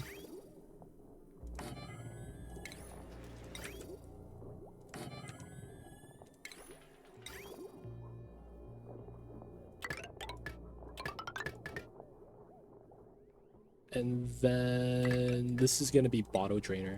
We're going to have to manually deliver here. I always take in the ugliest kitten just because I feel that right. I feel like I always will take black cats. Because I don't think... Man, it's hard to really argue if cats are, like, ugly. You can, right? But it's like, I feel like black cats have more of, like, a bad stigma to it. And I feel like I wouldn't mind just having black cats. Yeah, we're going to put it here, though. So I want to wait till we finish vacuuming before I build the sieve. So that's going to be the plan. But this is going to be where I want it. Because it's like, I don't want to wait till my water is completely drained. We got some weak tiles here, like fertilizer. So I'm keeping the shale right here. So we have structural integrity. And then once the water's gone, we could relocate it. But I kind of want it here, if possible. But yeah, gotta build the res, gotta build the wire. Still waiting for the vac. It's almost done, actually. Logisana, dupe me. Would you like to claim? We got Turner to Ruby. It's so odd to me to see how a black cat is an issue for people. It's not like it's 1753 anymore. Yeah, but it's like superstition, right? You gotta understand that they had like a lot of movies based on that. Like, dude, I grew up with Sabrina the Teenage Witch. You know what I'm saying? And they had Salem, the black cat. And it was kind of like just a stigma that they have just due to Halloween. You still have black cat cutouts, right? You have people that actually, you know, believe in it and whatnot.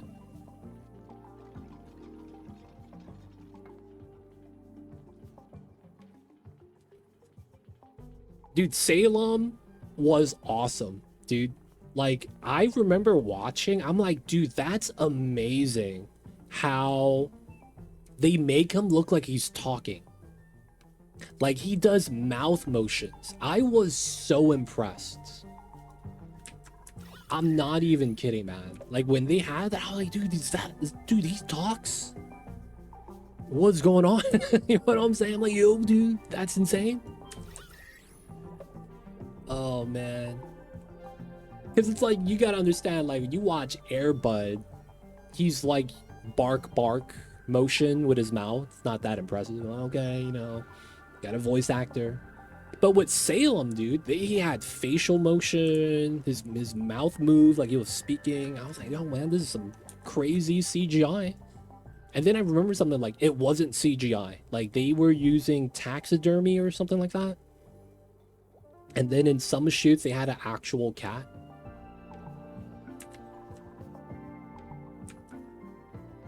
No. In this case, we're going to be releasing the water here because the water is going to soak up the heat. So Joe Tom is right. Gotta head to bed. Have a good one, guy. Appreciate you for hanging out. Appreciate you for being here. Wrestle, rest easy, and have an awesome weekend.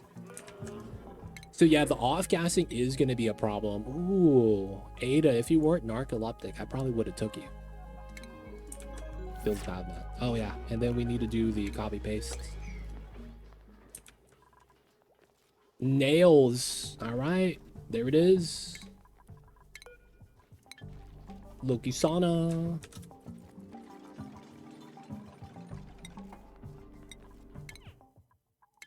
Ooh, you get the T-Rex birds. All right, this kind of makes sense if you got the safari outfit, I guess.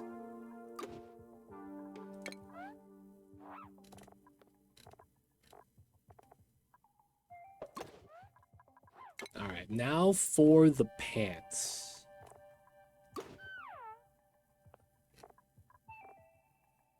That's pretty good. That's pretty good. Welcome in, Loki-sana. I see you over there. Gotta get new outfits, man. Oh, we got full vac. Let's go. One at a time. I don't want a dupe to go inside to build a tile and get stuck. And then we're gonna do this. Gas pipes are good. Here, here, there. Okay, we just open this. So all the gases are just gonna get dumped down, which is fine. No real issues there. Okay, casually want to build that. Let them deal with this. We want to get that done above everything else. All right, there's going to be a little bit of pressure here. KGs. We might get some popped eardrums. All right, we know we want a deodorizer here, just because of nature of how this works. And then we are going to want the sieve. All right, technically these two, soft two. Man, I would need to put a tile there if I want that to not break. Open that, and then we could run the pipes in and out. Bam, bam, and then it's here. Am I wrong? It is wrong, okay. Power would be straightforward.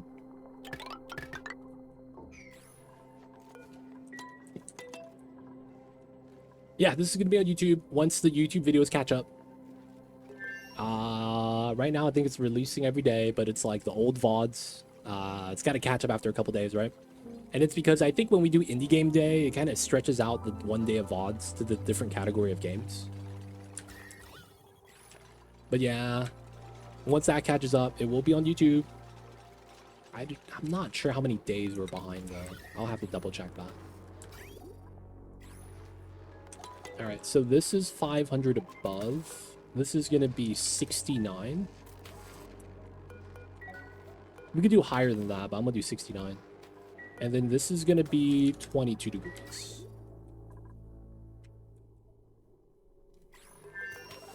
Wait. Green signal above 69.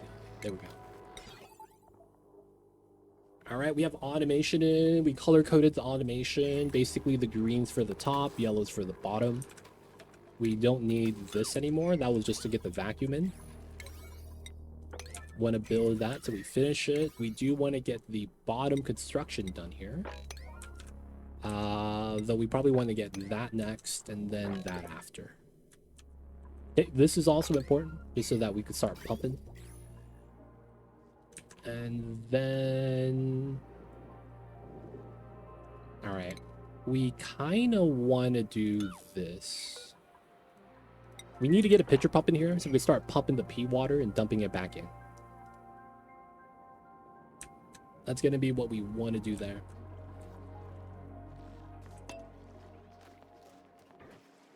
Food is going up. Good stuff. We're back at 79. We're going to be growing this so that we get more food for the vines.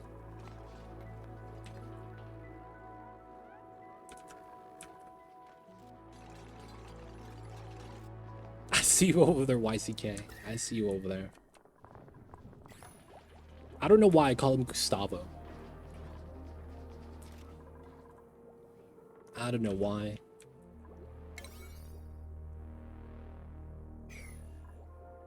Alright, so the next thing we're gonna need is vent lines.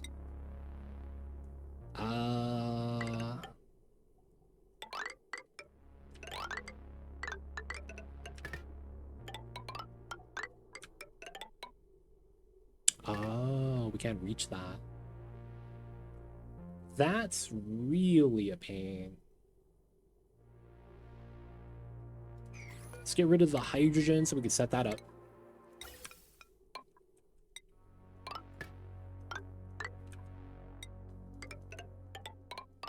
Alright, we'll set it up like that for the pipes. Should be good.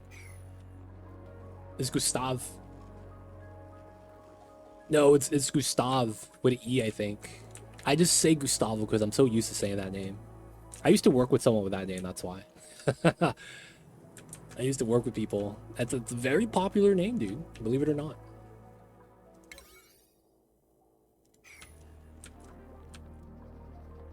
Toilets seem fine. Liquid locks are okay.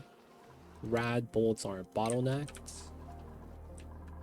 Vero, yeah, Verso, Vero. It's a lot of names that I'm not used to saying.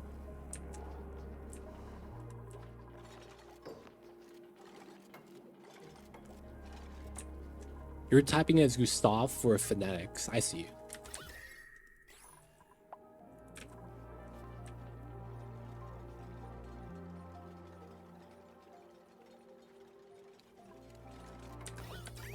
Okay, we got the tile built. We could do this now. And we get the res right there.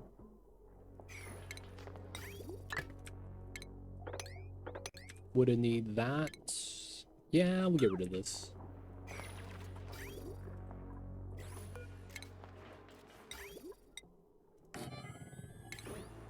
That way we have a buffer tank for the water.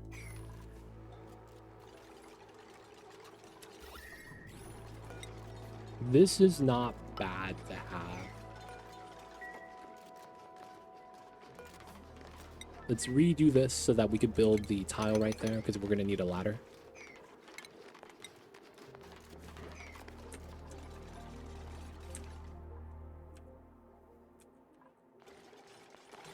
Oh, this is going to need power. Alright, this is probably okay to do this. I'm hoping it is. It's a single wheel on the line. We might want to run a second wheel on it. Nah, we probably don't. Because we're going to have so many people running on wheels.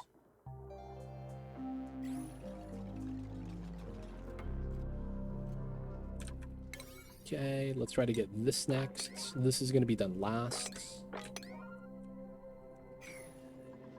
28. Dude, we're doing so good.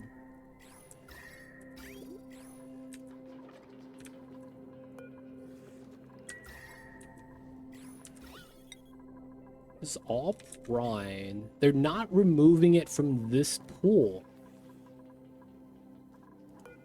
Auto bottle is on. Dude, I'm so confused. Why don't you guys pull it from here? I want to pull this. Oh yeah, I guess we can do it down here then. So that we could ice temp shift plate the bottom. Get another coolant source. Favorite addition so far, it's hard to say. It has to be how derpy the babies look across the board. Both the baby, you know, dartles. We don't have any baby lums yet. They all look really derpy for no reason. I don't know why. But they be derpy, dude.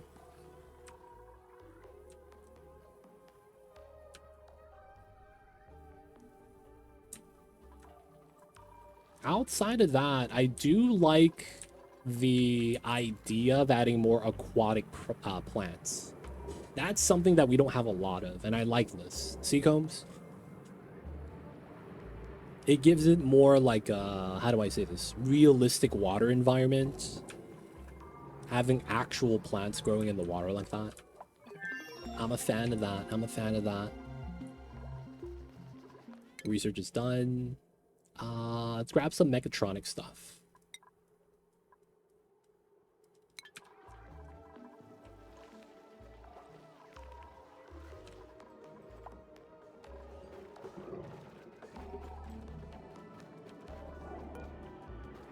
$200. But yeah, so far the mosquitoes look like they're gonna be terrible because they're gonna be biting dupes. That does not seem like a fun time. But I do like the new plants. I wish the Mimikas pollinating was like a visual bonus that you would see. Oh, you do see it. 25% growth speed. Nice. On the first day I played this, there wasn't anything showing that pollinating was doing anything outside of needing it for it to grow in general. So having that's kind of nice. 25%. That's a nice middle ground between Sweetles and Grubs. 5, 25, 50. I feel like they should bump Sweetles to 10. Maybe even lower Grubs. Maybe not. Because you do have to feed them, which is kind of a pain.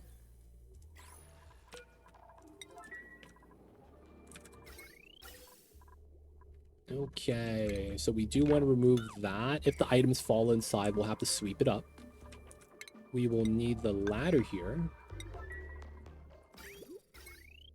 This is gonna be salt water, auto bottle enabled. Have that do into that. Temp shift plate, coolant sorts, because the peats are getting hot. So we gotta cool this area down. Looks like it's working pretty well. Okay. No one got stuck. And then we're gonna want to pitch pop inside.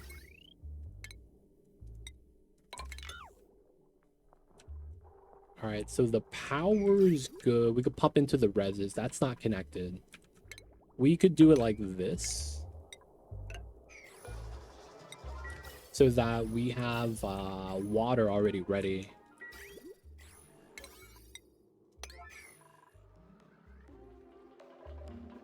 And then we kind of want to do that tile. Because that's the only tile that we can't reach. Sweep those items. New DLC, new DLC. We got the new dinosaurs, dude. Look at this. Dude, look at this dino. Oh my god. And he's right here. Happy Feet, Wombo combo. That ain't Falco. So he does that. He stomps. When he stomps, he's actually harvesting the plants. And then when it falls on the ground, he could eat it. So he's not a grazing critter, but it's a grazing critter. You could technically just use a critter feeder, though. He knows how to use the feeder as well.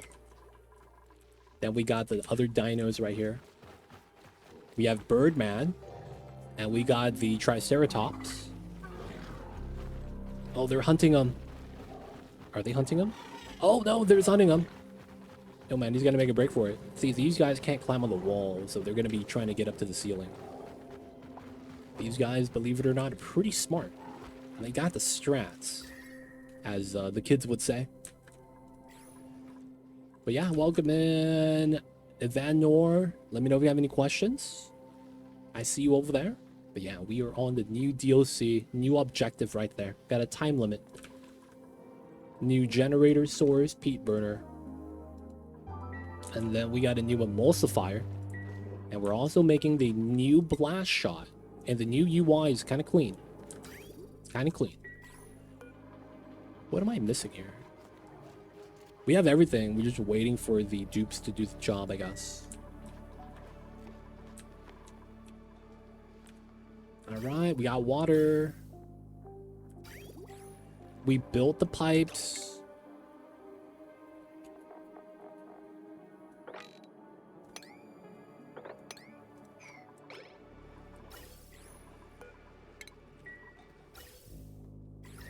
Okay, nice. All right, so now from here, we're going to start rerouting all of the pipelines. So we have distribution. Yeah.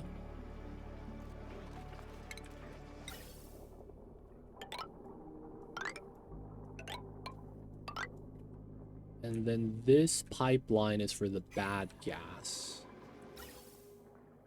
In which case, I think we don't care about. It's gonna be right there.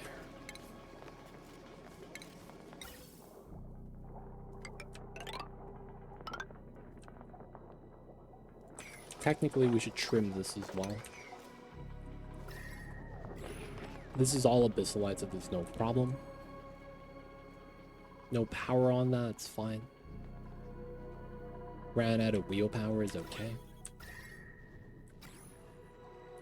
Alright, now we're gonna need to add water into here. I need to make sure this works.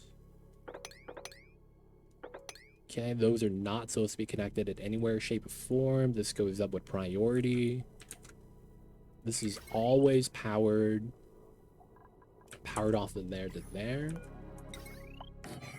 Priority 9. Alright, so we need to get a radiant pipeline in. The simplest way is probably doing something like this. Oh, wait. There's no automation port on that, right? That should work, right? So we'll have to disconnect the power so that it doesn't turn on. We don't want that yet. 22. Automation is in. Yeah, everything's gonna be fine. We do need to dump water in, so this is gonna be okay.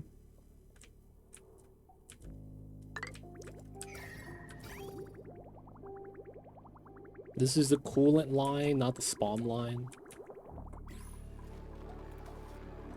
Bump this up to a 9.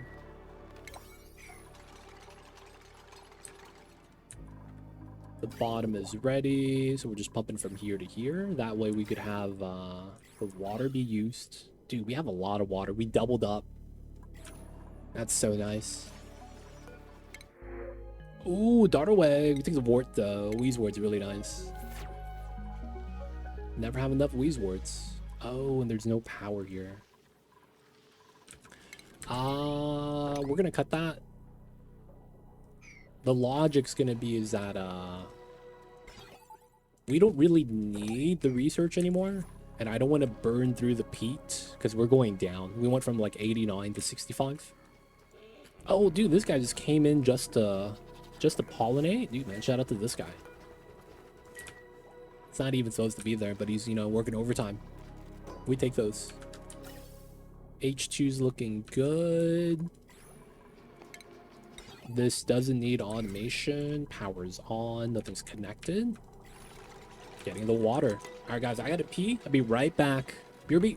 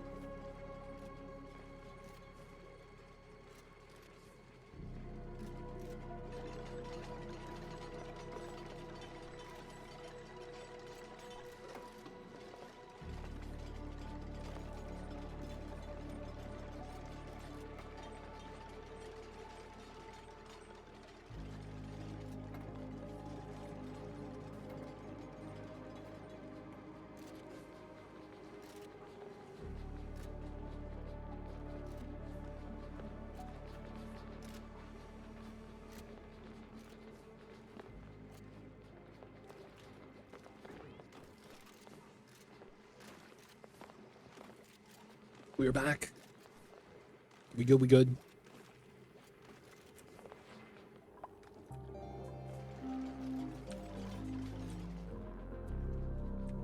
Everything seems fine.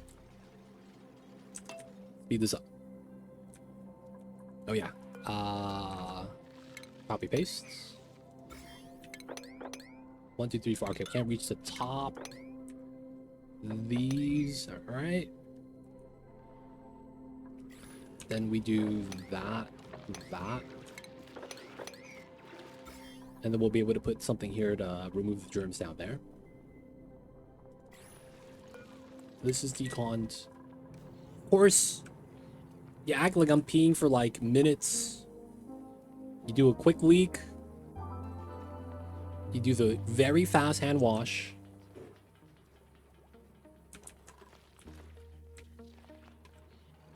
Have you seen that episode of South Park where Butters faces the toilet and has his lunch on the tank of the toilet? That's actually where my sink is.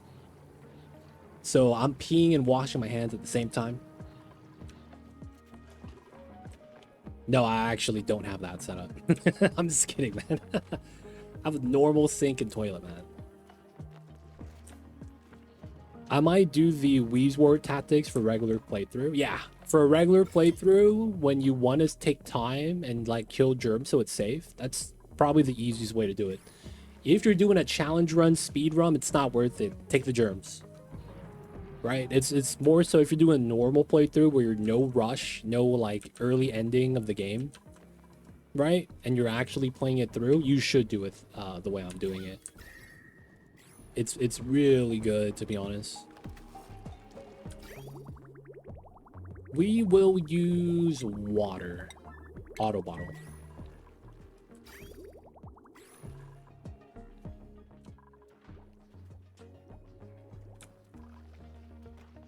Yeah, it's actually good for the water bill. The logic with that is that the water goes, you use it before it goes into the toilet tank, right? The only problem is if you have like very bubbly soap. I could see that becoming a problem. Because what happens is that once you get soap inside and then it's like you're filling it up, the water splash causes more bubbles. Potentially. I don't know though. Yeah, it only works if you're playing with spaced out. Right? You need spaced out DLC for the radiation. You need that, man. You need that. Auto bottle water. We're waiting for that. And then we're almost ready. Alright. One last step. Where can I find sweet, sweet hydrogen? Right here.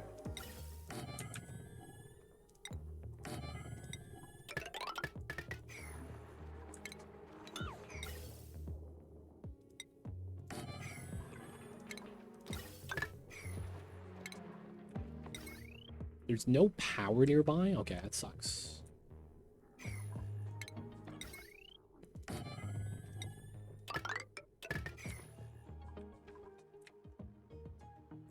Unless you have hard water, then you don't have to worry about suds. Hard water... You know what's funny? Hard water is a thing in a lot of countries, but you can't do it unless you have a certain type of pipe. I think given our pipe system that we have in the majority of America, you can't do that because hard water corrodes the pipes really fast. And you got to use a different material. But if you do that, I believe there's like countries that use hard water for the toilets specifically. So that they save, right? And they use only filtered water for like, you know, your showers. You know, maybe when you're cleaning dishes on the sink, stuff like that. I'm thinking about like, yeah, that's actually pretty smart. We have insanely hard water in Kentucky. I mean Kansas City. Is that where is Kansas City in Michigan? Where's Kansas City, yo? I know that's where the Chiefs play. I don't know what state they be in though. They in Kansas? Oh shit. Oh, it's in Missouri. Yo, man. I don't actually know where Missouri is. I'm gonna be real, man. I don't think I actually know.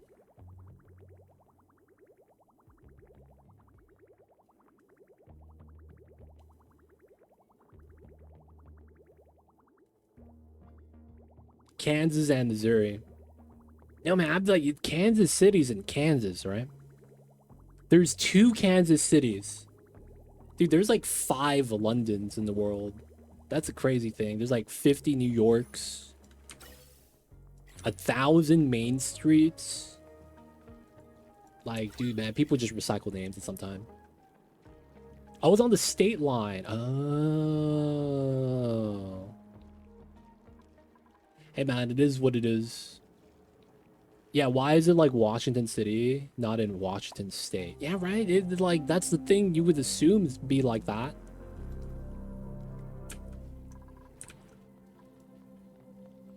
And then it just turns out that, yo man, that's Washington City is named after George Washington.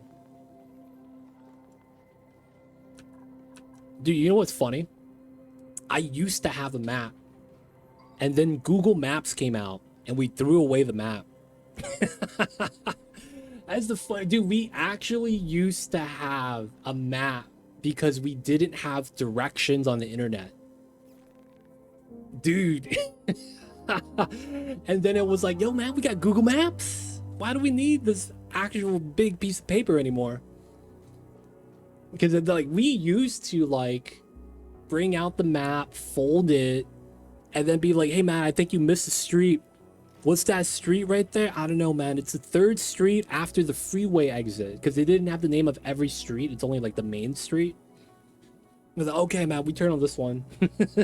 And then you get lost, and it's like, oh, dude, where are we? Dude, that was back in the days, man. And I remember, too, when Google Maps came out, we didn't have a printer. So we would literally write down the directions on a piece of paper. Take the 101 freeway, exit downtown. All right? Dude, yeah, man, you got the Android, you got the GPS, you got Waze, you still got Google Maps. But yo, man, I remember those days, man. All right, so we gotta put a pipe here, and then we're gonna use the inner pipe because I don't want to have the pipe exposed.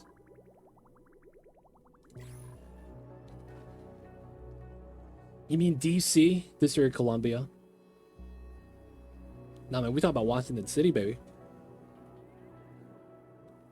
I remember maps, bro, dude, man. It'd be like that sometimes.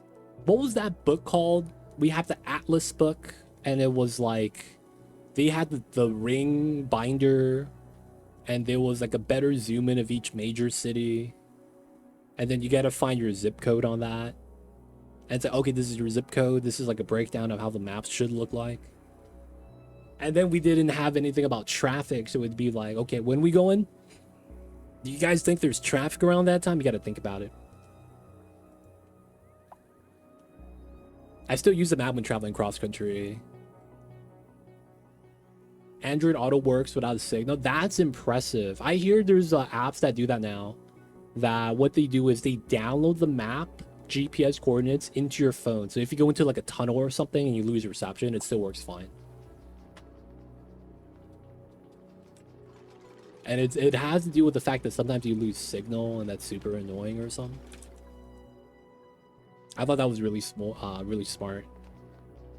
You were printing maps at your school? Yo, man. They'd be like that sometimes. Dude, did you guys ever... Did you guys ever use the library to copy like the textbook on the copy machine? Dude, old school days, man. I remember I was a TA, and the teacher made me do that. Hey man, we're gonna work on this today, so I want you to make 50 copies. I was like, what? So yeah, scan the page, and then you make 50 copies. I was like, oh shit. All right, man. Looks like I'm gonna be here for a minute. It's like, once you do the 50 of that, you want to do the next page, and then you want to staple the first and second page together. I was like, oh my god. All right, man, we'll do this. And this was back before you had the auto stapler. I had to actually hand clamp it, man. Click, click, you know what I'm saying? They don't think it be like it is, man, but it do. Alright, did we get the H2? We did. We're good here.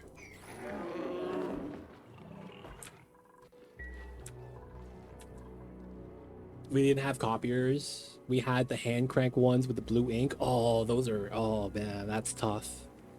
Android Auto only needs signal if you take the wrong turn. You have to redirect the route. Ah. Teacher kept saying she never got paid. Classic, dude. That's a classic. We had a teacher that was mad old, but she had the... She was like the youngest at heart. Like, we had a teacher, she kind of looked like a... Man, there's like no one famous that looks like her. It looks like a stereotypical old lady with white hair. And she had a spider. Y'all remember that car? She had a spider, dude. She was a history teacher. I forgot her name. But I remember people were like, dude, man, you see the car she drives? We're like, what? What's so nice about her car? Dude, she drives a spider. We're like, oh, shit. Oh, shit. Maybe. I haven't seen the painters yet, man. Spoilers. And then everyone else was driving like a Camry, you know, Honda Accord, cheap stuff. And then we have this one teacher, and she has a spider. And it's like, oh, damn, dude, she's got the nice car. So, like, after school, man, you'll see a spider pull out of the teacher lawn. And you're like, oh, dude, that's Miss So-and-so. You know that she didn't, you know, work as a teacher to pay that off. I don't know what she did, man. Maybe, you know, rich husband. We're in, boys. Cycle 100. Party poppers. Yay. Are we in? Are we in? I was 5 seconds too early on the countdown. There it is. Have a good one, Loki-sana. Have a great weekend. Appreciate you for tuning in. And we'll see you next time. Because stay safe out there. Technically, I want to do these two. And then run the tile in. And then technically, we want this.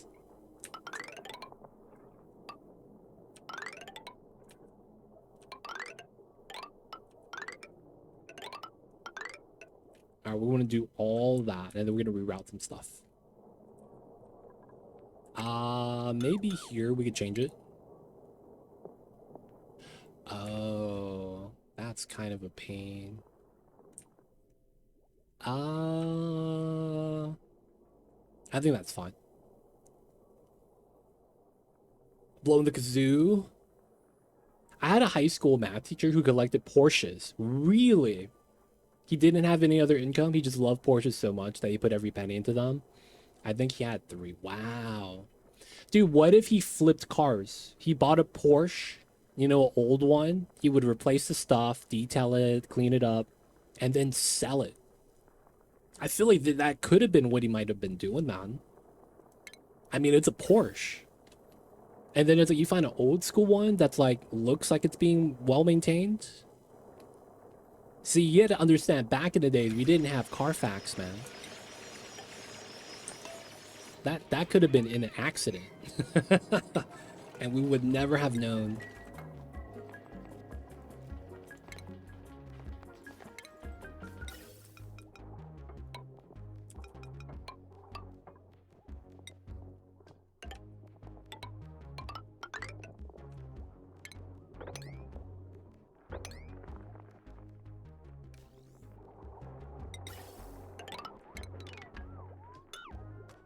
There we go. I think that's better.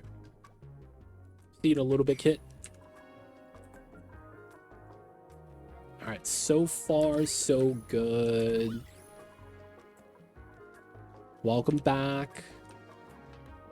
I was just saying, man, maybe your teacher was flipping Porsches. Buy an old rundown Porsche, fix it up, and then sell it. Could be the place. Don't know if that's what they did, but yo, man, that could be viable. Just saying. All right, we gotta pump out the H2. Anything's possible. I had a teacher that would yap all lesson long. Dude, guys, holy shit. I have a story to tell you guys. One time, I was in high school, and we had a substitute teacher. And you know how substitute teachers are. The good substitute teachers, you know, as a student, was the ones that'd be like, all right, kids, we're going to watch Bill Nye the Science Guy.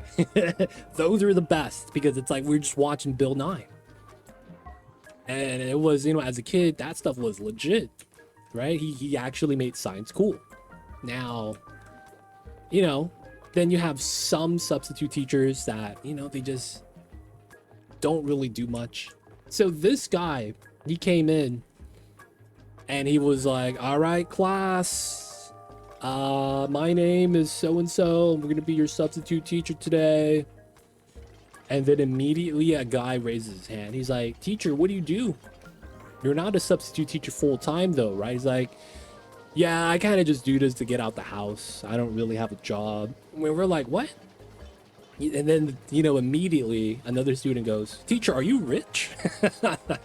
Right? That's the first thing they got to ask. So he's like, no, I'm not rich. And then everyone's kind of looking around like, what do you mean? What do you mean you're not rich? He's like, oh, my wife is the daughter of the owner of Nestle. We were like, oh shit, this guy has money. So he's immediately like, okay, he has money. But for the most part, it was like, you know, like, what the hell was this guy? Oh, damn. So, you know, at that point, class kind of devolved to us asking him questions. And it was the weirdest thing, man. So what had happened was that he starts talking about how we shouldn't go to college because he's doing great without going to college. But then we're like, but isn't that because you married into a rich family? And he's like, no, that has nothing to do with that. That has nothing to do with that. And he was trying to push the idea that we didn't have to go to college. It was lack of better words, you know, he was just talking out of his ass. So out of nowhere, you know, he's talking and, you know, we're raising questions, asking things like, what's your favorite candy? Is she pretty? You know what I'm saying? Did you marry her for the money? You know, we're kids, man. We're gonna be super blunt, right? We ask him the questions that his friends would never ask him. And, you know, we think he was being honest with us.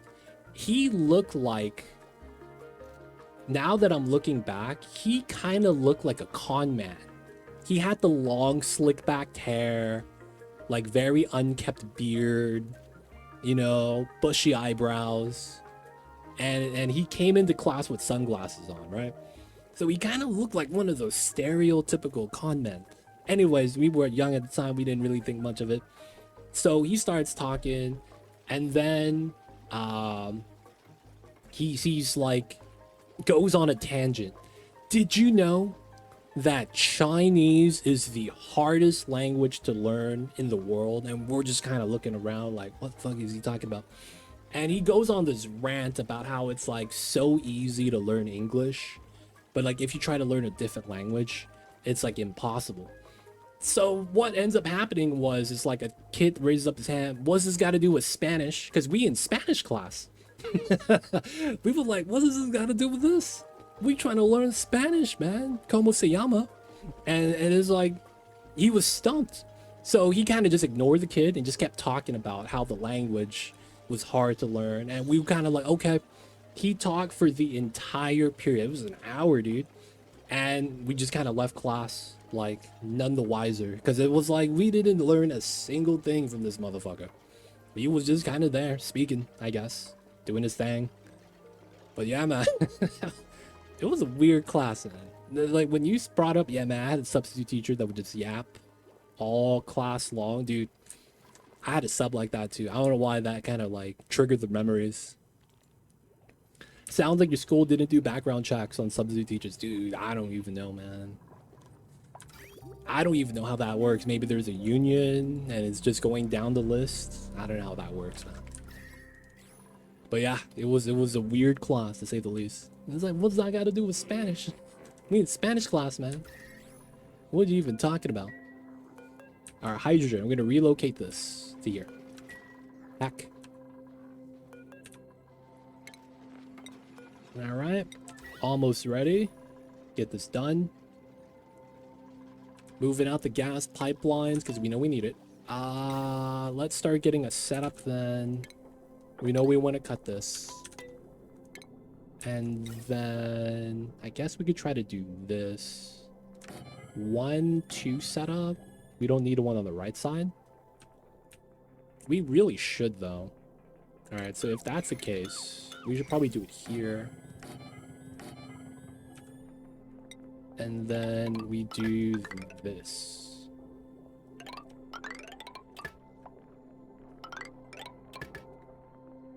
That should work well. This goes up. This goes up. Do you still talk to your old classmates? I'm gonna be real. I got bussed out. So I live in the hood. Y'all know what the hood is. And my parents didn't want me going into the local high school or middle school because it's the hood. So I got bussed out to the very edge of my school district. Right? Like the very edge. I used to wake up 5:30 in the morning so I could shower and then walk to the bus stop. And then I would get picked up at 6 o'clock, 6:10. And then we would get to school by 7:20. It would take us an hour to get to school via school bus. So it was one of those things where it's like, no. All of the people I met, man, like, if they stayed over there, I never really was able to keep in touch. You gotta understand, I was like the generation that when we were in high school, beepers were still a thing, if you know what beepers are anymore. So like we didn't have the, hey man, we need to keep in touch, let me get your cell phone number. That's a very modern thing, man. Back in the days, we gotta hit them with the beepers, and then you had to have money for that. It was a very different type of lifestyle. Right? I'm showing my age. I'm over here showing my age and shit. We didn't have Facebook till college, man. We didn't have it. That was, dude, MySpace wasn't even a thing yet. I think at the time we had Zanga. And not everyone had Zanga. Y'all remember Zanga? And it was like, that was it, man. We didn't have anything else.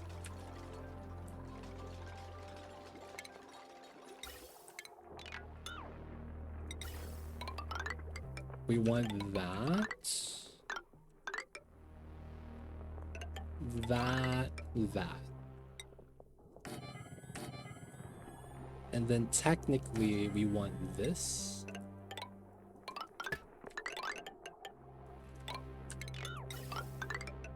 And then we want that. And then we want this right here. Ooh.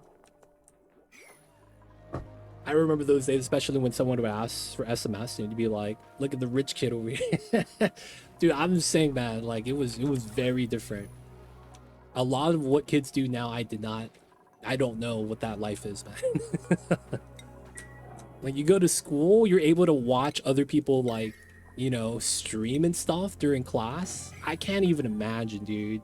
Like that would be such a huge distraction. Teacher, wait. Siglemic is gonna get the 64-star record on Super Mario. You know what I'm saying? It's like, dude, he's doing it live. Teacher, you need to hold up.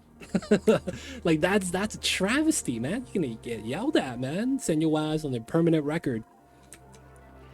Like you watch a live stream. Oh man, so and so is gonna do this. Like dude, I don't even know how school is nowadays. I can't even fathom, man.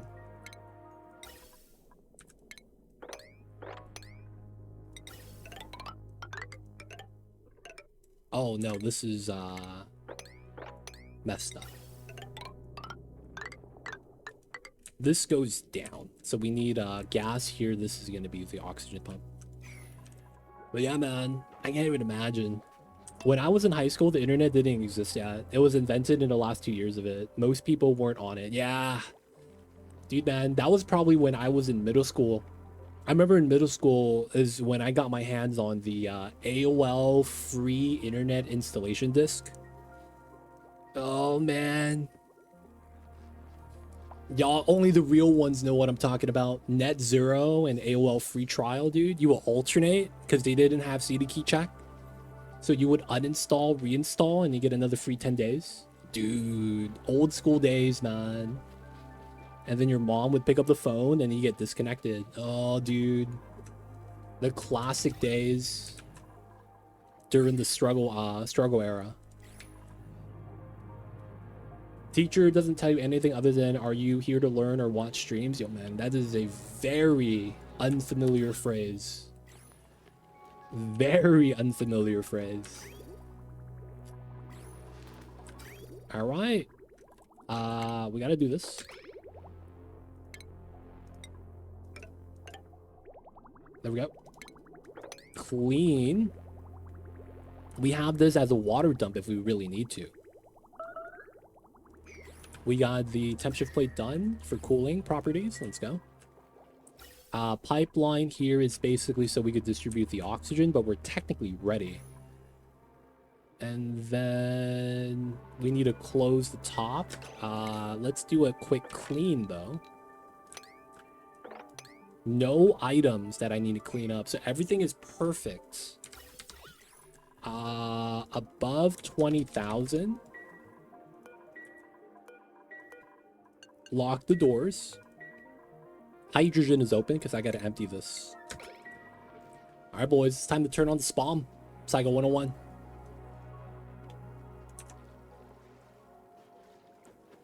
All right, H2 at the bottom. Close the top. Doing great. All we got to do now is add some water here. That's going to be the salt water.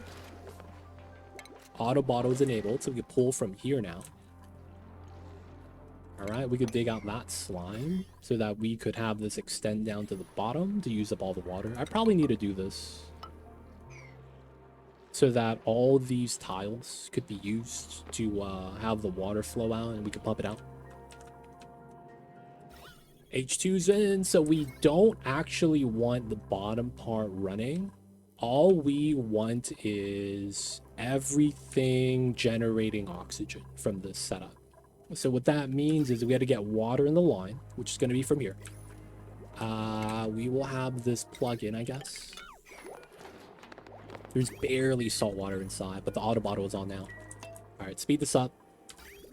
This isn't supposed to be plugged in yet, so all the power from the wheels is going to kickstart the build.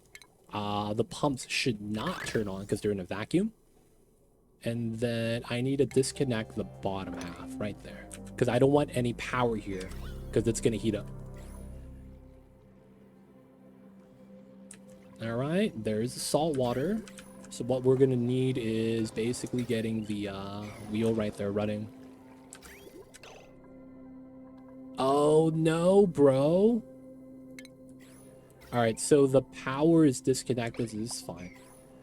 The building needs to get water in the contents. Nice. All right, we're about ready. I remember when my school got the first computer and the students were beelining for MSN. Dude, man, that was nothing. I remember we got a computer inside the classroom. And around that time, I got hurt and I couldn't go outside to do physical activity. So I was able to hang out by myself. No, there was a TA inside. Inside the classroom when the kids went outside. So I was like, oh yeah, hell yeah. So I was playing one of those education games, but it was mad fun, dude. And then after that, one of my homies was able to get Pokemon on an emulator back in the days. And I would go to his house to play it. No, I got hurt on the playground and I wasn't supposed to be doing a lot of physical activity. So it wasn't the computer that hurt me. I got hurt. My right leg got hurt. And they were like, you shouldn't really run on that. And they're like, okay. And then, you know, it was like a week of that. After that, I was cool again. But, you know, sometimes, man, you get hurt on playgrounds.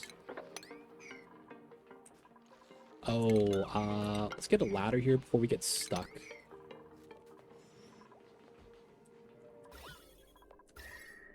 All right, boys, we're ready. So it is time for us to kick this on. People of chat. This is going to be priming the SPOM. So, of course, if you guys are just new here, don't know what we are doing, this is a self-powered oxygen machine that's utilizing the electrolyzer. It is currently submerged, and it's kind of weird. You might be wondering, what does this do? So there is a couple of steps we need along the way. This is a solved all-in-one solution. As long as you have a water source that's not hot. In our case, it's 30 degrees, which is more than fine. So, excuse me, you're a little clumsy. Do you want to know what happened, man? I'm trying to save the people from a bad image. I'm just trying to save the people from a bad image. Back when I was very young, I was hanging out with the fam. So we had family visit from another country, and you know, they were hanging out at our place. So I was playing Uno. Y'all know Uno, the card game? We was playing Uno. So we were in a little circle and we were sitting on the bed. My aunt was behind us talking to my mom, and my you know, they were about to head out somewhere. So they didn't tell me where they were going, and they said, oh yeah, they're gonna go somewhere. I'm like, okay, cool, who cares? So I was like, I still got to go to school, still got to do the things, but you know, they're here on holiday, so we're gonna let them do their thing. The kids are gonna go do their kid stuff. So they were hanging out, they were talking, and we were playing Uno. My aunt was ironing a shirt. You guys probably could fill in the rest, but what had happened was that she was very emotive, and she was speaking with her hands while she was talking to my mom, and she was like, yo, this fish we caught was this big, and she went really wide with her hands, and it knocks over the hot iron, falls down, and burns my right leg. I have a scar to this day. So I don't have to tell you how bad that was. I wasn't clumsy. It was out of my control. So I started crying. Y'all don't even know what happened. And I didn't even want to look at the spot that got burned. It was completely black. And my brother grabs the burnt part layer and rips it off. So now it's just my raw flesh exposed to the air. I'm bawling. I'm crying my eyes out. And my aunt's apologizing. I didn't give a damn. I was in pain. No amount of apology is going to save me from this pain. So what had happened was that we go to the bathroom. We go to the doctor. Doctor says it's fine. It's not that bad. Since, you know, she was kind of quick with it. Only the top part of my leg was burned, and everything else is going to be fine. All you got to do is, you know, don't let it get infected.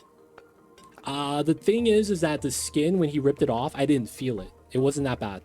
But it was completely burnt to the point where you're not going to have that heal. You know what I'm saying? Like, y'all ever try to, like, put a pizza in the oven? And you're like, oh, fuck, I forgot about the pizza. And it's all black. It was kind of like that. It's like, you can't really save that, man. You know, no amount of, like, anything you do to that. So it didn't hurt. I didn't really hold anything against them like for that. Like, for the most part, I didn't really know what I needed to do. And I kind of just let him do the thing. Went to the doctor. He said it was fine. Don't let it get infected. We got some ointment for it. We were able to cover it up with some gauze. But for the most part, thigh. It fell above my knee. So that's where a lot of my meat is, right? So, they ended up going to, like, a theme park nearby. It was like Disneyland or Knott's Berry Farm or something. I don't remember. And they're like, you know what, man? You could come along with us and don't go to school tomorrow. I was like, oh, okay. You gotta understand, I was in elementary school. I went with them. It was a horrible time. I was too short to ride any of the rides. So I was just walking around, dude. I was like, okay, yeah, man, cool. Yep. Couldn't do anything, man. But yeah, that's what happened, man. That's why I didn't want to continue the story, man. But just for you, solo knots, just for you. All right, boys. It's time to turn on the SPOM. So we gotta prime the setup. I want the hydrogen at the bottom. This is the trick. You pre-fill one of the rooms. Our case, we're gonna do hydrogen because the dupes can't breathe it. So they're not going to go in, breathe, create CO2, and, you know, break all the balance. So now that we have the water in the pipes, we got to turn on the electrolyzers one by one. Power's up top here, so this is my source, and we're going to connect to that. Pause. 1x speed. Connect. And then gas overlay. GG easy. Once you get the first one in and it fills up the room, you add the second one. Perfect. And then you add the third one. Perfect. It's going up. It's going up. And then you add the last one. Now that this is done, the reason why you submerge the electrolyzer is because when you submerge it in this fashion and you don't flood the building, it still operates. And the reason why it's really good is because it bypasses the pressure limit.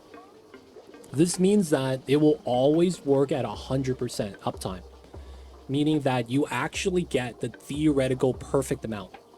So a lot of times when you play this game, you're doing math based off of the theoretical perfect amount. So that means if you do the oxygen diffuser, you generate, more often than not, 550 grams per second. However, there is a overpressure value that stops it from creating more gas. And if you actually go to the properties tab, you see how active it is.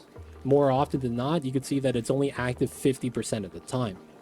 This means that I'm only getting about 275 of the oxygen generation because no one's actually able breathing fast enough to allow more oxygen to be created. So in that case, you know, you actually don't hit enough oxygen. So the moment you start discovering more gases that occupy the space but isn't oxygen, so you can't actually fill it up, it actually makes it so that the oxygen pressurizes faster, right? The unbreathable pockets push the oxygen, so it's a higher value, which overpressurizes the diffuser.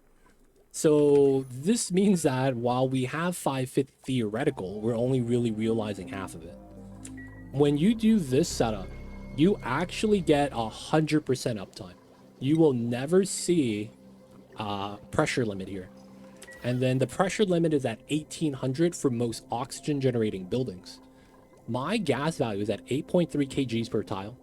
Hydrogen is at 700 because it's only, you know, that much. But for the most part, that's the reasoning why you do this build.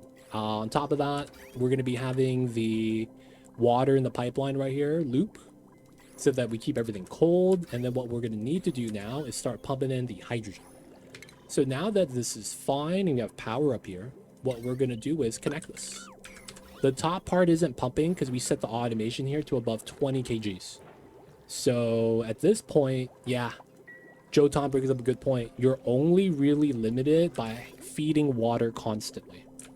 If you feed water constantly, you will get as much as the water gives you. So the reasoning why that's good is because now, if you have water extra, you could process all of it and the O2 is ready. Right? That allows you to potentially cool it down so that it's at the right temperature and you could prime it for use so that, you know, your plants don't get overheated, things like that. And this allows you to use oxygen as a cooling source. I'm going to try to hit 22 degrees once this is active, but I need the hydrogen for that, right? So we're going to try to get the H2 in. This is already maxed out at 95.55, which means that this is not going to be needed either. And then all we're going to need is make sure we have water. Now, in our case, we're doing a weird water setup right here using salt water from a bottle. But should be fine, should be great. We will need a second gen right there for this to work better, just because this is using too much power. Can't we just submute? So you could do that with the oxygen diffuser. The problem is that algae doesn't spawn from a geyser. Right? The only reason why you do this for the electrolyzer, because you could do it for the rusty oxidizer, you could do it for any building if you do it properly. It's just that the resource you feed into it isn't indefinite. We have a water geyser, filter it, and we always have it. Getting algae is a lot more steps, requires very specific critters, and the ability to generate polluted oxygen. right? So yes, in theory, you can submerge the oxygen diffuser. It's just that you're gonna run out of algae pretty fast. And making algae sucks, right? Just in general. The geyser is free.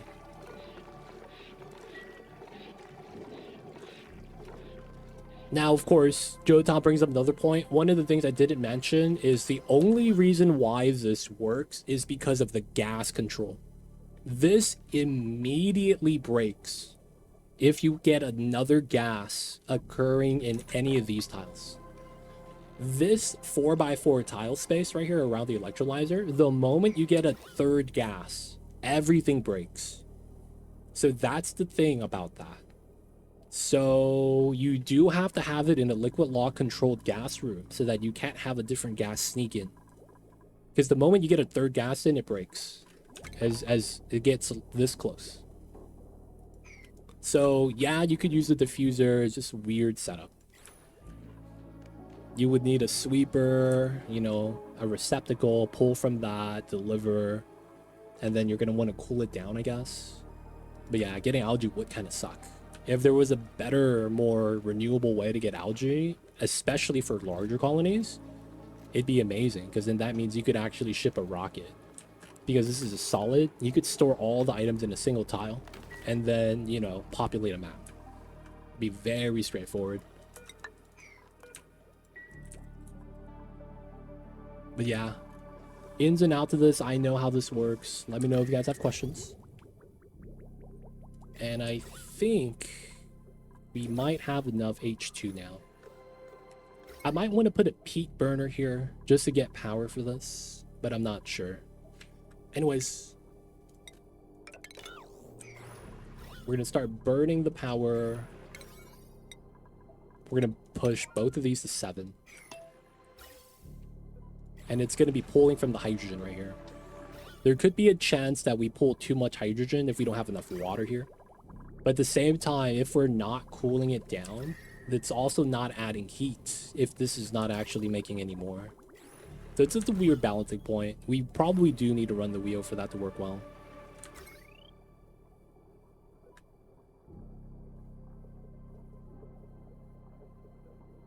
But effectively, we're taking the power from the inside, pulling it out, and then dumping it into the AQ.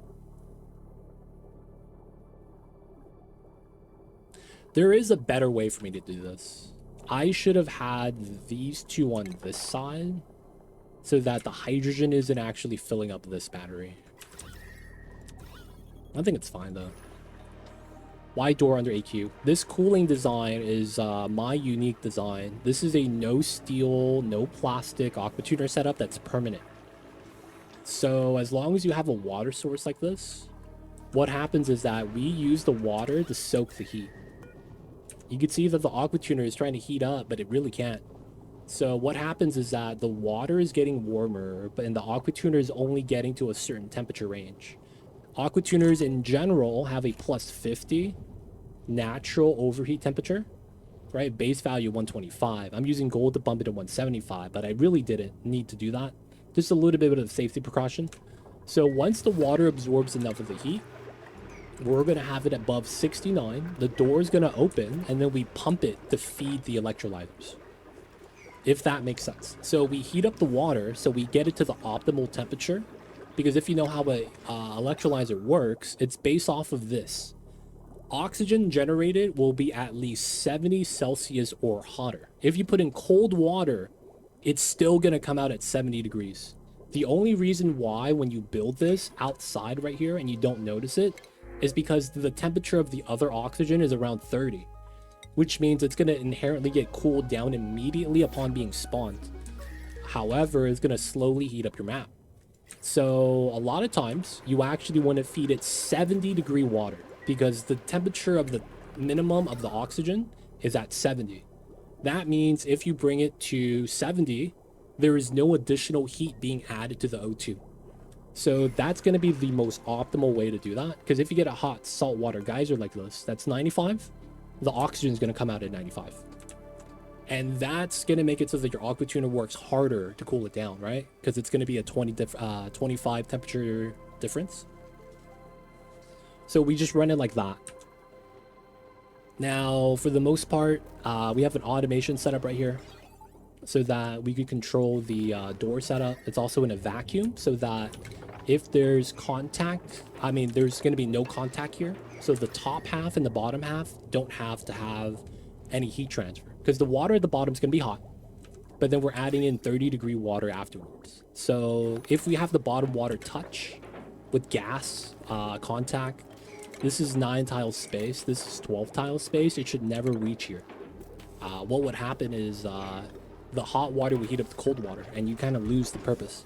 So that's actually why it's designed the way it is. But yeah, this is a water trap door setup. Once it gets hot enough, the water flushes, we got cold water. We have canister filling out. 100 tons worth of oxygen in the can. Pretty easy to put to work. Yeah, actually, you're right. You're right. You can do that now. But I'm be real, man. 100 tons doesn't feel like it's a lot anymore. I feel like I had 100 tons, and then I had an army of bionic dupes, and then I ran out of oxygen. I was like, dude, man, these bionic guys, man, they just consuming, like, dude, just hundreds of kilograms every couple days. And so it just spikes down, man, on one of those days where everyone eats. Though you are right, though, it's probably a lot easier to run the canisters, especially if you know how to set up the automation for this. There's an automation setup so that as soon as they're filled, your dupe will pull it out and you get all the canisters in a single spot. You could also use a 0, right? And then it just auto dumps. Yeah, they get 60 kilograms a day, but then they only consume like every 3 days. So they do like the full 200, right? Depending on how much, you know, over under they were from the get-go. So when I ran a bionic, like I was trying to hit, I forget what the value was, but I had, I think, like around 30 bionics, 30 regular dupes. It was a horrible time, man. It's a horrible time. I ran out of oxygen so fast. Yeah, 180 every 3 days. And then I try to stagger it. Oh, man. I want to say that helped, but it really didn't. The fact that the canister filler tops off of 200 kgs kind of ruins that. But yeah, I should have did the 0 kg strat. That would have been a lot better, I think. We're out of slime. Okay, let's get rid of this. Let's do here.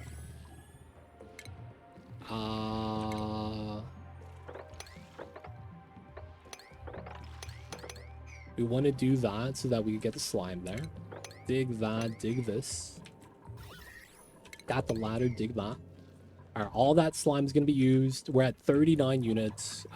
Slime right here, no germs because it's cold.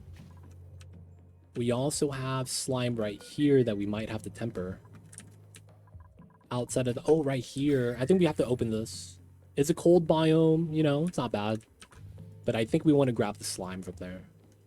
We also get to move the brine out, which is going to be kind of sweet. Yeah, I think we do that. Having this cool down the area too is also not a bad idea. All right, we were going to want to break in then. So... 1, 2, 3. We'll do it like that. We'll probably want to do that. Put a pitcher pump the brine, or maybe dig through. Digging through probably makes more sense. Yeah. And then all the water spills down. And then we would want to go through here. Here to here. Get the teleporter. Get to see what's on the side. And then we probably want to move the cold water into this area so we could keep using it for, you know, metal refinery stuff. My metal is low. Okay. So let's cut this. Yep. And then we want to plug in the metal refinery. And then we continue this. You have about 20 tons of each. Let's go to 25. 25? That's fair. That's cool. That's not bad. We're doing great, boys. Doing great. We didn't get carnivore though. Feels bad, man. All right, we're almost ready to pump. 24 degrees. We have the cooling system in place. We could see that it's very cool compared to the... Someone trapped. Oh my god, you have Death Dance. I have to do this. This is Dance of Death. She's gonna chase that left and right, but she's never gonna get it, right? So you have to forcefully move her out of the oxygen, or else she's gonna die. That's what they call Death Dance in this game. They chase after bubbles that are moving, and then they never get it in time. Alright, so in that case, I have to start pumping the O2s from the bottom again. That's gonna go through into there, looking pretty good. Okay, we want to start pumping. We gotta lower all the gas. Polluted oxygen spawning from here is still kind of a pain. Alright, put your pump. Eventually, we're gonna pump up all the water into here. Auto bottle. We need to lower the CO2. That way we get to the bottom and get some more slime. This is gonna be okay. CO2 right here too kind of sucks. This is a choke point, and then this is the only way for it to fall down. Right? The one-tile choke is the one thing you want to avoid in this game. Maybe we should put like 3 airflow tiles here or something. I guess we do that.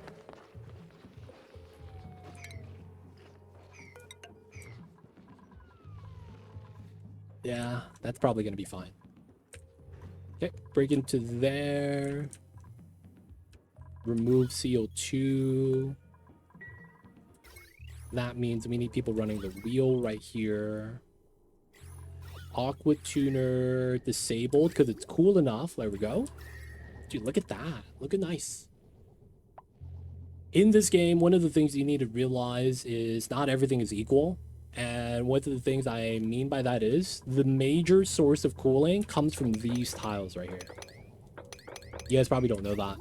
I have 2 radiant pipes inside the solid regular tiles. And the reason why that's so good is because if you lower the temperature of the 200 kilogram single tile of solidness, you actually do a lot better than cooling the oxygen directly, right? That's just because math. This is, you know, until you get high pressure value, cooling the tiles are going to be better. And it's also because of another reason.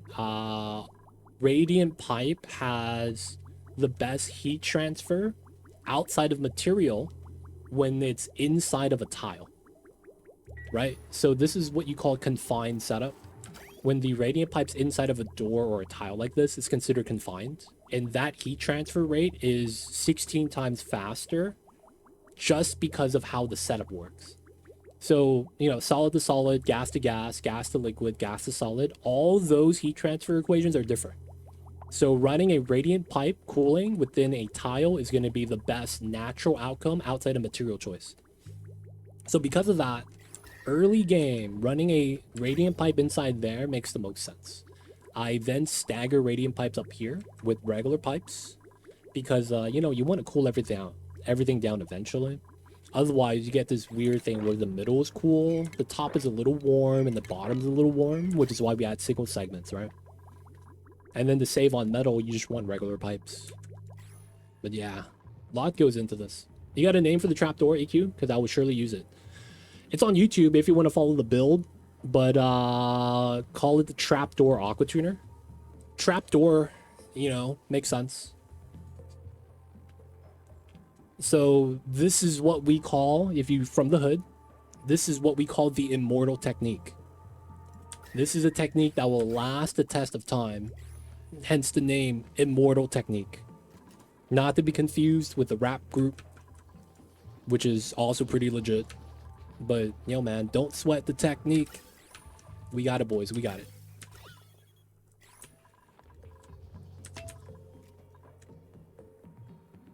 Alright, we be pumping, lowering CO2, PO2 leaves. Let's go.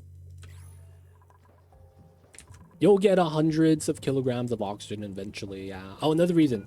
Lock the doors. Your boops, if you get bionic dupes, are gonna run in here first thing they can. They'll be like, dude, there's so much oxygen. I need to inhale. But I don't know, man, if they will. I mean, we're not getting bionic dupes, so you want to lock the door like this. Hydrogen doesn't really matter. They can't reach, right? The O2 tile, so this doesn't really matter. Salt water auto bottle.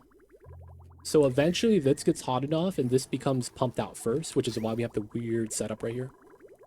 This is a water pump priority to prioritize the inside, so that if we're adding water from the outside, it's actually gonna yield to it.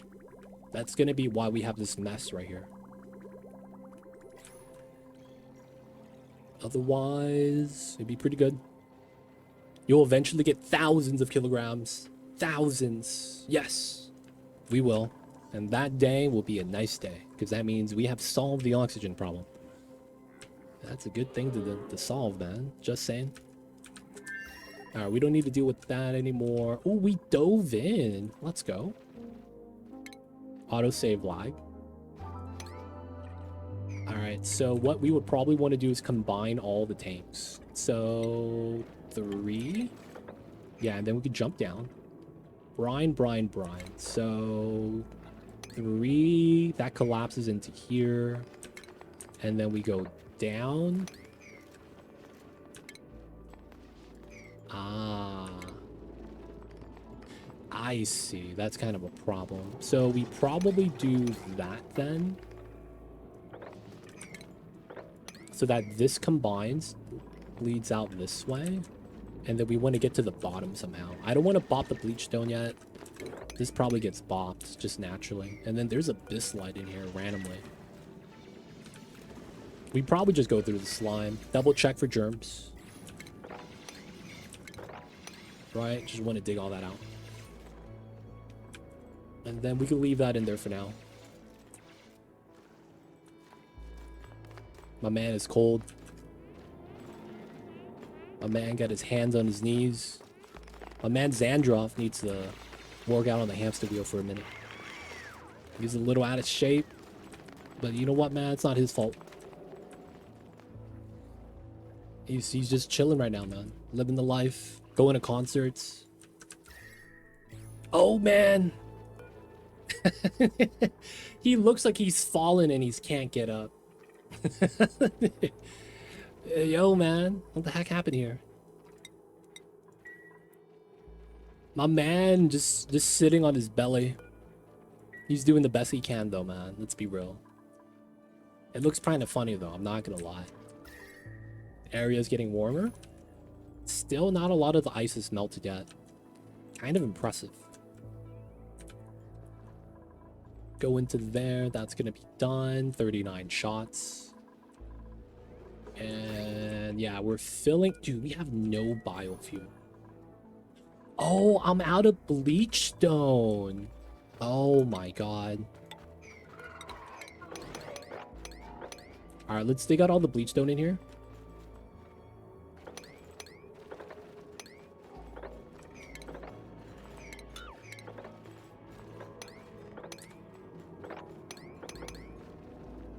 Digging through the ice is better than standing on the ice because the ice is gonna melt. Up top, I guess we could grab that.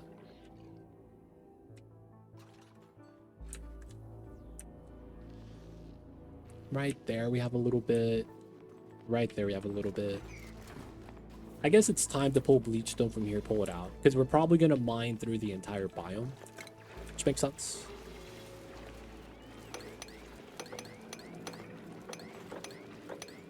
Start digging that up from up top.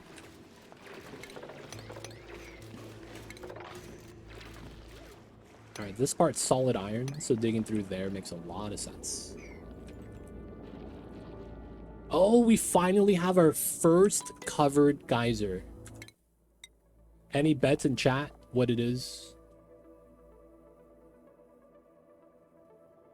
That is the full list. We already have polluted water. We already have volcano. We already have salt water. We already have cool chlorine. So there could only be the bottom 3. It's the spaced out DLC, right? You don't have a lot of space on the map, so you're not going to get a lot of doubles. So it's got to be one of the bottom three. Man, dude, why does that feel like it's a lot closer than it should be?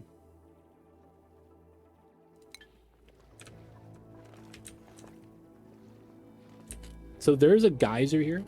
If you hit priority and go to all, there's a, you know, number like that. And if you hit top priority, highlight it, it pops up right here as a chlorine gas vent. All right, no guessing. We know what it is now. And then we lower this back down to a 3 because it's garbage. So it's a geyser covered up. But yeah, basically some geysers will spawn into the game with nothing covering it, like this one. This one we didn't break into here. This was naturally uncovered. The volcanoes are not covered. The saltwater geyser wasn't covered. So those geysers in general are typically going to be, you know, what it means by covered geyser. All right, so let's mop this up. It's time to add the infinite pressure design into this while it's dormant. This makes a lot of sense to do it now. Oops. So we want to go into here, break in, climb up, and then we want to decon this. Let the water spill, and then we got to do a attachment on this. We want to dig as much as we can, of course, just naturally. That's just how it needs to be done. All right, so we're basically going to do this design, but there's a lot less work because it doesn't off gas. And then we just got to make sure, you know, we have a pump inside that doesn't break due to, you know, temperature. And then we will have a lot of salt water that we're going to use to actually become the main water source for this. That way I don't have to worry about just pumping the trace amounts of salt water we have down here. I probably also want to submit the bioscan, open the door. Okay, it's all polluted oxygen now, so that means I should, you know, do that to not waste power. Wait for the CO2 to go down. Nice, so this is just working great. Already at 38 degrees. Everything is awesome.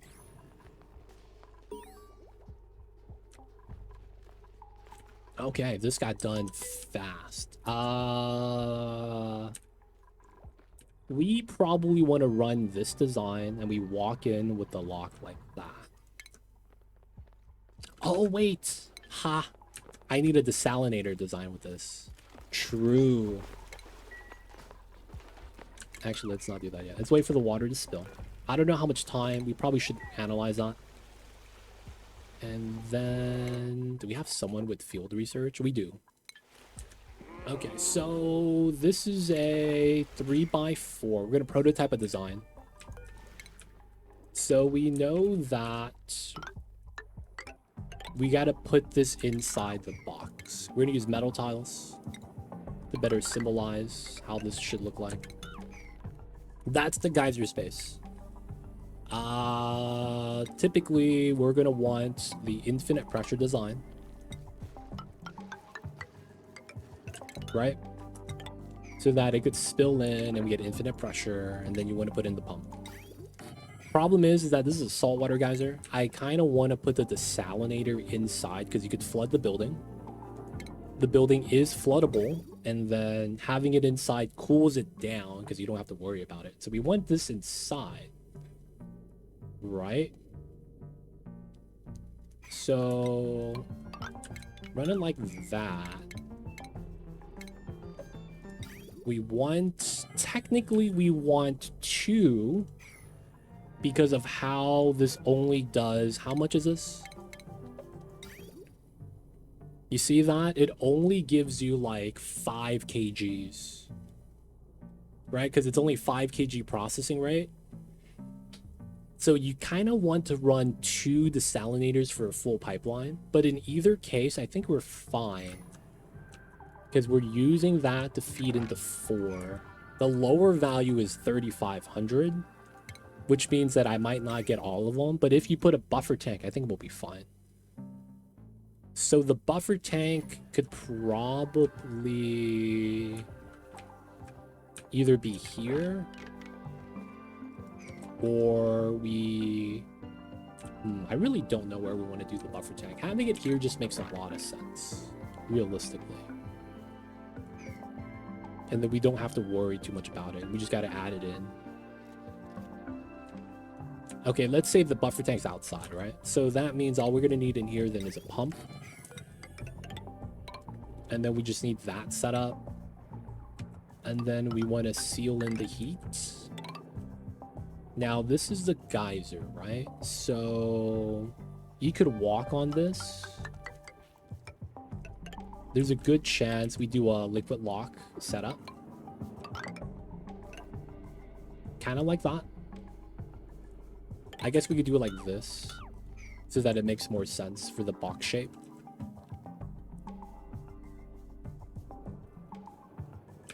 And then we would set that up like that. So you would have to crawl in to do the salt removal. This effectively just pumps in like that. And then this goes out to the SPOM. So what I would need here is suits. So, okay, so we don't have to run this, but I need to build the beginning part. Because we would need to store the water. Right? That's the main thing we kind of want to achieve right now. We gotta store this. Let's open this part up. Now that the water's spilled, we could probably remove this tile. Mop it up. Hydrogen's gonna leave. It's not too hot. It's gonna give us toasty, though. Okay, so with that, that means we're gonna have to start getting the T-Rex.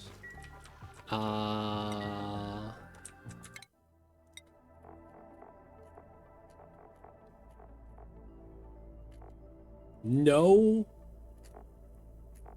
Drecos. That's tough. Okay. No Bammets, no Drecos. So we are forced to do the Rex. Okay. What's your temperature range? Oh, you can live in positive. Wow. But then you're going to want to be to 15. Okay. You get the tough meat. You get brine ice. That's not bad. We could just feed them the tough meat because we're not cooking that right now.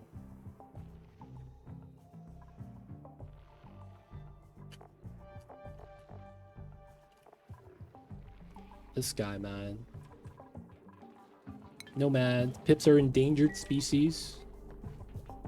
Same thing with the Sweetles. These guys. He looks so derpy, dude. Life's good when you're a lumpet.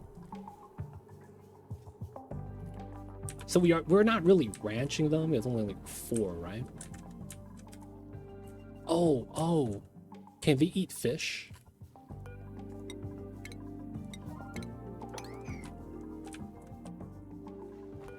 Or is that only jawbones?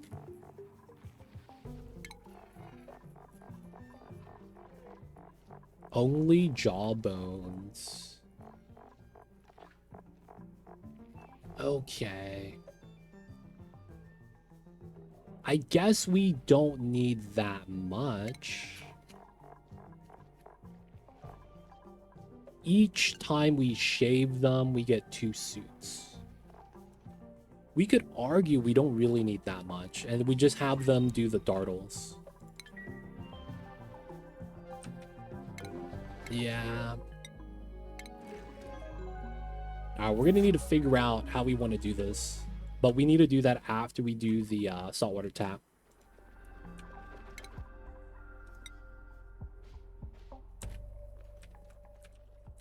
Where's my design? Okay, so the 1, 2, 3.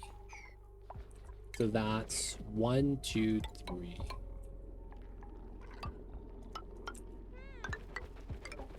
Okay, get rid of this.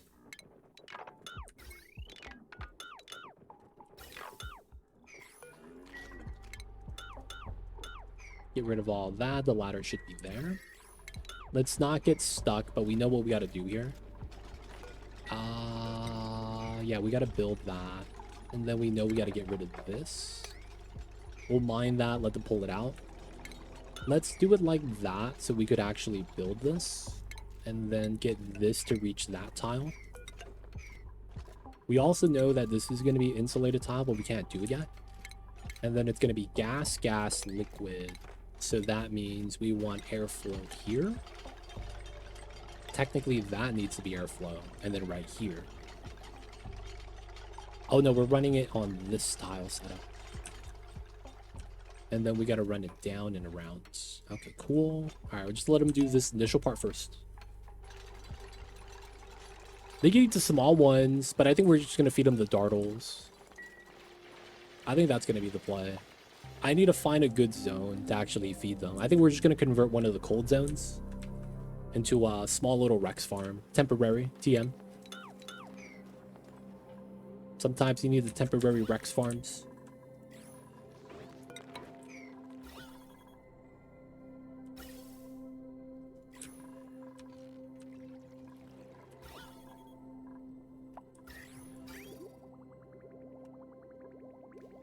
Barely getting the waters.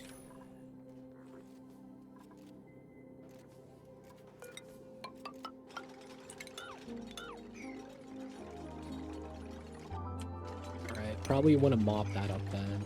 Get this started. Then maybe we do something weird like this.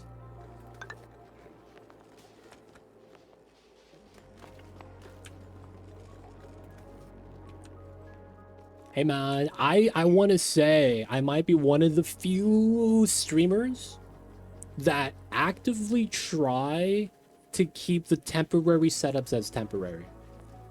I know it's a meme. I know it's very common. I feel like I'm on top of that though, man.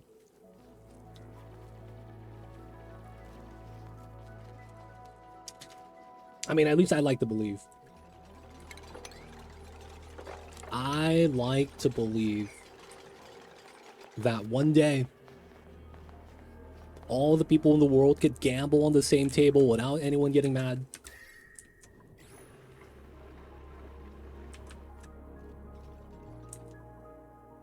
Oh, I need to close this right here. Yeah. Temporary door? 'Cause I want to have this spill, right? I guess we just put a tile there. I mean, true. Just start over a new run. Technically works.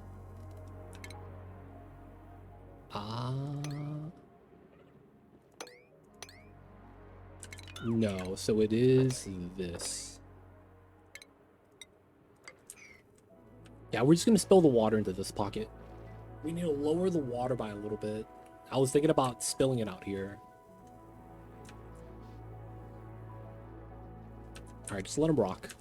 The amount of CO2 we get from the peat setup is kind of a problem, because I need to deal with it at some point. CO2 spilling down is pretty bad. Oh, man.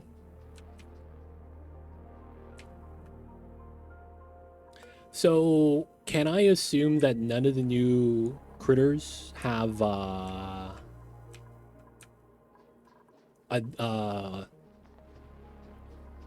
what do you call that when you get an option on which critter you get? Like it has 2 morphs, I guess. Is there a word for that? Mutations? I guess. Like, you know how Drekos you get... No, not Drekos. You know how slugs, you get sponge slug, you get the smog slug, and then you have the original, right? And then the Pakus get tropical or goldfish. They get two variants when they lay the eggs, right? None of the new critters we have any second variant, right? They're all very linear. Dartles always give you dartles. Lumps always give you lumps. Rex always give you Rex. Jawbones always give you jawbones. You know? Like, there's no, like, variation in the egg chance. I guess that's what I'm asking. Because I'm thinking, is there any purpose of running any of the new critters into here? Because there's none, right? Like, we get the scan data, but it's like, we don't really need this. Yeah, Royal Mammoths, but like even with the previous DLCs, because they're moving on so quickly, it doesn't feel like we're ever gonna get any other variants. Like it's one Phlox, nothing else, right? With the tree branch horns. And it was, okay, that's it. And then we got the seals. It's just seals. Okay, that's it. We got the Royal Mammoth. Wait.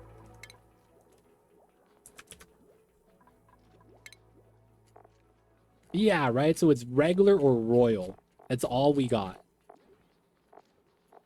Man. But it's like when you have this building, it's only good if you have variants, which means it's only good base game. Right? So you get glossy Drecos guaranteed. You know, that's really nice.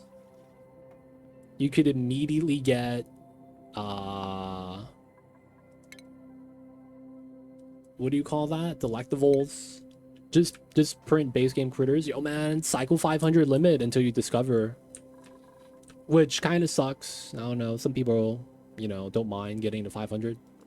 But you may not get certain critters because you have to discover them first. And then if you don't have a planet with them, you have to wait till cycle 500 where the entire printing pod catalog is open. Before 500, you have cycle lock, which means before cycle 100, you get certain items, and after you get certain items. Discovery lock, where even if it's past cycle 100, you have to discover it first or it never shows up. And then 500 is when everything before 500, the discover and the 100 lock is just open for everything. So it's one of those things where it's like, if you don't discover it, you're kind of screwed. They don't think be like it is though, but I do. Okay, so this is fine. We do these. And then we want the water spout here. Yeah. Alright, let that work. Do that one at a time. I kind of want to build that because I need to stand on this ledge to do that. I guess we could stand there, which isn't a bad thing. So we could dig these two out, mop up from the top, and then we'll just trim this backwards. The sad thing about this is that it doesn't actually line up with anything. So we're probably going to have the entrance here. I think that's fine, though. We have enough space for a couple of suits. Everything's looking all right.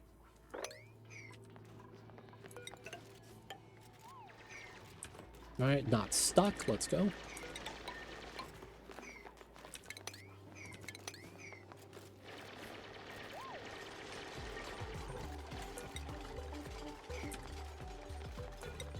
Alright, that's gonna be fine too. Technically, you should be able to just dig all that up.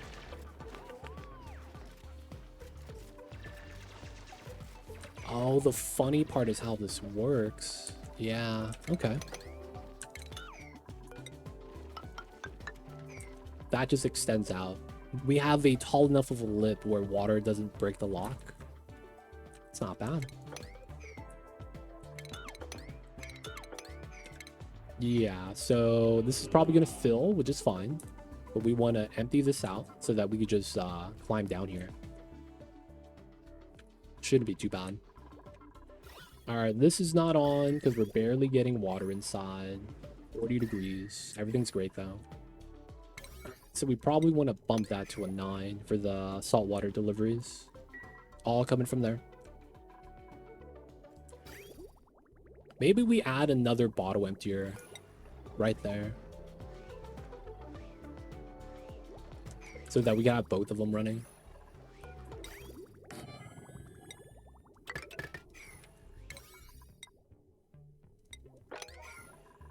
Copy, run 2. Should be fine. That's another temporary setup TM. It's only 500 cycles though. Only around 90 hours of 1 XP without pause. Really? 10 minutes? So that's what, 5,000 minutes divided by 60?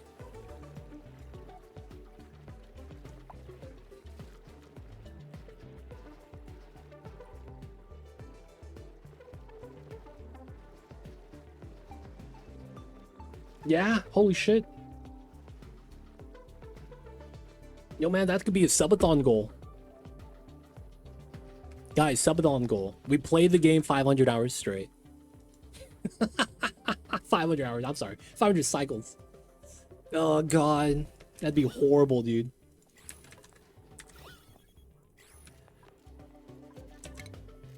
I can't even imagine. Subathon goal, boys. I'm a pass out. That's gonna be the ultimate test. My first 150 cycles is to set up the colony so that it doesn't implode on itself when I fall asleep. I will fall asleep midstream. Take a nap, wake back up, colony's alive, we're golden. we got to AFK proof the colony, man. That's got to be the play. Because if we could do that, man, we could do anything. Technically.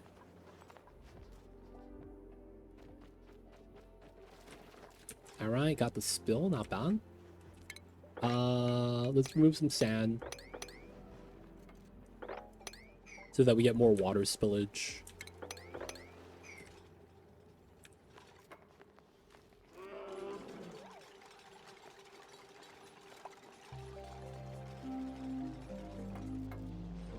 Well, if you go max speed without pause, it's double the real-time hours, but the colony probably won't survive this kind of travesty. Yeah, right? I mean, you probably could. Like, if you do Terraria, it's probably very doable. What's going on, Papa John's? How's the DLC? Just now, about to get started. Nice. New DLC is pretty good. For the most part, I feel like I'm honeymooning, right? New game, new DLC. I can't really be, like, mad about it. You know what I'm saying? So it's one of those things where I don't really want to say that, you know, oh man, this is amazing. Because I feel like it's because I just got it and it's new and it's like fresh, right? I kind of want to experience everything, go through it, get a playthrough or two in, and then we'll have like a real opinion. Not that the opinion right now isn't real, but you know, I feel it's a little bit biased. Alright, so the CO2 falling down shouldn't be that bad. Oh, now that we have oxygen, I shouldn't need to do... I'll leave it. We have algae still, it's fine. Yeah, we're just waiting for the waters. Copy paste. Double salt water. Y'all see this? This is 25, and then the area thing around it is around 30. But yeah, the oxygen is going to be how we cool down the map slowly, surely. Okay, so this is ready.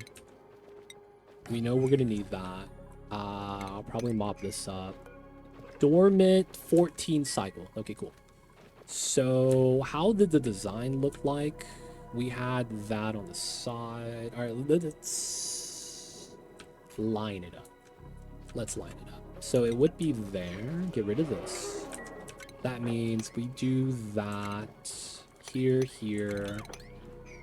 We want to go down. So I probably go down this way.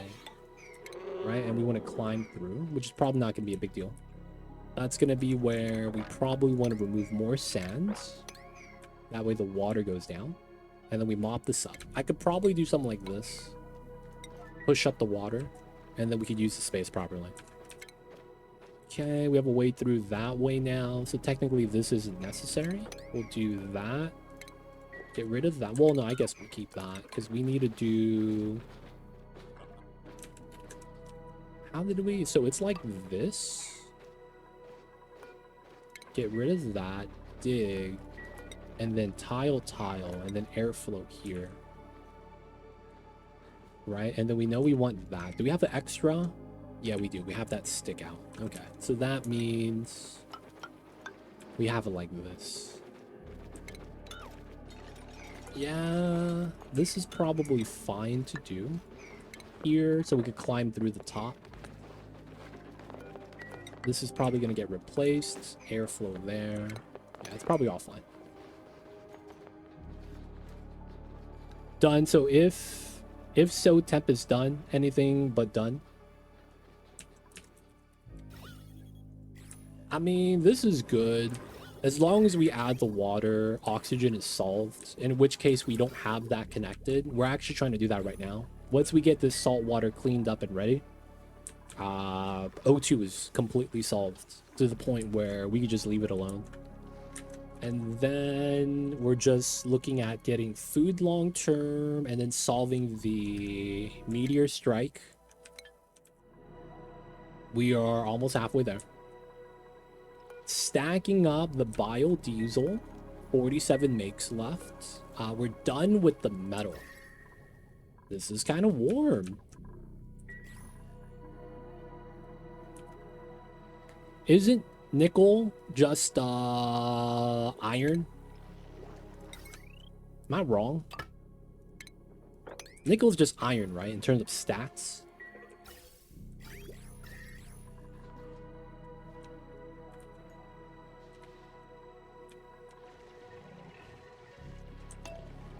I think we'll be fine.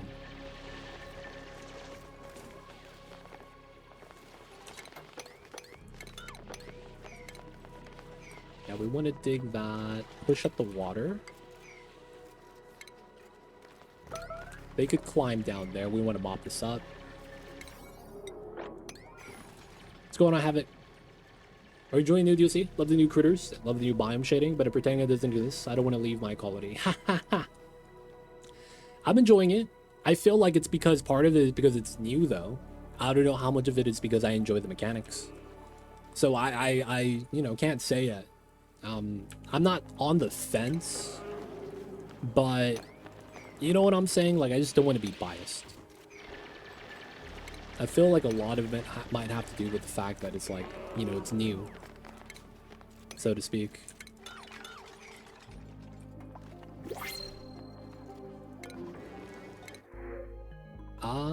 Mercy. Okay, we got it. Still don't want to take dupes yet. Calories are barely bouncing out. But yeah, man. Up to you, Havoc, whether or not you want to do it. Impressions are good, yeah. So far, so good. I like the new critters. They look derpy and cute. I like the meteor challenge. I kind of like one of the things I really want with the new content is objectives. I feel like I've been playing this game for so long that when you kind of have to make your own fun, so to speak, you're approaching the end of the life of the game. You're only really doing this because you're forced to, because there's nothing else to do in the game. So the fact that you have new missions is nice. Hey, for sure, Havoc. This is episode 2. So we will have the first part of this on the YouTube sometime next week. My VODs have to catch up. But once it does, man, we will eventually get everything out. You'll be able to see everything. But yeah, check it out.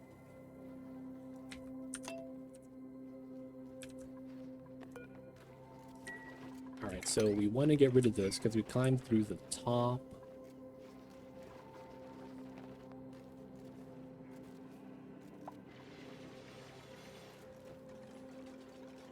Yeah, right? So it's like you could give us all the new resources. That's not going to do anything to the game. You need something to kind of play around. Like, new critters, new resources, that's solved in a day. MMOs get solved in a week, man. You know what I'm saying, man? Like, games get solved really fast now, and that's just kind of like the video game culture. I kind of hate that it's evolved into that, though. But it's one of those things where it feels like everything is beaten ASAP.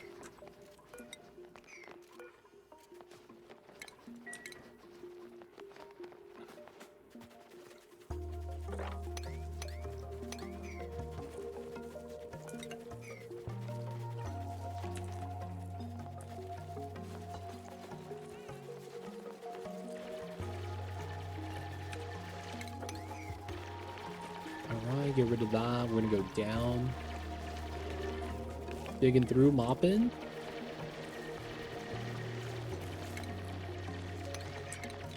I guess we don't need to do anything there. Trim this, get that. And then it's gonna look like this. Go in through that way. Here, here, here. We need to dig that to still climb down. Go down this way. Then this is like that. 3 tile gap. We just got to spill a little bit of salt water here. And for the most part, I will want to vacuum this. Let's get salt water here. And then...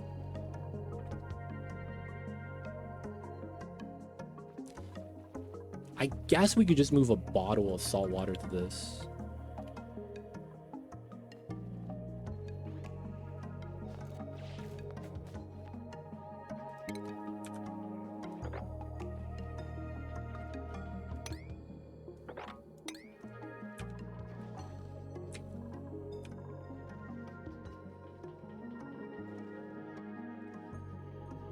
Should be fine, should be fine.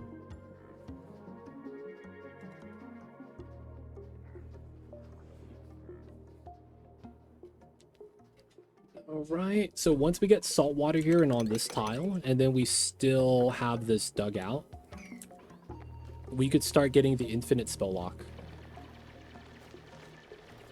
Should be good. Oh no. No, damn it, we have to remop because the sand fell down. Oh, what a travesty. Alright, avid spill, let him off. And then we gotta move some items out. Let's move out the granite. We'll move some saltwater bottles from the bottom up and we'll be good. CO2 is taking forever to go down.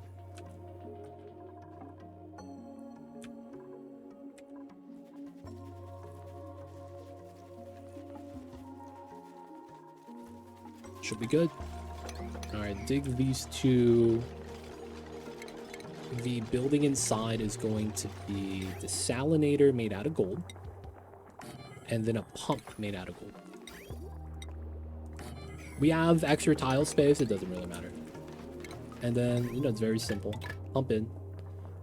It doesn't matter whether or not we vacuum the bottom half, because it should never break. The top half we will vacuum once we're ready, though. Not bad.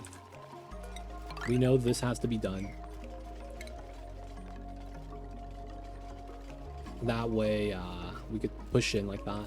And then we get the move speed bonus, which is why we want to cover the insulated, which doesn't have a move speed bonus. And then we're going to have suits right here once we get it. So we need to do this part, build that, do the infinite spill, pump, liquid lock, and then we do these guys. We got to start ranching the T-Rexes. The bird Rex, I guess. And then once we get the ranch for these guys, we get suits. Set that up. That's going to solve the water for the spawn. And then we got to make a vacuum room for the buffer tanks. And then we'd be good. 44 blast shots. This is getting made. And we have about 90 cycles before impact. Not bad. Biofuel, looking good. How is the Vital oil? All right, so we get rid of this, that, these two. Once we go down to there, we could take that. Autosave lag. These are all clean. We do that. Get rid of this. Yeah, all the germs here are clean, so we could actually just remove everything. Go down. Alright, polluted oxygen in this pocket, so they're not going to have breathing issues. My man is angry. Hold up. Move this up top. Don't let him beat us up, man. What are we doing here?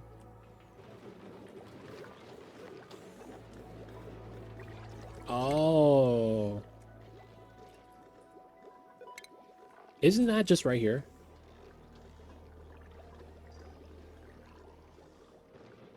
Isn't that the lore? Or is there another database entry that's not that? We should probably do it because we do have critter flux.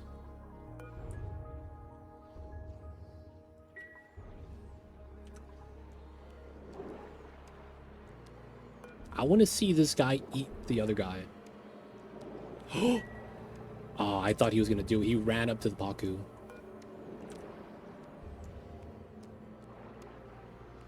You know what? He is a baby. Just hatched, right? It's not hungry yet, but it's been 7 days. And he is crowded, so his metabolism was lower, right? Glum. It's probably gonna take a while before he actually gets hungry to eat one of the fish. Meh. We'll let him do his thing then. Let's click on a Duke. Show nav, so we could actually travel everywhere here. No real problems. Yeah, we should be okay. Doing awesome. He's crap though. He's not happy, man. We gotta free him. Add some mosquitoes for them to eat. And then we're gonna get bit by mosquitoes. Feels bad. Alright, people of chat. This is gonna be a great spot for us to wrap things up for the night. Kitty cat Mamba snapping away. Look at this guy. But the SPOM is ready. Area is starting to cool down. We're going to be tapping at infinite storage on the water source. The coolant source is already done. So this is basically feeding in. And we have about 100 tons of polluted water already. 100 tons. 20,000 kilograms each tile. So we have a lot, right? Because we have 10 tons in here. We're going to be doing the slime for phyto oil, which we're going to need more from this side. And for the most part, I want to say we're doing pretty good. Doing pretty good. Everything's looking pretty nice. Food's okay. The vines are coming through. We got pips, we got sweetles. We just need to get suits so that we go out to space safely. And then we need to shoot down the meteor. That thing is huge, man. Like, goddamn. Damn, when you look at it like this, it's like, what are we even supposed to do about this? Like, this feels like Jupiter is approaching us. You know how you guys look at the star map? Jupiter is like 100 times bigger, but it's a gas planet. It's like, dude, man, we are not gonna be able. We gotta send Bruce Willis. Oh man, Deep Impact. He went the other way. He went inside to the core. Check it out in the time lapse. Oh man. They don't think it be like it is, but it do. So guys, it's gonna be time for us to get that saving.